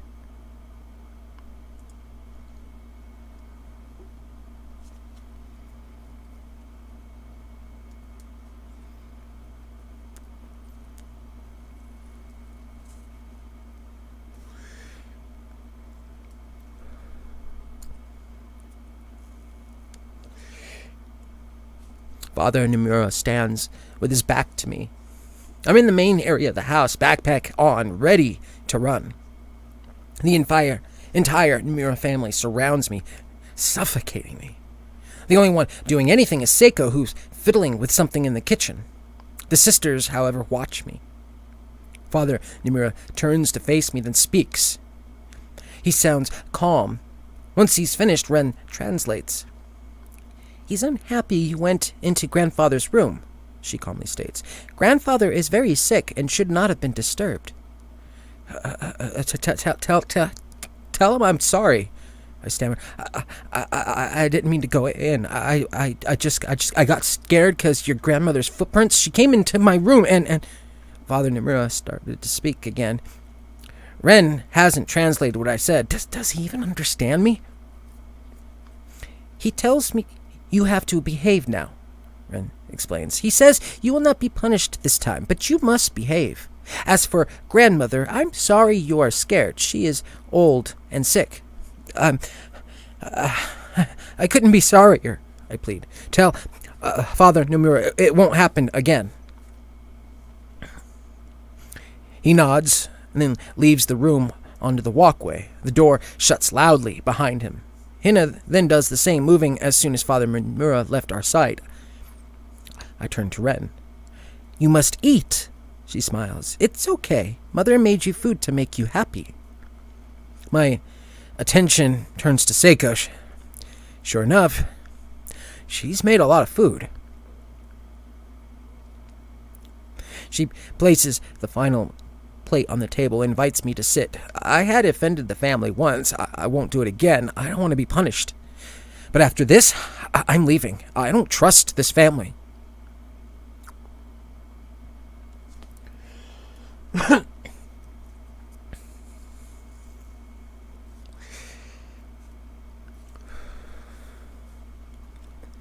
I wipe my plate down, and the first chance I get, move towards the exit. Nobody saw me leave. I am quickly pacing along with the path, heading into the village. I don't know my next move. Maybe try and find the man who was selling me something. Try to determine what he was actually saying. I reach the village. I know roughly where the man's house is. Suddenly, My legs feel weak. I stumble but keep my balance just. What's going on? My breaths, my steps get wider, my legs harder to control. With every step, I fall down to one knee. I can't even feel the ground beneath it. Help, I stutter. Help me. I look to the villagers around me. They're all staring at me in shock, but they're not helping. In fact, many are moving away. Hushed conversations and distant whispers surround me as I fall to the ground and black out.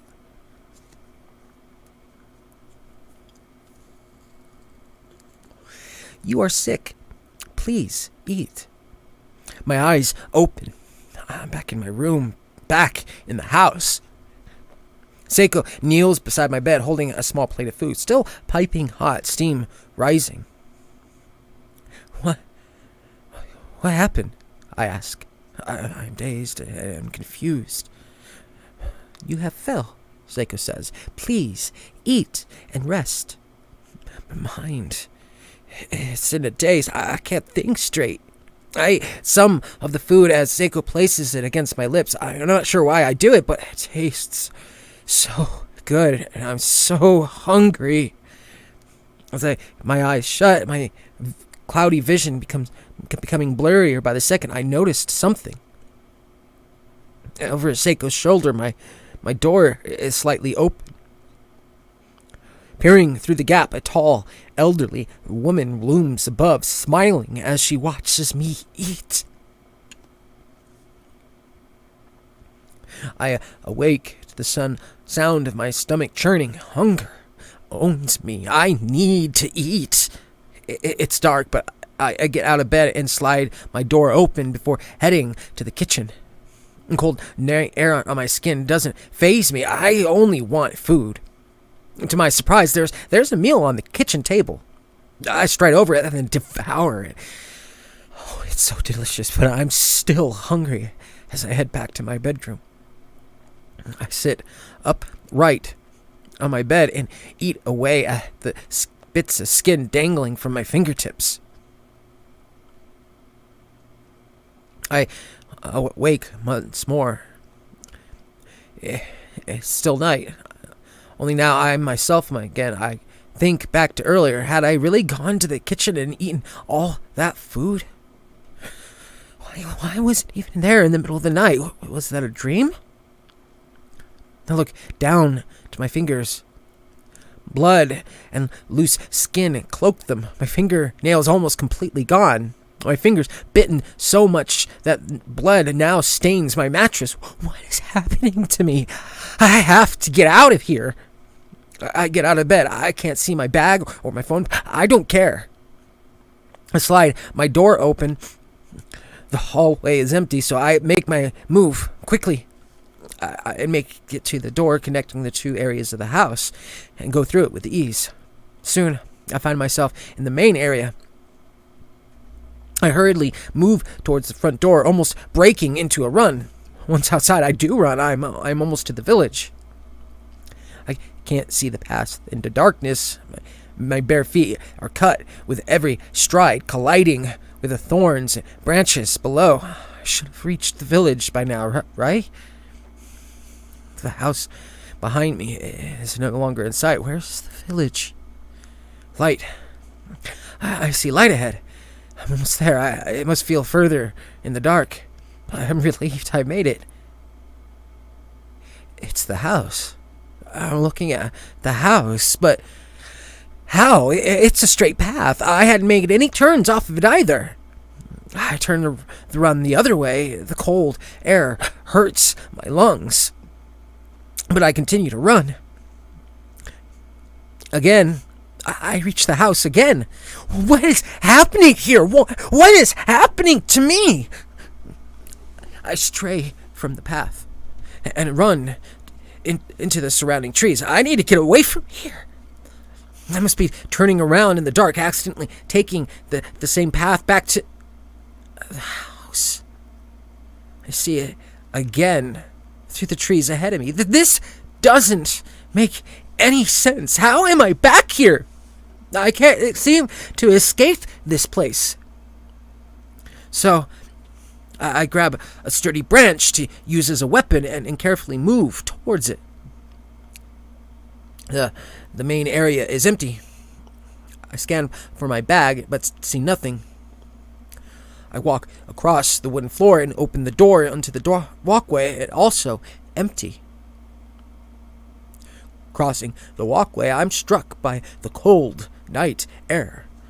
I open the door to the corridor ahead. Darkness. Either side of me, all doors are slid shut. The house appears undisturbed from when I left it, as if everyone is still asleep. Strangely, as I tread down the corridor, careful not to make a sound, the air gets colder. With every step, I feel a chill crawl across my skin. As I reach my room, I slide the door open and peer in. I see only my blood-stained mattress and a small table. I'm still missing my bag, my shoes, my phone. Without more clothing, I'd freeze outside. I peer down at my feet, battered from my escape attempt earlier, and knew that if I wanted any chance of escaping here, I need my things. Most importantly, I need my phone to call for help. There's somewhere here, but I can't wake anyone up. One by one, I slide the door of their rooms open. Hina lies asleep in a room decorated with a weird symbol I don't recognize. A circle symbol with a horn-like figure in its center. A small shrine stands in the corner of her room, the same one from the main area. The moonlight that dances through the window makes it quickly to recognize that my bag isn't here. Ren lies asleep in a simpler room. She turns as I peer in, but doesn't wake. Her table holds books. A lot of them. I make out a small shrine in the corner of her room, but no bag. Her parents' room. My hands tremble as I slide open their door and peer in. Similar to Hina's, it's decorated with that symbol. Multiple shrines are laid out against the back wall, each with a candle in its center. The parents are asleep on a mattress that lies in the middle of the room. Father Nimura grunts in his sleep and turns towards his sleeping wife, but doesn't wake. This room is much larger than the two daughters. There's no bag here, and I slowly slide the door shut. There's only one room left. I open the door and walk down the staircase. The candles remain lit along with it. This room is the coldest of them all. As I reach the two doors, I opt again to go through the left one. I'm going to grab a candle and quickly scan the grandfather's room. He's unable to make a sound last time, so even if I wake him, I feel I won't get caught. I move towards the door and slide it open with a creak. The smell hits me as soon as the door opens. It's putrid. Combination of rotting fruit and shit. I turn away and hold back a gag. Taking a deep breath, I turn back to the room. It's completely dark. I get low with my candle, illuminating only my surroundings a few feet ahead. I slowly crawl into the room. This smell, it's rancid, only getting worse the further I delve. I'm holding a candle ahead, and I see a strap to my left. Holy shit, it's my bag!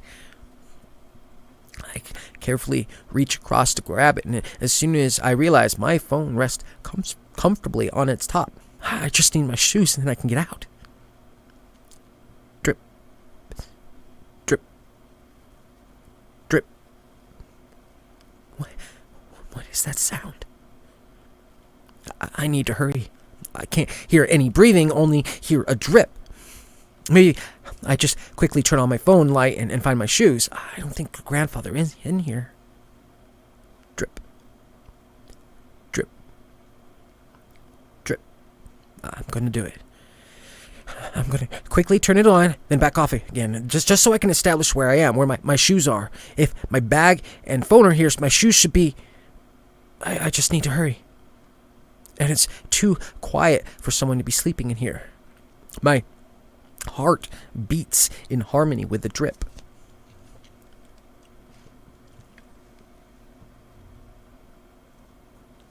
Drip. Drip. Drip. Fuck it. I flick my phone lights on. I look up. I wish I had. Thin chains hang from the ceiling. At the end of each chain is a hook. Above me, the hook holds up a body, a man. They puncture his calves and the upper fatty bits of his arms. There's one larger hook that wraps around his spine, pulling it partially out of his back. He's naked. His head droops lifelessly, carved into his chest, the symbol I had seen in henna and his parents' room. I see no blood, almost as if it's been cleaned up or drained. My eyes turn to the dripping sound. From his nose and mouth, saliva or something slowly drips, but his face, as I look up at him, hanging lifeless above me, I recognize this man. It's the man who pulled me aside and shouted at me in the village.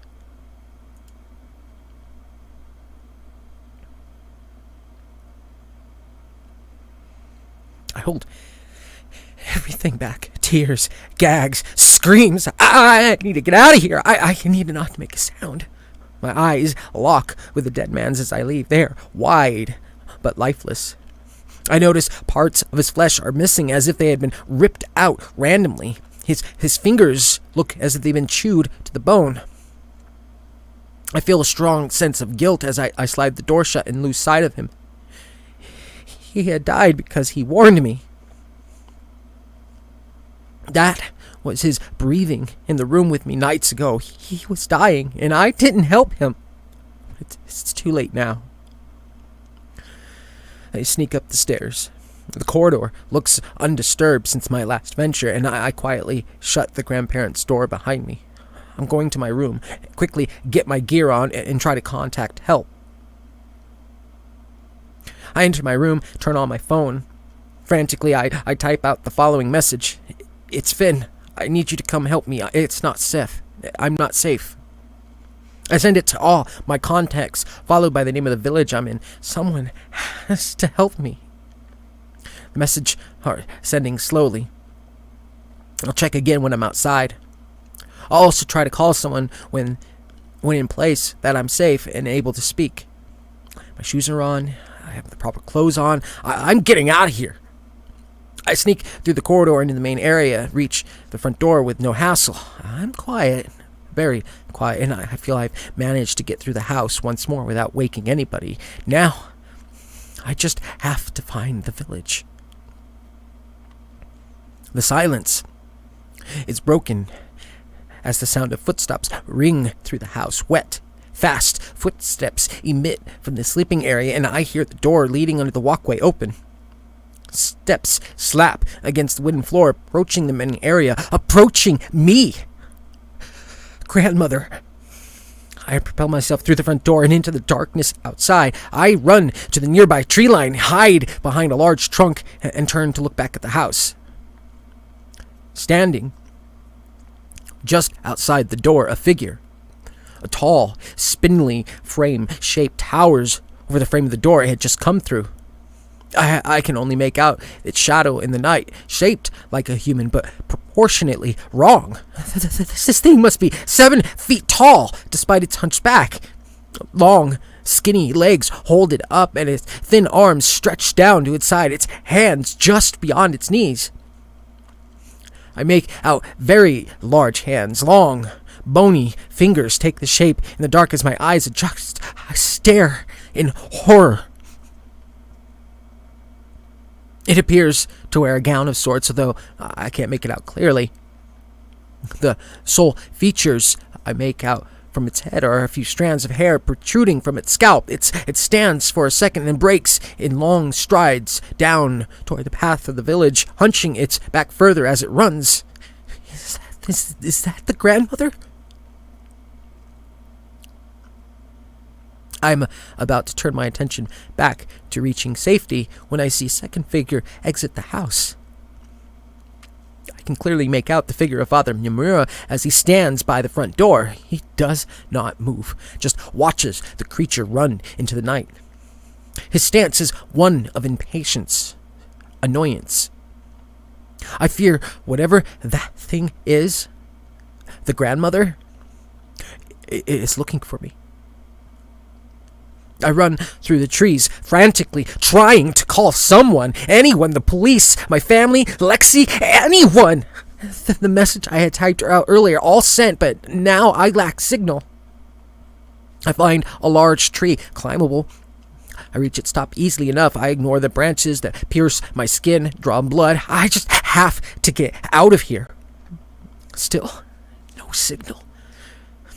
But I see something else that gives me hope. I see the village. I can make out the dimly lit houses and see a section of the main square. I know which direction to move in. Just as I start to climb down, the grandmother runs below my tree. I freeze. I watch as her unnervingly long body passes my tree below. She doesn't see me, but I see her. She's old. Very old. Her skin wrinkled and veiny, almost discolored. Her gray strands of hair sporadically dangle from her scalp. Her eyes are wide, although I can't make out their color. Her mouth wide open as she runs, as if she were screaming with no sound. I see no teeth, just reddish black gums. She wears a white gown which appears to be ripped short just above her knees. Each step is a lunge, her arms reaching out in front of her, grabbing the trees as she passes to move swiftly through the wooded area. Her head darts around. She's looking for someone. For me. She soon passes, and I lower myself down. I move from tree to tree, but I don't see her again before reaching the village. I run to the first house I see, knock on the door. I don't want to be too loud. Grandmother is still nearby. A confused, cautious Japanese man opens the door. He looks me up and down, questioning my state, visually wary. Help me. I need help, I pant. He speaks back. I'm sure what he says. He starts to close the door. No! I put my hand firmly on the door. Help me! Help! After some back and forth, he lets me in. He leads me to a room toward the back of his house and points to a chair for me to sit. His family stand cautiously, a woman and a child. They do not speak to me. The man gestures for me to wait, and he leaves the room, shutting me in it. I try my phone again. There's still no signal. His wife soon enters the room and gives me a glass of water. I drink it fast, and then she gets me another. A man comes back to my room. Through a series of gestures, assures me that help is on the way. There's a lady, a monster. I try to warn him. But as I speak, his calm demeanor assures me he has managed to get help and that I'm safe here. I'm thankful, and he leaves the room once more. Just as my heart begins to slow, I hear the familiar voice of Father Nomura at their door. I stand up, panicked. Father Nomura, the man, and 5 or 6 other villagers enter the room. No! I shout, pointing at Father Nomura. This is him! Help! I can't! Father Nemura says something, and they walk toward me. No! What are you? Stop! Get your hands off me! Help! Get your fucking hands off me! I continue to scream and resist as they hoist me onto their shoulders and against my thrashing carry me back along the path towards the Nemura household. They carry me into the house where Ren, Hina, and Seiko wait. On the table, a feast of delicious-looking food. My struggles against them are useless as they sit me by the table and begin to force the food in my mouth. Seiko looks on, almost in sorrow. Father told you not to misbehave. Ren calmly speaks from somewhere behind me. Now eat the food Mother kindly prepared for you. I wake in the night. I'm hungry. Ren's grandmother stands in the corner of my room. Her hunched body blocks the moonlight from the window, and she looks at me with a toothless grin. Her irises, black eyes wide. I stare at her and I feel safe. I am hungry. I bite into the tips of my fingers, drawing blood. I am desperate for food, for sustenance. As I begin to eat, the woman in the room with me whispers a chant. The little chunks of flesh I tear from my fingers taste good. I continue to bite until I feel bone, and then bite down some more.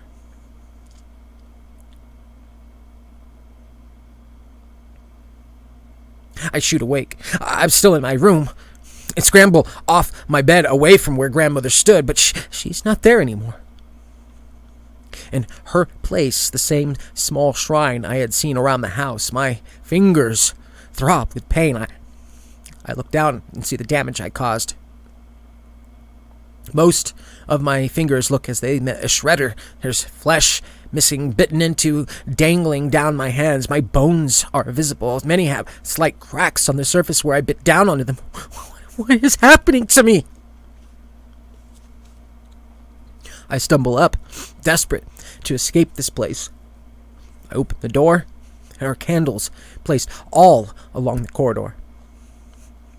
As I stagger to the door leading to the walkway, I can see that most of the rooms around me are open. Nobody in sight.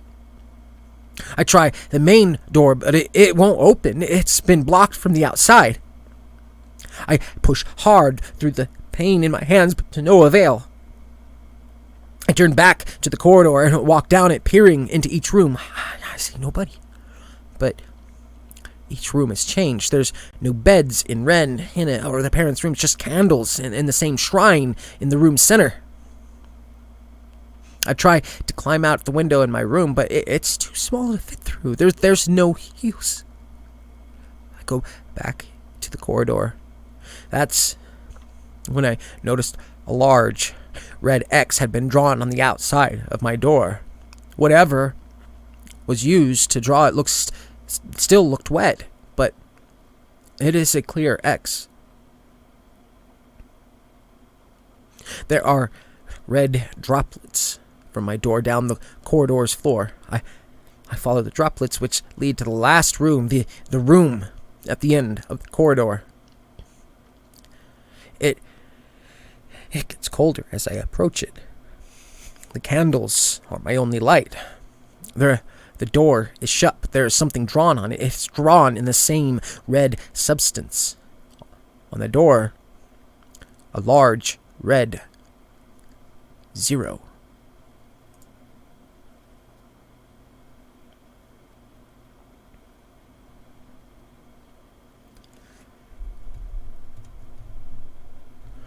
We're going to take a short break while I get something to drink.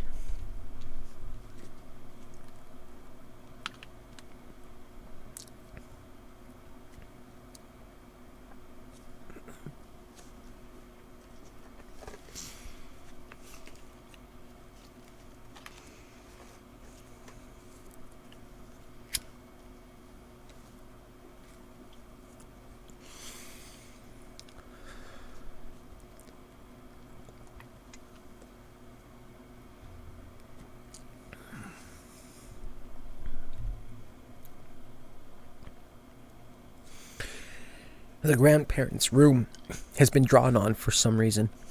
I'm not entering it unless I'm armed. I quickly scour the empty rooms along the corridor, but find only the small shrines and candles. As I'm about to leave Hina's room, I see a lifeline. Through her small window stands a low-hanging tree. I hoist myself up and with some struggle manage to pull off a sturdy branch. This one even more solid than my last. Despite the pain of my fingers, I hold a tight grip. I leave her room and sit down against the walkway door. I stare down the long, candlelit corridor, waiting for something to happen. It's been over an hour. No sound. I tried the walkway door a few times and then try it again once more as I decide to move towards the grandparents' room, but no luck. I walk down the corridor and reach their room. Holding the branch high, ready to swing, I quietly open that door open. The candles are lined down the stairs, and I can tell from the dim glow there are many, many more on the floor below. I tread down the stairs carefully, alert. At the bottom of the stairs, candles are lined up against the walls, highlighting the two doors I have faced before. The door on the left has a large red X drawn on it, whilst the door on the right has a red O. What kind of game is this? I move towards the door on the left. The room I'm more familiar with. I press my ear against its frame and listen. Upon hearing nothing, I slide it open. Inside, it's that same symbol I had seen in Hina's and the parents' room, a horn-like figure in the center of a circle. The symbol is everywhere, drawn in red, all over the place.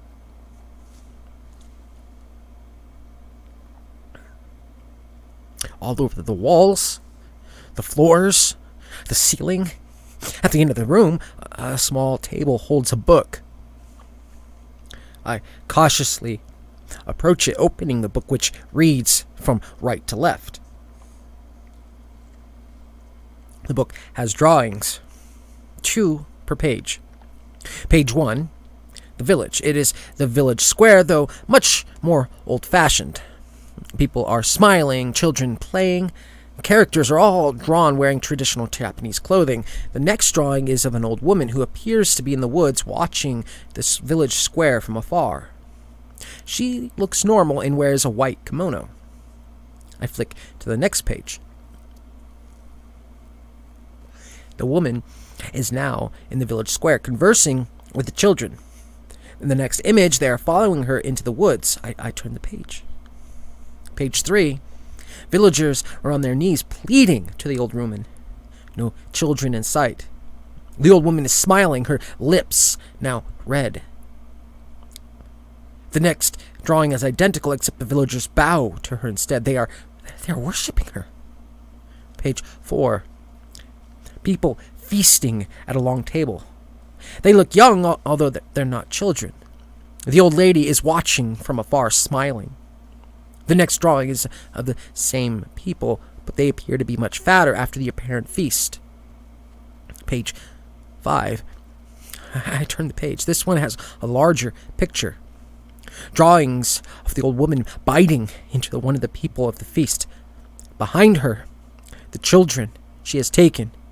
Scratched into their chests, the symbol. They look sad, frightened. I jolt away from the book as I heard a child laugh behind me. A quick, innocent giggle breaks the silence, almost as if the sound were the cause. The candles all around me extinguish at once. I'm plunged into darkness. Shaking, I stare across the room and out toward the staircase. I hold my branch high, ready to swing. I slowly walk towards the room exit, and I see a child quickly run into my view before disappearing up the staircase ahead. I edge out the room, my eyes slowly adjusting to the sudden dark. I'm at the bottom of the staircase now, and I turn my head to see where the child is gone. Standing tall in the darkness at the top of the staircase, the grandmother, the creature that had chased me into the woods, now looking at me. Behind her cowers a child wearing a white kimono, his chest exposed. Scratched into his chest, the symbol.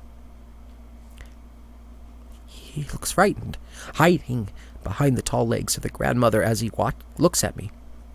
The grandmother appears to be eating something. She's holding something to her mouth, although I can't see it beyond her large hands. She's chewing excitedly. The wet sounds of her food meeting her lips ring through the otherwise silent house. She's staring at me while she eats. The sound of her quick chewing soon stops, and she drops her mirror. It tumbles down the stairs violently, bouncing off each one on the way down. It lands by my feet, and it lets out a weak cry.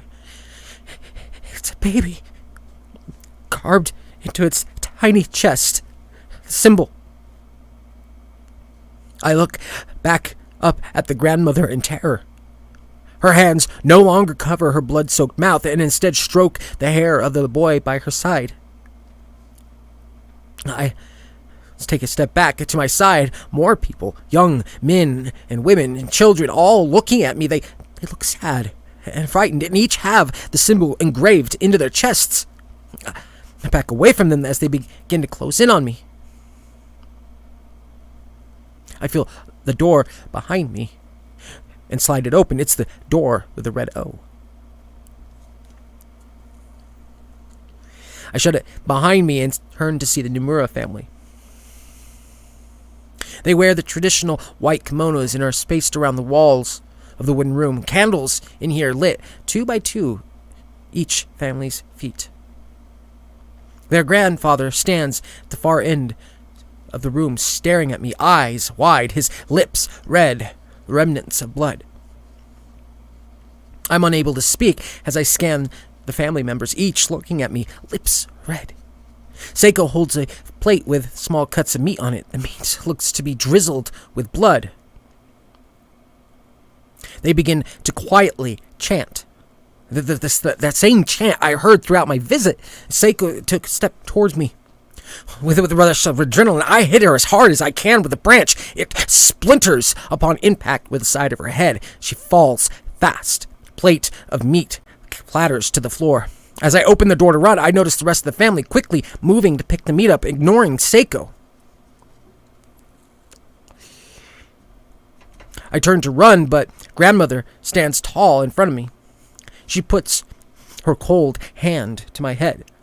Her large fingers wrap around my skull. She whispers something, and I fall unconscious.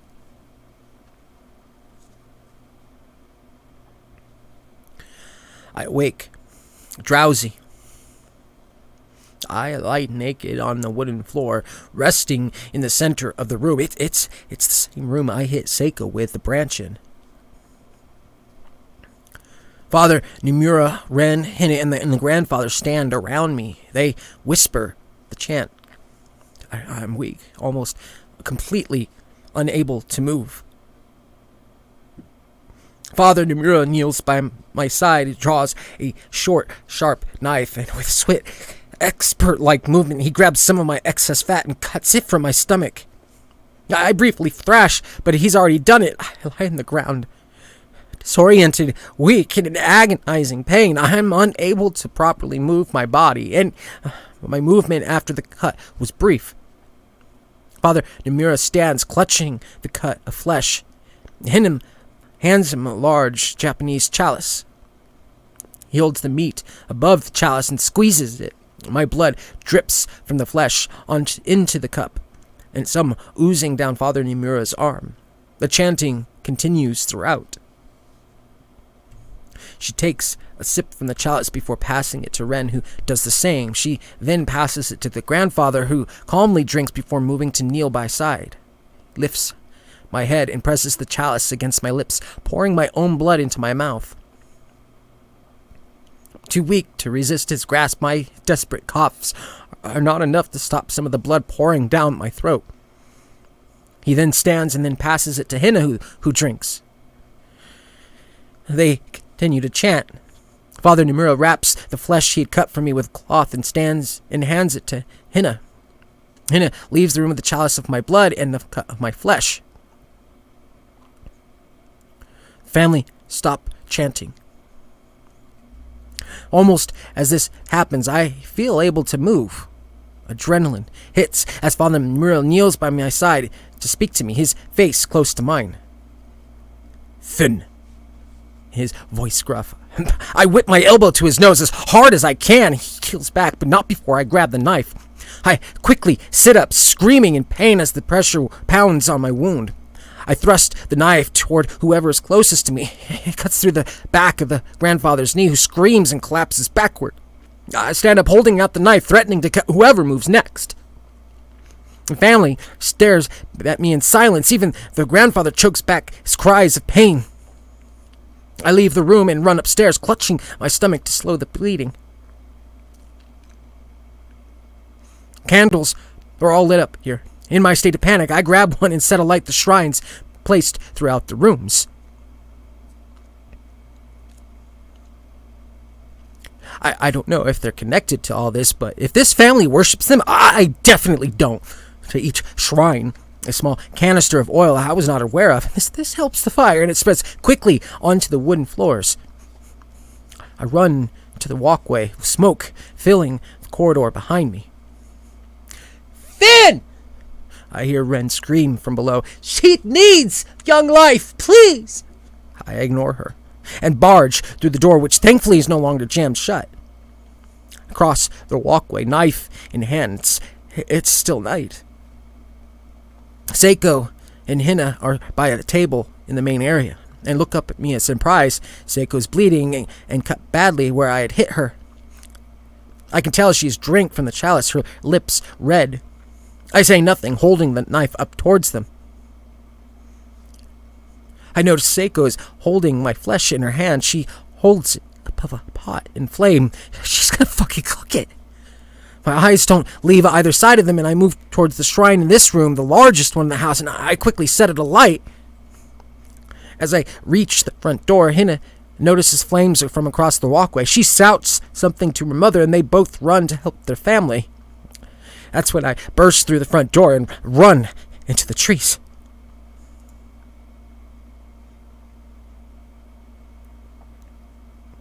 I'd dart into the woods as the house lights up behind me. I run for no more than a minute and then turn around to see how far I've gone. And the dim glow of the fire illuminates through the foggy night, enhancing the shapes of the tree around me. I'm not far enough away yet. I turn to run and hear screech from the house's direction. It's a long, high-pitched screech full of anger. I know that does not belong to a human. It echoes through the woods, bouncing off the trees around me, ringing in my ears. I keep running. I see children. To my left, a young boy in a white kimono stands pointing at me from the fog. To my right, a young girl in the same attire pointing from me behind a tree. There are soon children all around me. Every few steps, I see one pointing at me from the darkness. They're showing her where I am. They all whisper. The sound of their chant is carried by the wind, quickly reminding me this is not yet over. Amongst the sound, a baby's cries come from deep within the woods. This is too much for me. The whispers of the children, the crying baby. I'm panicking. Yet I continue to run, naked, bleeding, gripping a very blade that caused my wound. I leap over falling branches, through sharp bushes, and away from the cries and the eyes of the dead children. I see light in the distance. I don't know how. This place has a way of turning me around on myself, but it's the village. I see the town square.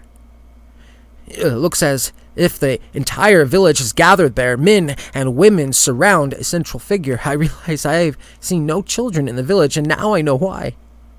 In the square center, standing elevated by its statue, Father Nomura. His voice bellows from his half-burnt face as he speaks to the residents in the village. A spit flies from his lips. Skin slowly drips down his face. He's angry, and the people appear to heed and agreed with his very word. I am behind a tree. Row of houses between me and the square. This is my chance. With everyone occupied by Father Nomura, I could sneak into a house, steal some clothes, maybe some money. I pace toward the closest house. Blood drip with every mood. The wound is opened up further. Dirt and leaves stick to my body. My blood acts like glue. I open up the front door and enter the first house. I see 2 doors toward the back and assume they are bedrooms. I enter one. Sure enough, I'm right. I find clothes. Ironically, a white kimono. I scrounge together any money or valuables that may help me escape. Blood drips on the house floor as I leave and move on to the next. In the next house, I do the same. I've acquired quite a decent amount of money, but I'll keep stealing more just in case. I sneak out of the second house, and I'm halfway in the third when I notice Father Nomura point toward the trees. A section of the villagers run in that direction, disappearing into the tree line. Father Nomura points in the other direction. The same thing. Villagers move towards the trees. He then points in my direction, although he doesn't see me. I won't have time to make it to the next house or back to the one I came from. I'd be seen. I turn and run back into the trees. The villagers have been sent. I'm guessing to find me. They're faster than me. They haven't seen me yet, but they soon will. I reach the tree line and feel my only option is to hide. I'm bleeding too much to outrun them. Coupled with my exhaustion and the lack of proper clothing, I can no longer see the dead children or hear the baby's cries. I trudge into the woods before seeing a climbable tree nearby. Jumping up to its low-hanging branch, I hoist myself up. I hold back screams as my wound presses against the wood, my insides sandpapered. My white kimono soon takes the color red. I keep climbing. I pull myself one branch just as the villagers enter my sight line. I pray I'm high enough and they don't notice me. The first few pass without trouble. They look scared. They look guilty, but I know they're not on my side. I hear a shout from the direction of the village. They've definitely found something. Either the trail of my blood or they realized I've looted their houses. Soon, the area around me swarms with villagers. Every few minutes, one emerges from the fog and passes my tree. Finn! Ren's voice echoes. Finn! We found your blood! And know you are near. I freeze. She couldn't be more than 40 feet away. She's so close to me, somewhere in the fog. Finn! She yells. Let us explain. Finn! A voice booms. Father Nomura. You must come out to us. You must let us explain. Father Nomura bellows from beyond the fog, surprising me with his English words. I feel my blood start to drip. It soaked through the kimono and now drips to the ground below. I try to cover it with my hand and move my wound further above the branch so it leaks onto it, yet it continues to drip down the branch's side. Someone emerges from the fog as I struggle to stop my blood from leaking from the top branch's edge. Hina. She looks scared. Her arms are burnt, yet she shakes in the cold night air. She walks slowly, nervously, looking around. I quietly try to contain the dripping, but it continues to steadily drip down.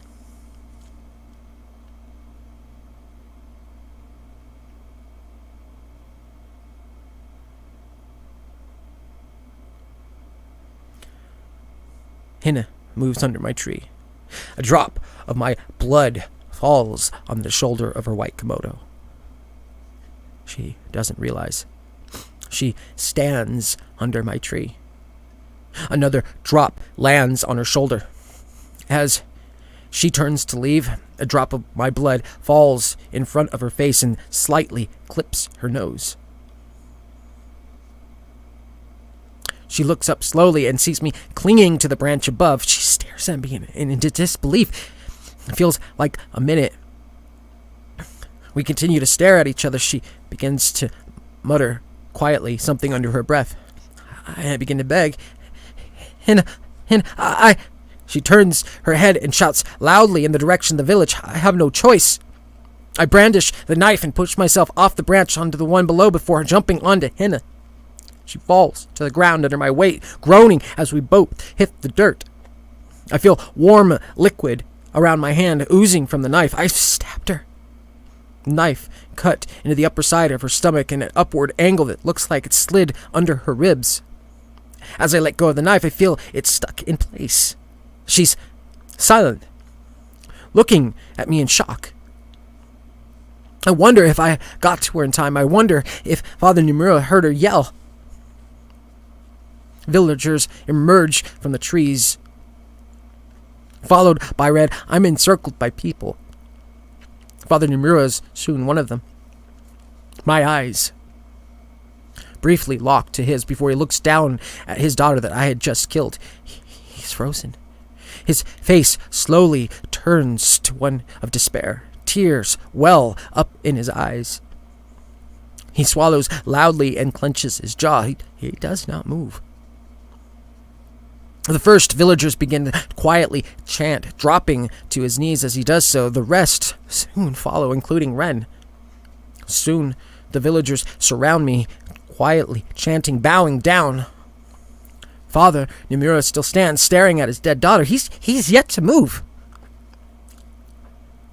From behind, movement. Children emerge from the fog. The same children who had been hunted by the grandmother, who hunted me earlier tonight. I count around 15 of them, all huddled together. 2 of them approach Henna. The rest watch from the woods. I move away from her, scurrying in the dirt. The young boy and girl, the first ones I had seen when running, each grabbed one of Henna's feet and then drag her toward the other children.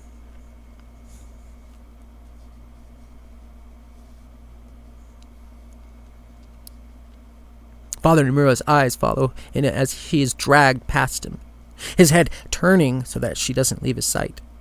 I notice he now whispers the same chant as the rest of the village. His whispers are the quietest here. A tall, foreboding silhouette of the grandmother slowly emerges from behind the children.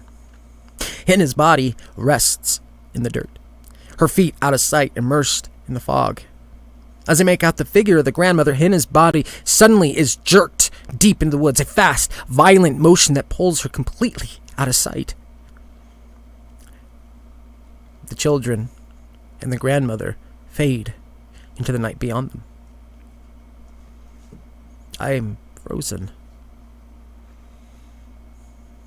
The villagers stop bowing, stop chanting, and leave. Soon, Ren leaves, quietly saying something to her father as she passes. She doesn't look at me. Father Nomura and I are the last 2 here. He remains standing, still quietly chanting. His eyes hadn't left the spot where his body lay before it was pulled into the night. I stand and slowly back away from him. His whispers change. I'm so sorry. I'm so sorry. I'm sorry.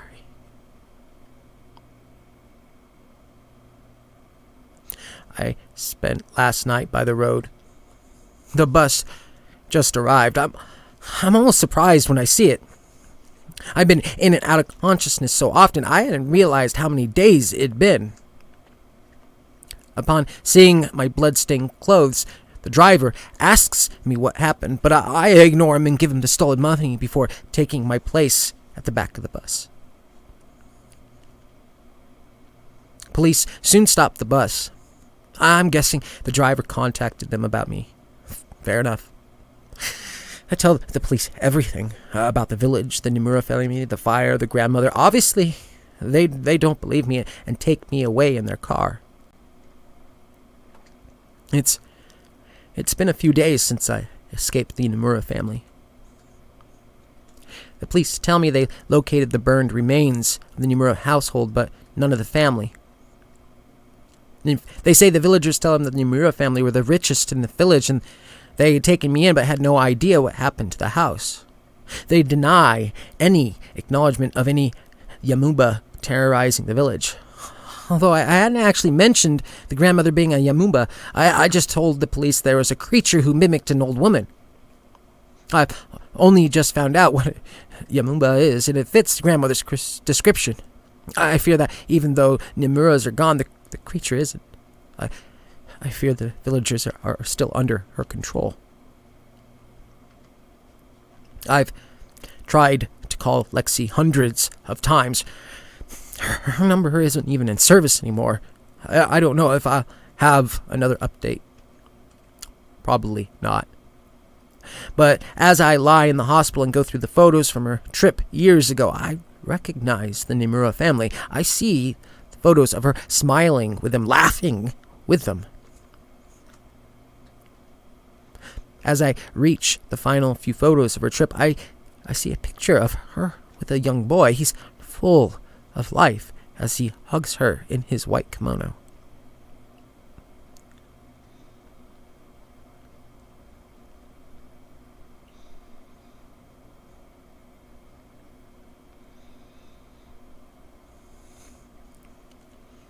And that is the end of that story.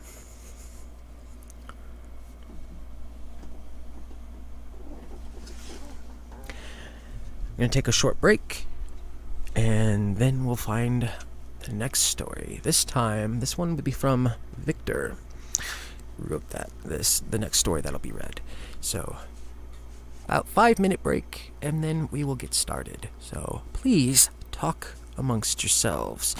See, you can't leave yet.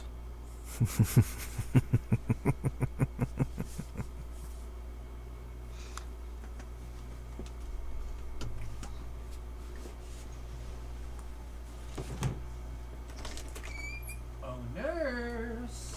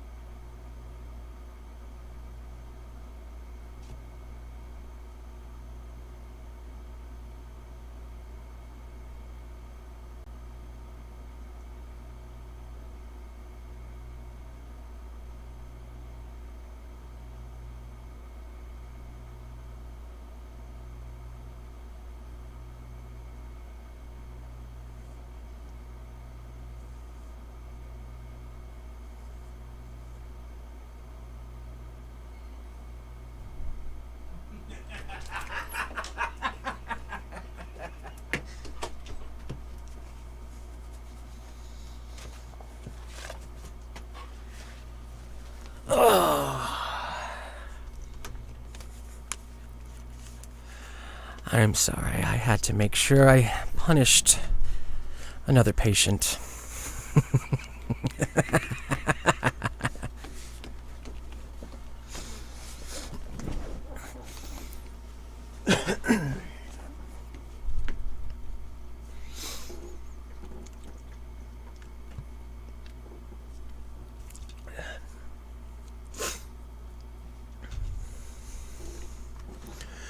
All right.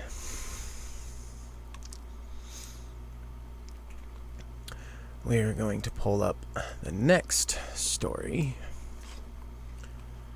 and get started.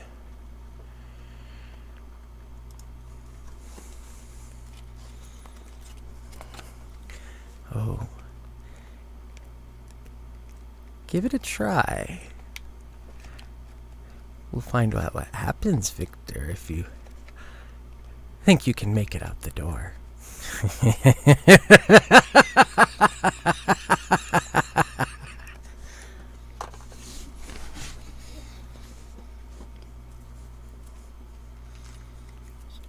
Once you've come through the doors of my asylum, you're not allowed to leave until it's time, and I haven't given you permission to leave yet.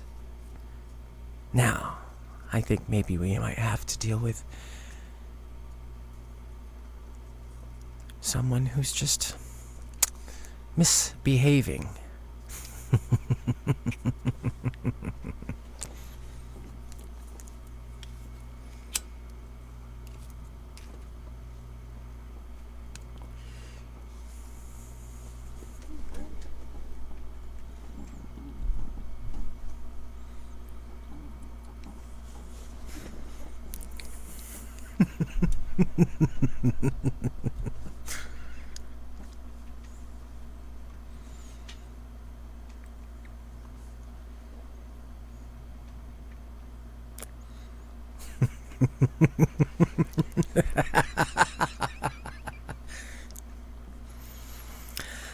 Right. I think we'll get started with the next story. I hope you all enjoy. This one is titled The Station of Fire and has been written by Viktor. We'll see if he keeps me entertained enough.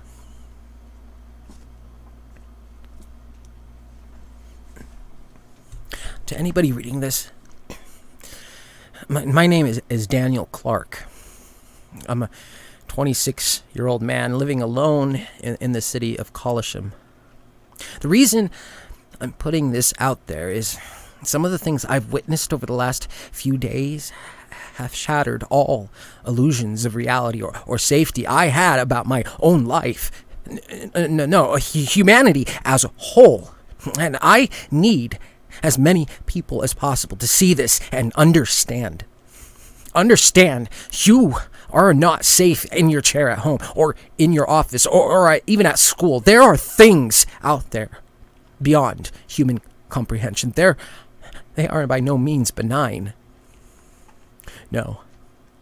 If anything,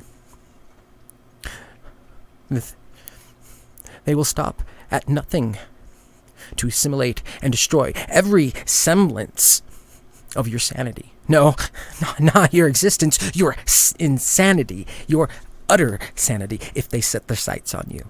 They will crush every single bit of your humanity until you are reduced to a being that is trapped inside a body of a human. A human that to everybody else is still normal.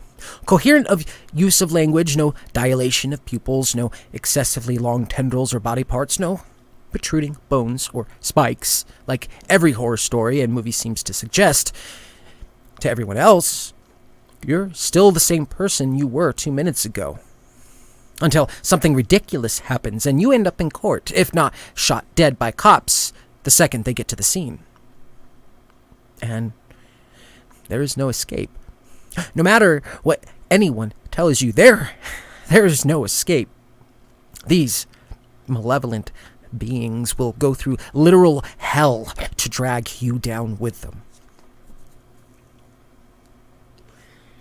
As a criminal psychologist, I've peered into the minds of serial killers and rapists and the generally crazy. There are also many other types of criminals that plead insanity, but they aren't worth mentioning here. Most of them are just whack jobs who think that pretending to be insane will save them a few months in prison because of illegal drug use and the like. No. The ones that stick to me the most are the superstitious. You know, the ones that say they killed a group of people in a public place with nothing but a meat hook because the demons told them to. Yeah, those ones. The ones that sound craziest of all. And the ones that I now understand too well. I used to live by a fire station when I first moved to Collisham. Nothing was odd about it. It seemed properly maintained, and every day or so I would bear witness to the lights of fire trucks leaving the station. Our city tended to reach an extremely high temperatures of about 50 degrees Celsius, and with how careless people were with easily flammable objects such as cigarettes, it was no surprise when a fire would break out, and so the emergency services would have to be called in. I was almost never home except on Sundays due to my job being over 40 minutes drive from my house. Now, earlier on I mentioned that nothing about the fire station was odd. This statement was true. However, there are three things that just never seemed right. 1. No one ever visited the fire station in person. This obviously wasn't a major issue at the time. I always just assumed that since we lived in a somewhat relatively rural area, and since most things are done online through phones and laptops anyway, people did not necessarily have a reason to visit the fire station. I also assumed it was a damn good one, so no complaints were received. 2. No firefighters ever entered or exited the building. Only the trucks. I chalk this up to two things. One, the firefighters that occupied there never actually left the place and lived there due to the housing market being very tight around there, which it was. And the only reason I was able to get a house around my area was due to how high my pay was. And 2, being that perhaps they would leave and enter work when I wasn't there, which was a lot of time, as for aforementioned. But the thing that stuck out the most was this. 3. No truck that exited the fire station ever came back. Now, to anyone else, and to me at the time, this is rationally explained since I almost was never around. However, when I was on my own on the Sundays, it was always strange, as sometimes as many as 2 or 3 trucks would exit the station, yet none ever came back. Again, logic and all same thinking points to the fact I was absent most all the time. Now, as I explained, none of these 3 strange points cannot be explained away without straying too far from the regular human's perception of reality. However, being around people who are either genuinely crazy or sure as fuck acting like it, your brain starts to get a tiny bit more susceptible to unnatural beliefs. It was for this reason I decided to perform a little test to put my worries about what was going on in the fire station regarding the aforementioned 3 points. Oh, God. Oh, how I wish I had just paid it no heed and gone on with my goddamn fucking life. Within a few days, I had devised a plan. The next Sunday, I was on break from my job. I set up a small fire that would ultimately be controlled, as there are very few points for it to spread due to reasons such as gaps between flammable grass and other objects simply being too far away for the fire to reach. I would then call our fire station and report said fire to them. I decided to do it at night so that the few people with enough pay grade to have a house in my neighborhood wouldn't witness me being there initially. I'd also prepared a lot of answers to the expected questions I'd be asked, such as whether I'd witnessed anything strange or not, or what I was doing when I stumbled upon the fire. It all seemed too easy, risk-free, and rewarding not to do, and I just couldn't fucking say no. In saying that, if I had known the things I now know, I would rather watch half the world burn because of me, rather than to call that fire in. So I did just that. The next Saturday night or Sunday morning, depending on your philosophy and scientific understanding, I crept out into our quiet and almost deserted neighborhood. I made sure as to not make any faults in my mannerisms so that if anyone did witness me around the area, they would assume I was out there to smoke or some other habit you can't sleep without satisfying. When I made it to the location, I brought out the lighter that I had stowed away in my back pocket and quickly set patch of grass under a nearby park on fire. Just as I anticipated, the flames began immediately to spread at an extreme rate. However, it simply stopped spreading after a while because the park's grass was nearly isolated to any other patch or mound. Very proud of my flawless plan and perfect execution, I gave myself a quick proverbial pat on the back and proceeded to phase 2. Having to relive this phone call is one of the worst things I ever had to do, and I remember as vividly as it had happened only a mere seconds ago. Upon picking up the phone, I was welcomed with the generic, "You have dialed 911. Your call is being connected." Everything was fine until the transcript said "connected." It said it very stretched out, as if straining to say that word. This was absurd, I thought to myself. It's just a recorded message after all, and was quick to pass it off as sleep deprivation. It wasn't long before an operator asked me what service I required. Upon mentioning the word fire, all I heard was static.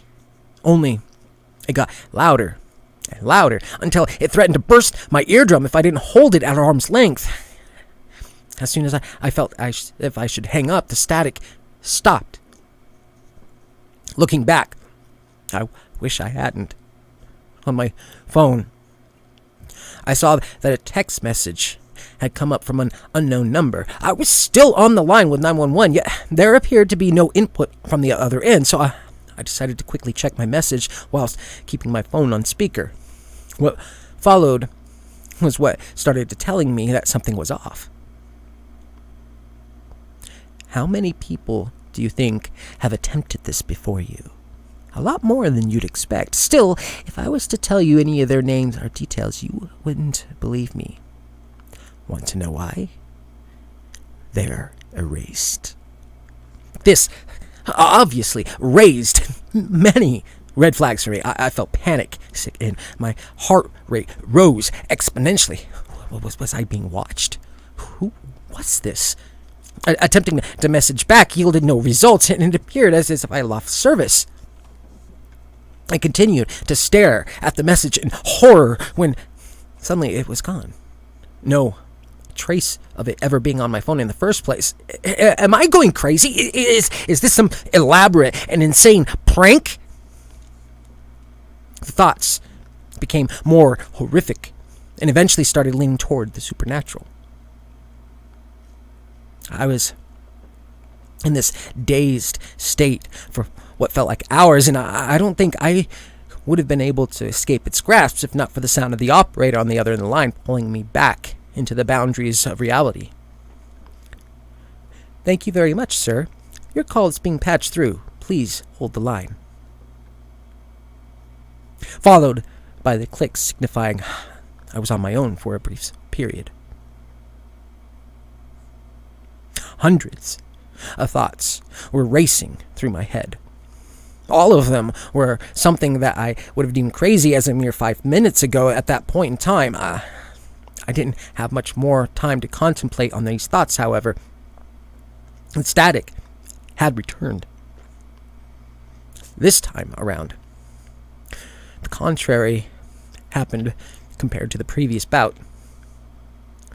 The static got quieter and quieter until it was barely audible. Through the static, I almost felt as if I could comprehend some words. No, not some. One word. One word that still sends a chill down my spine and makes me wish I had listened. One word. Mistake. Before I knew it, I was out cold. The last thing I saw before passing out was a person dragging me away. The fire was gone. Even though everything was slowly fading to black, I don't think I would have passed out if not for the fact the person was dragging me had no face. When I woke up, I found myself in a dark room. Attempting to adjust my eyes didn't help at all. I was there for what felt like years, but it was probably only 1 or 2 hours at best. The door eventually opened, and blinding lights were turned on. I was ready to see whatever malevolent entity was pulling the strings behind the entire act. A massive joke for the things unbelieved that ultimately led to my expense. Instead, I was greeted by a man in military uniform, 2 guards, and armed to the teeth, wearing full-body tactical gear.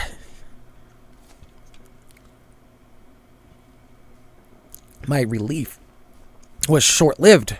When I stood up, however, as looking at my surroundings, I got to see some of the things around me.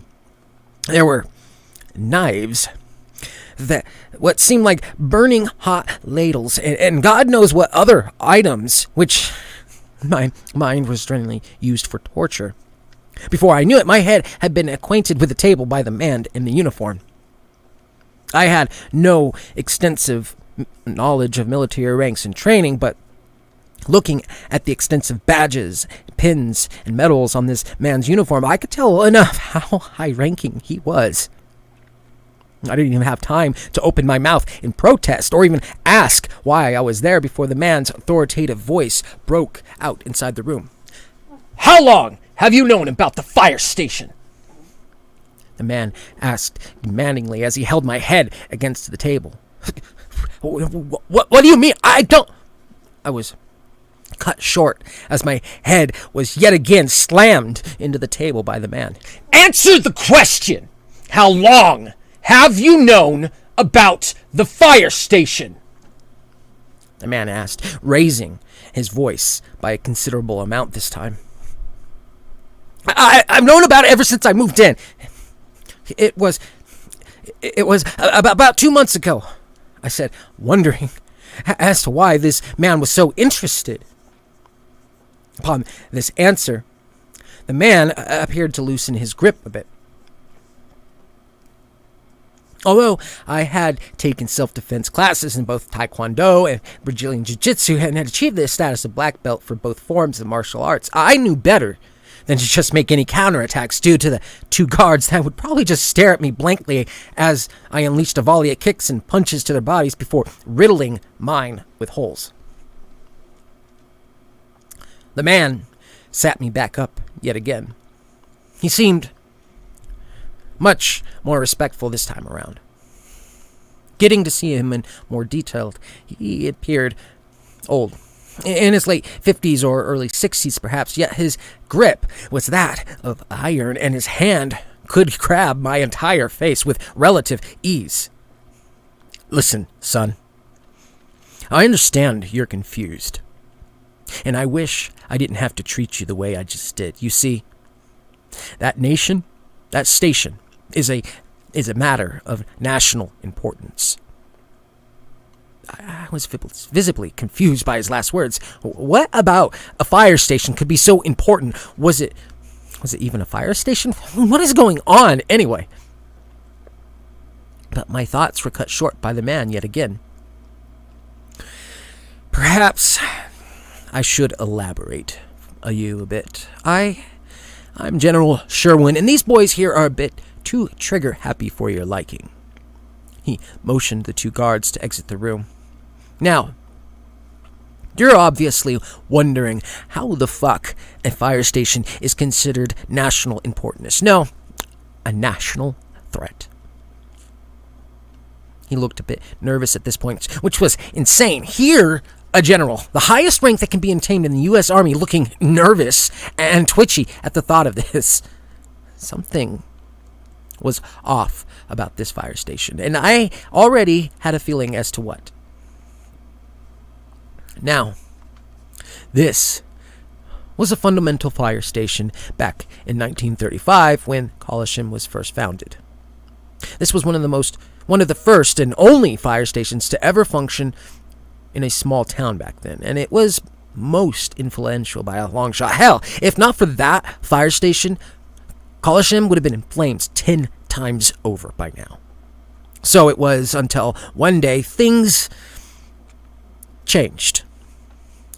The general was looking more and more exasperated at this point, as if retelling the story was a challenge in itself, and he wiped away a drop of sweat from his brow before continuing.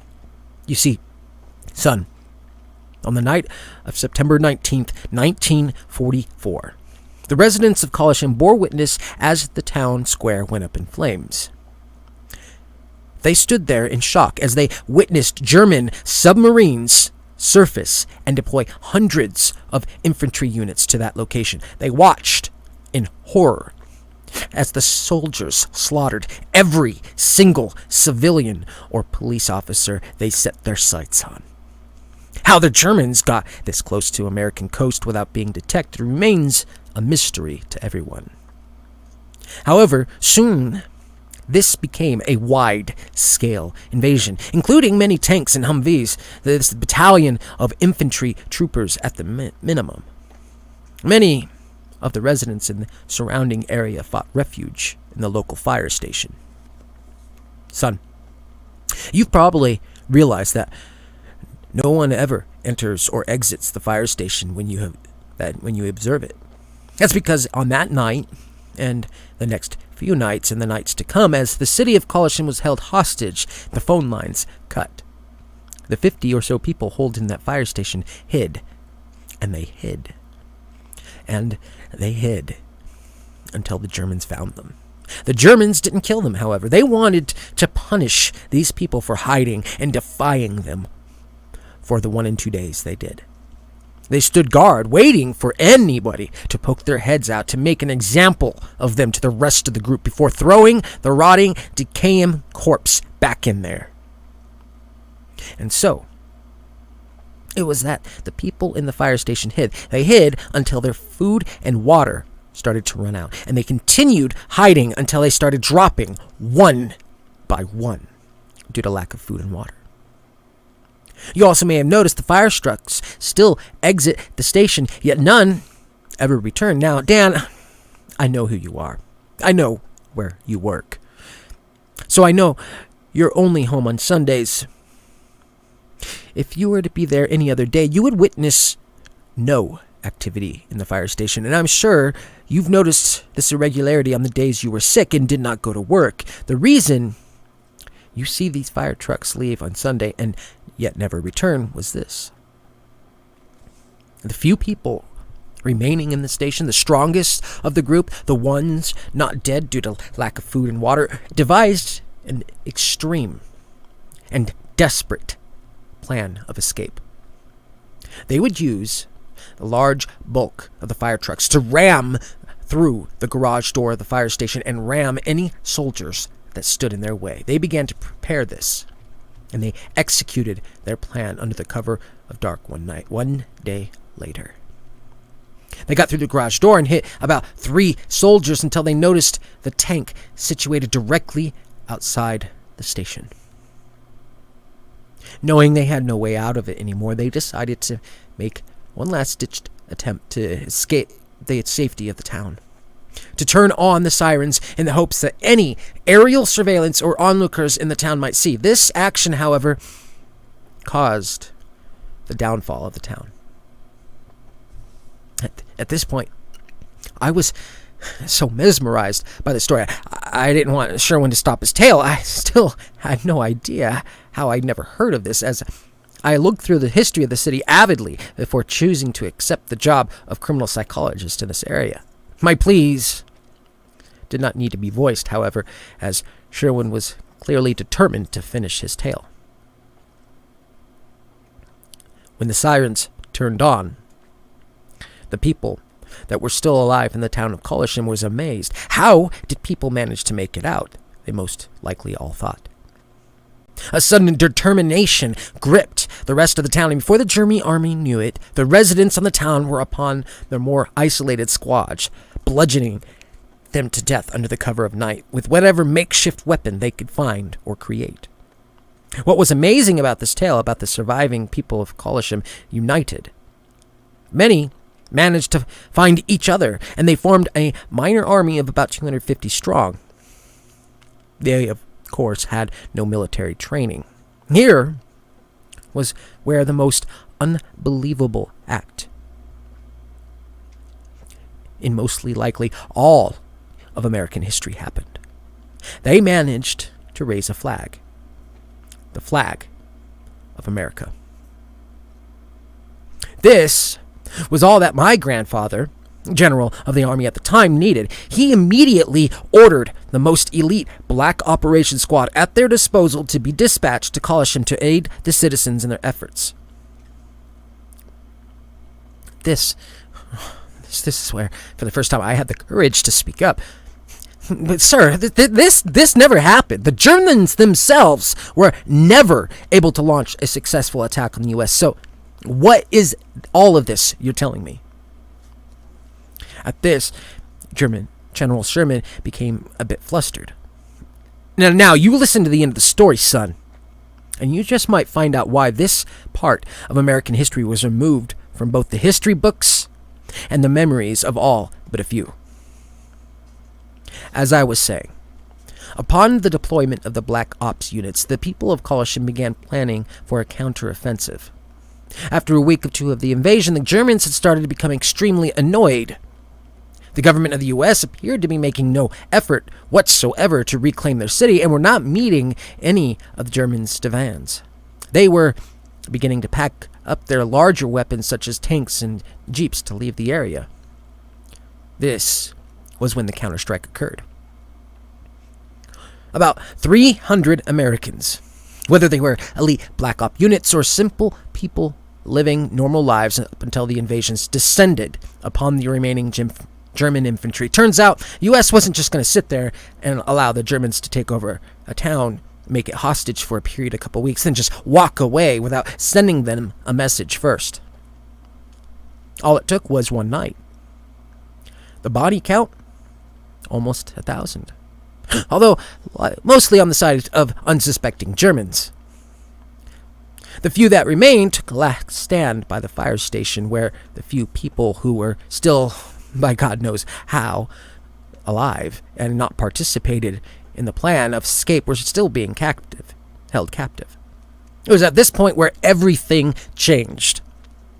The few Germans, now finding themselves in the same situation that many people were in that start of the invasion, were inside the fire station, hiding, just like they made those defenseless American citizens do.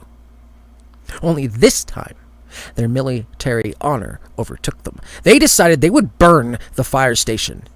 That if they did, no one would be left alive to be interrogated and perhaps give away priceless information.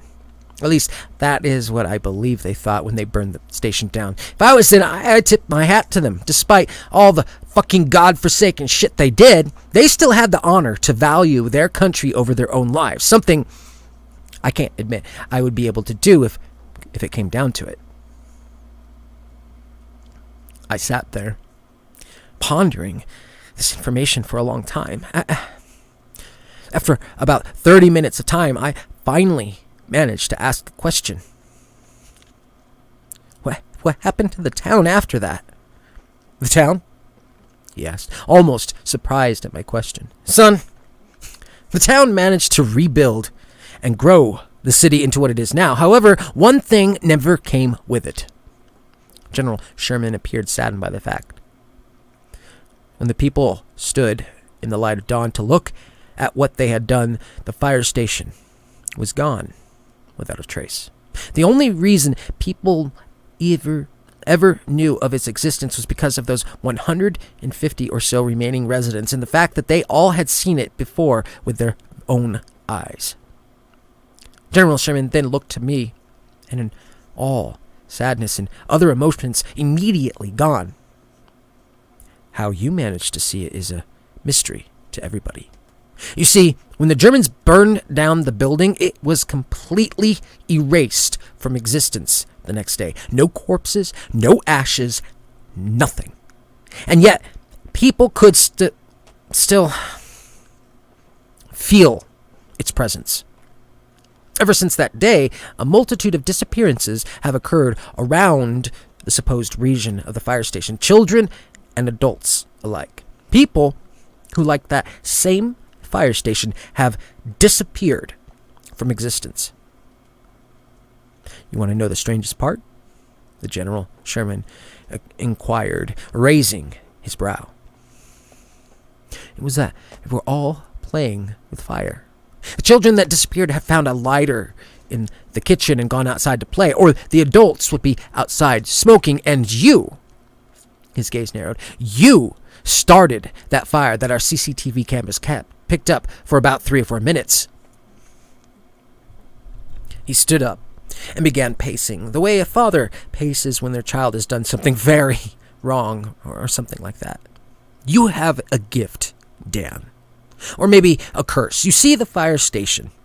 You could see the spirits inside when to everybody else, the people of Collisham were vanishing into thin air. You saw what was really going on. You saw the fire trucks, the manifestations of the souls that were being freed, the souls of those poor people that fought that night in 1943, that thought they found closure by killing what they assumed to be Germans, the ones that were playing with that lighter, or the ones that were taking innocent smoke.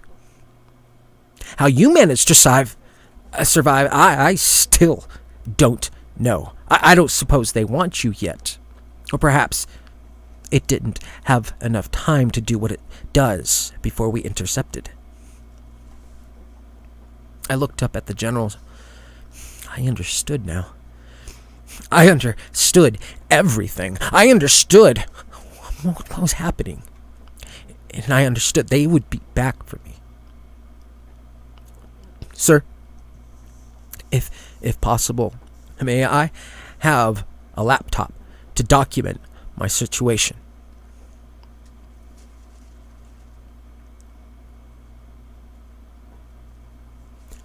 The general appeared to think about this momentarily. However, not long after, he walked out of the room.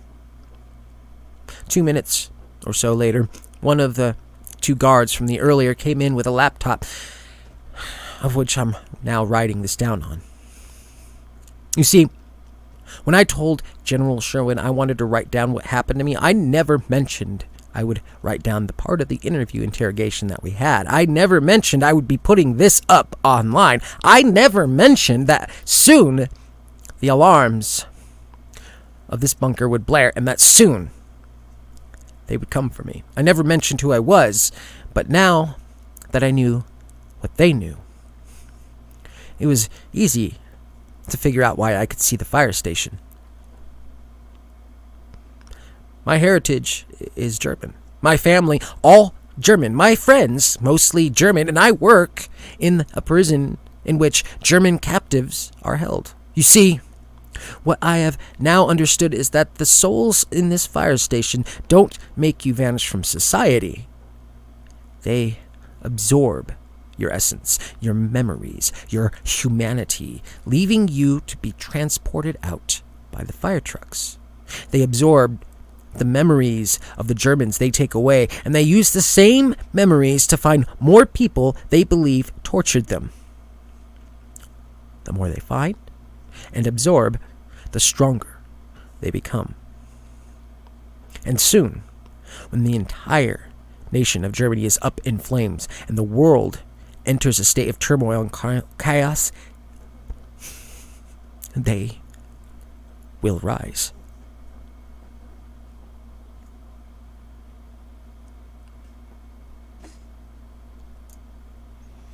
And that was the end of that story. I hope you enjoyed it. I have to say, Viktor may just make it another day.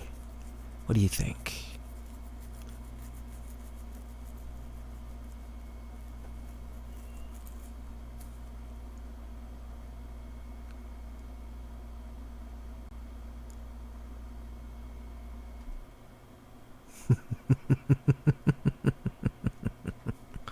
Yeah, I think I'll keep him for a little bit longer. He has definitely amused me enough. It's worth keeping.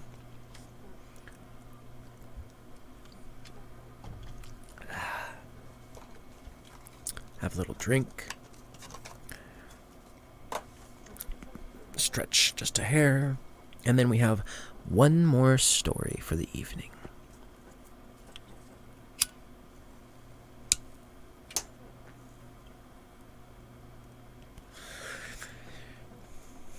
Well, that's alright, Philia. Losing internet is nothing to be ashamed of. We all do it occasionally. And yes, still going. I do this for 6 hours. You see, there's nowhere other way for me to find my amusement than reading these stories my patients provide me. And I need more patience, more stories.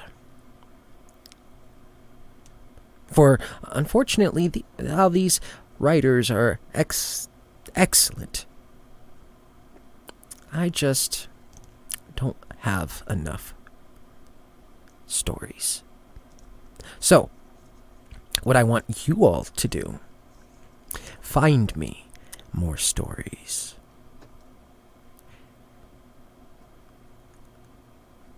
Find me more patience.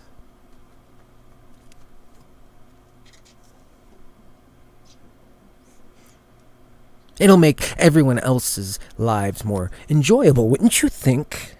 Being able to listen to these wonderfully demented and terrifying stories every 2 nights a week, every week.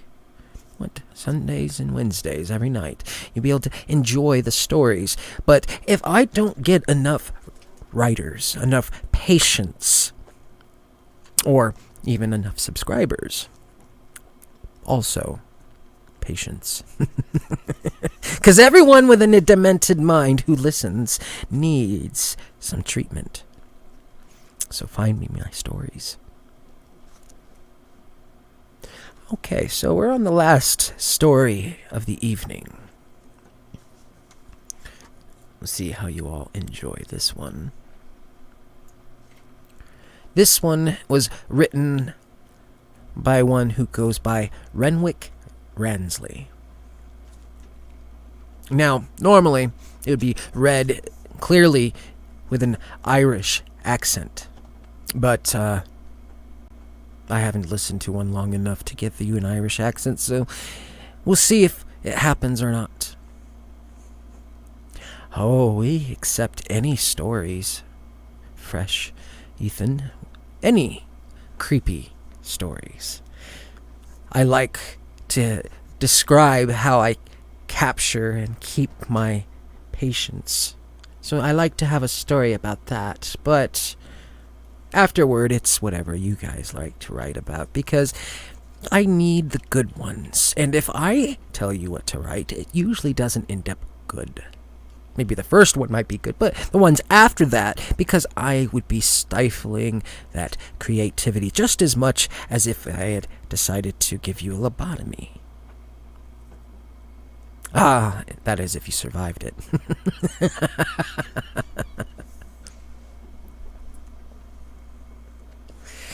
So here we go.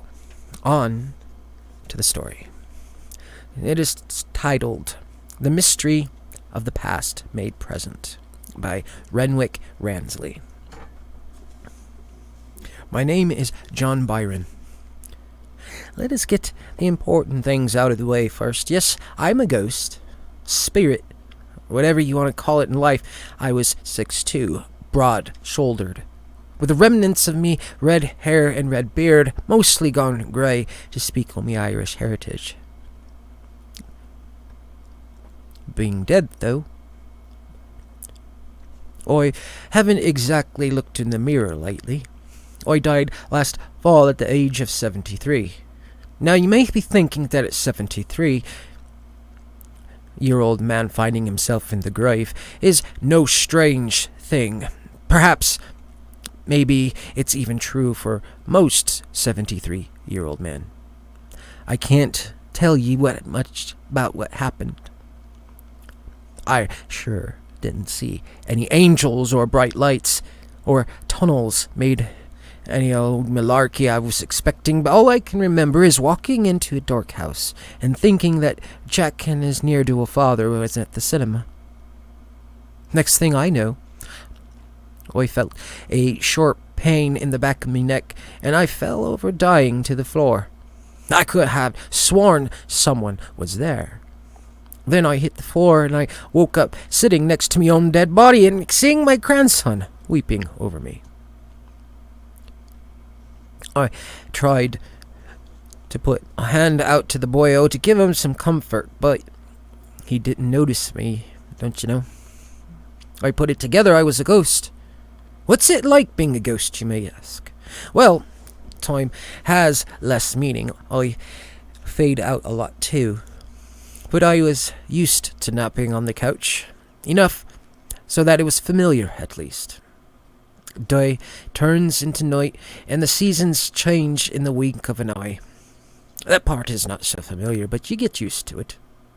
The hardest part for me was watching Jack's father retreat further and further into the bottle while my grandson was hurting so much. I spent many an hour sitting by the boyo in his room, and sometimes I thought that maybe he could hear me or feel me. It was probably just an old man's fantasy, truth to be told. While Jack was away at school or asleep, and while I was doing me ghost napping, I thought about the tragedies that had hit my family in that last year of my life. My dear wife, she died nearly 10 years ago of the cancer.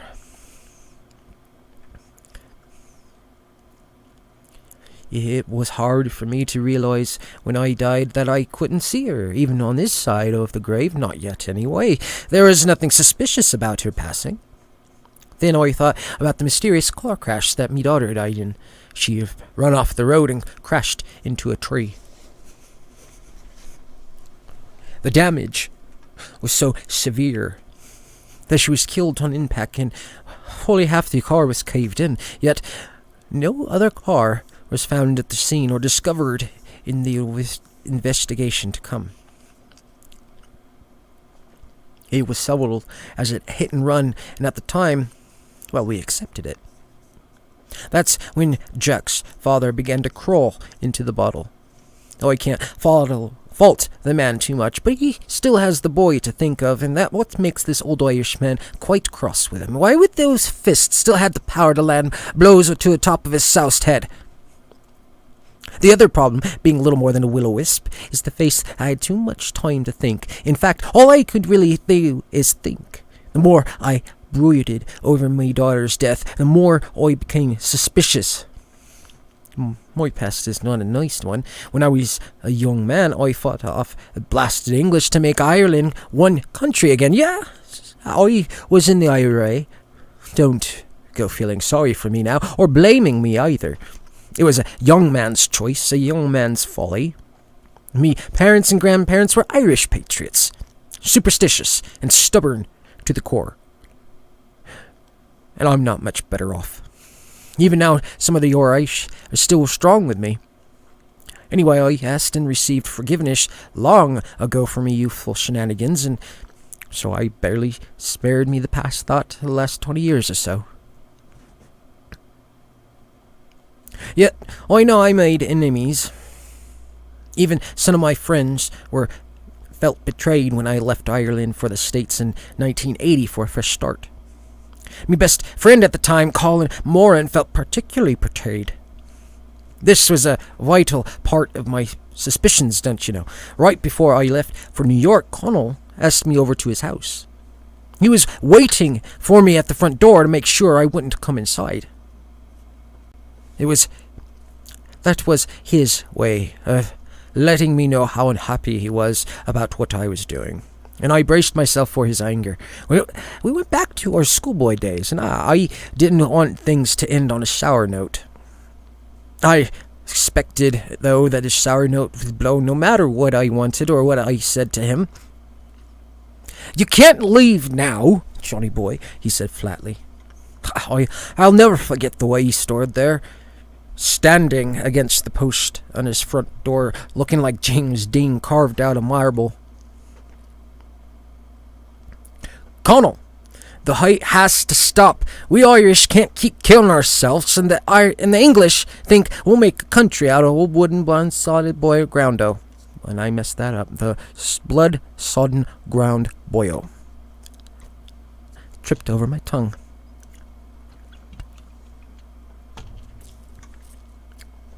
For years, we had been as like as two peas in a pod. It seemed to me that moment we were drifting apart for good, but through me sadness I felt resolute. This is our land, Johnny. All of it. The English can't expect to keep it from the rightful sons of Ire. What man are ye if you don't keep fighting for your home? You spent your youth on the cause, and now you think the blood on your hands could be washed clean. Not likely, boyo. Connell spat back at me. I'd seen him come back from kills with less anger than he was showing me, and I'll admit, it struck me cold. Connell, you can't throw good years after the bad. I spilt me blood, and I fought me fight. Church has given me her absolution, and now I've got to go off and sin no more. You understand that, me friend? I asked him plaintively. Of all me comrades in the fight, I was closest to Connell, and his disapproval bit at me heart. I was nearing 40 then, yet I was still susceptible to peer pressure, and, as the kids call it here, Connell was unmoved by my answer. So you think that you can step out and be at the end of it? No, my friend, no. Enjoy your retirement to the States as long as you can. You see, as you know, Irish have long memories, he said with grim finality, deliberately turning his back to me, slowly opening the door and walked through it. He even gently closed it behind him, and somehow it was more menacing than if he had slammed it. Cold fury lasts longer than hot rage. Trust me, I know. That was the last I would ever see of him. With my past, the strange way that me died, as well as questions I had about my own death, well, can you blame me for being suspicious? I know Connell is talented at murder. I never had anything to do with outright assassination, but I won't be telling you that my hands are clean. The important thing here isn't an old man who lingers as a ghost. My grandson, Jack, is me sole worry now. I feel that I must warn the boy of my past so he can at least be on his guard. I owe him that much. He's the last of my will and blood on the earth. Yet the boyo idolizes his granddad. Do I dare to loose that on what may be an old man's flight of fancy? I think I'm probably stalling now. I was not a man who would stall in doing what needs to be done. I met things head on with me chin high and me stubbornness held out before me. Do I have so little mettle now that I'm beyond the grave? I must go to Jack. The hallway of his room was dimly lit. Not that it makes much difference to me. I can't to stub me toe, do you know? Before I know it, and before I'm ready, I'm at his door. I've been there thousands of times, from life to afterlife, yet me wispy hands tremble, and I swear for a moment that I can feel me heart pounding. I shake it off angrily. I can't fail the boyo now, not when it is so important. I walk through his closed door and into his room, and I see him there on his bed, and the sadness that surrounds him breaks me heart. I check the clock on his nightstand, and I realized it's barely 7:15 at night. The boy should be playing or having fun, yet he's mired in sorrow. He's a tall and lanky boy, so solemn for a 12-year-old. He has broad shoulders, strong jaw, and bright red hair. Thousands of generations of stubborn shelts right back to the dawn of time. For a moment, I think I see the beginnings of a brown beard on his face, but I shake it off. 12-year-olds don't have beards. If I wasn't already dead, I'd believe myself to be daft with age. I remember why I've come here, why I'm overwhelmed with love for this boy. I must muster up all my will and strength to make myself known to him. "Jack, can you hear me?" I say with all my might. His head lifts for a second, his head cocked quizzically. "Who's there?" he asks. "Brave boy, no fear, only curiosity." "Jack, it's your old granddad, you got to hear me," I say earnestly. He looks right at me and smiles, sadly. "I know, Granddad. I've seen you out of the corner of my eye since you died," he tells me. I'm utterly gobsmacked. "Why didn't you let on, boyo?" I ask him, half in astonishment, half in honest frustration. All these months and all I had to do, all idea I had he could see me. I had no idea he could see me. Tumbling over this damn tongue.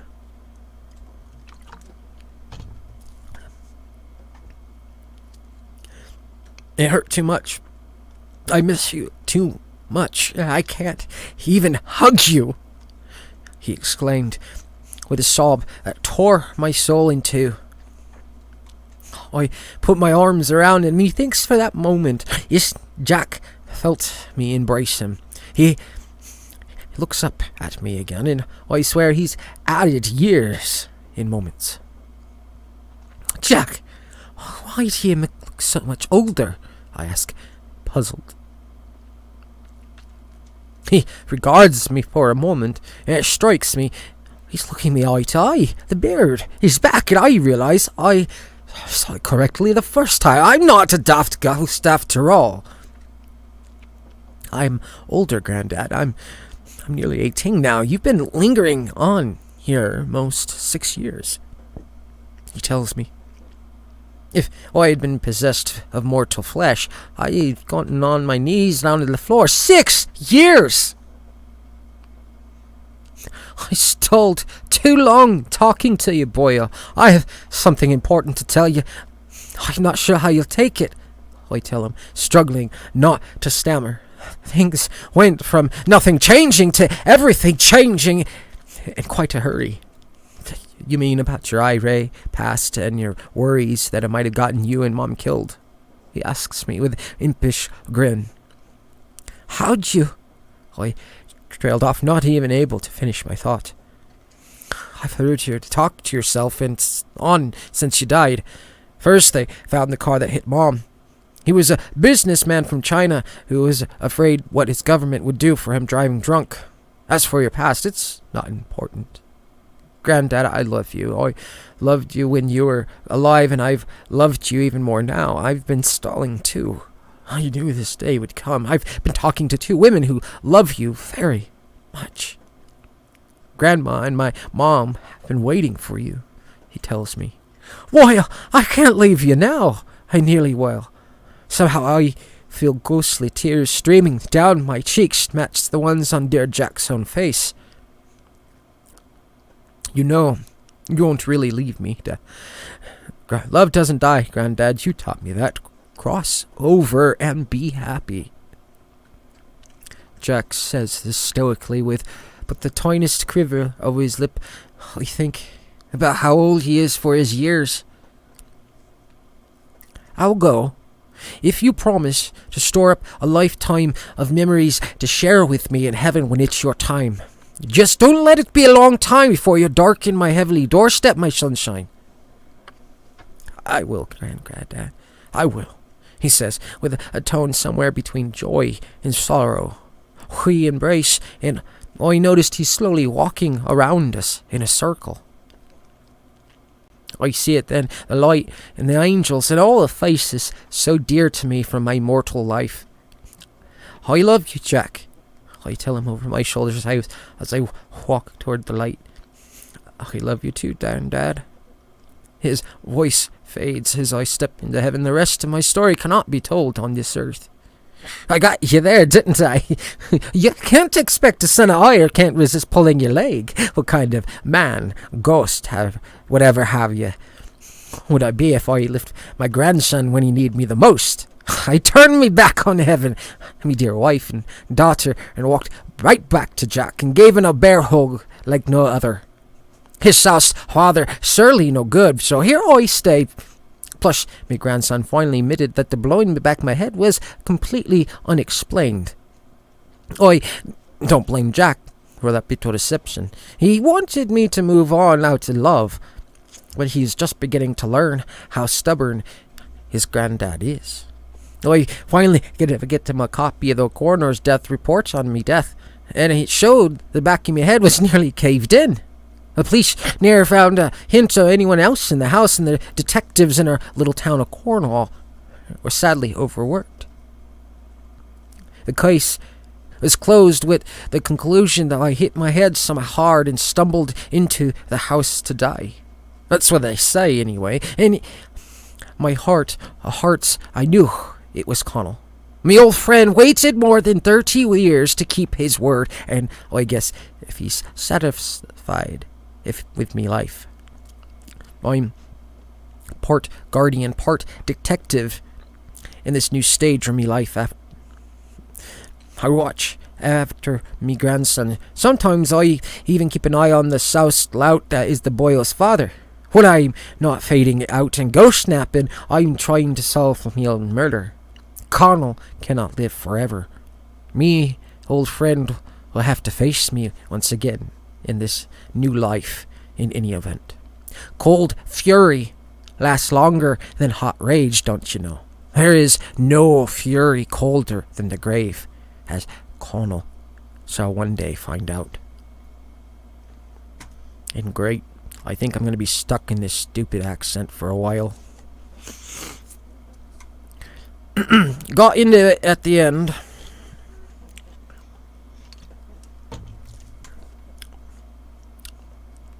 Definitely a very well written story. Renwick Ransley was the author. And I think I'll call that the night, since I'll be stuck in this accent for a little while, and it'll probably drive you all mad. So, I hope you all enjoyed yourself spending time in the asylum. Yeah, well, I remembered what I was listening to earlier, and it got stuck. Because I remembered how specific vowels are supposed to sound, and it took me a while to get into it, but once I did, I think I did alright. Other than stumbling here and there. So, I hope you all enjoyed the evening, the stories, and remember, I will be doing this every Sunday and Wednesday evening.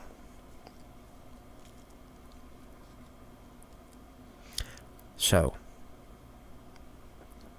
have a wonderful night. Enjoy it. Dream of the terrors while I have fun with my patients.